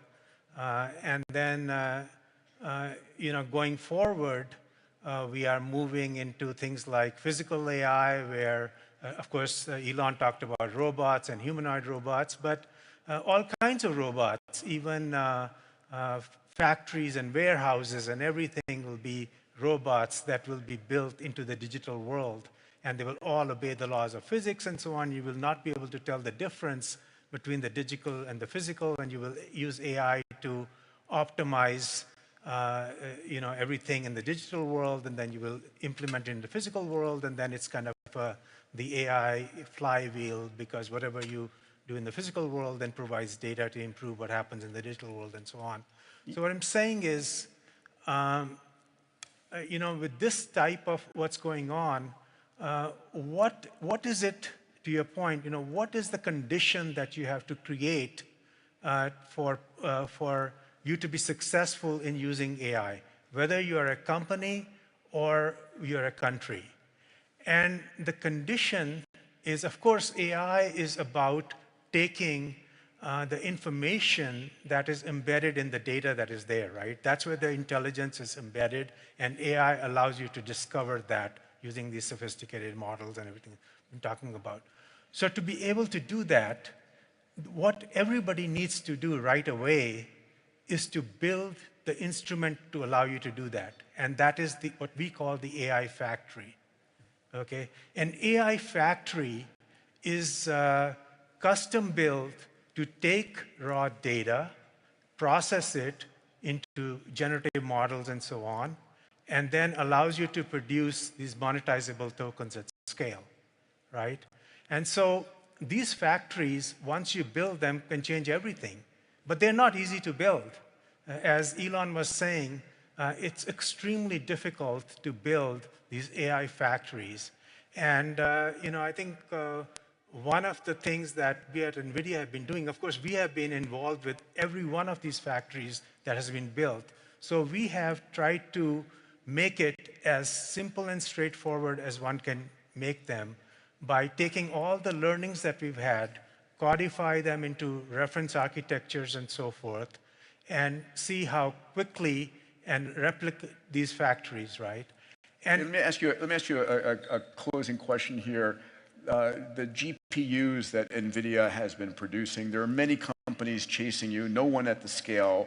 How long do we see the GPU as the dominant architecture in AI, do you imagine? Is it the rest of this decade? Well, I think one of the things that people miss is NVIDIA is not just about the GPU. We are about an accelerated computing platform. So what does accelerated computing mean to you? Okay, so what accelerated computing is not about just, it is, you know, we need to, general purpose computing, which is what we relied on for a long time, sort of was using Moore's law, and it kept advancing, say, twice as fast, you know, say every year or so. But that type of advancement in computing, even if that was to go on, and Moore's law is not happening anymore, in 10 years, you'd only be able to advance computing by 100 times. To do AI, we have advanced computing for a particular domain by using GPUs by 1,000,000 times. That's the reason why deep learning is possible and the types of models that we are doing. And to do that, you have to innovate across the whole stack, not just at the GPU, but you know, all the software, refactoring it, parallelizing it, looking at the unit of computing as not a server, but a data center, and so forth. So, you know, that's what we are it's not about a particular chip. It's about an accelerated computing platform that you can be true to, which is based on CUDA, and people can continue to innovate in AI, whether they're building models or they're doing inferencing or whatever, and they can be sure that there is backwards and forward compatibility. And so, you know, it's very much more than about a chip. And so I think that's what we're focused on, and that's what we hope to continue doing for the long term. Ladies and gentlemen, 6 minutes per person is nowhere near enough. Thank you all for your patience and for your wisdom.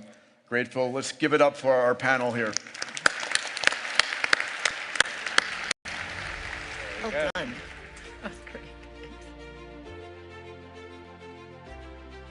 Thank you. Thank you very much, Peter, for this great session. And thank you for this great conversation with Elon. So, thank you all for being here with us today. It was a long day, but I hope a very productive day. Tomorrow, we're expecting also great conversations. We'll start at 8:45 a.m. because it will be, again, a long day. We'll hear from great people, including His Excellency, Minister of Finance of the Kingdom of Saudi Arabia, His Excellency Mohammed Al-Jadaan.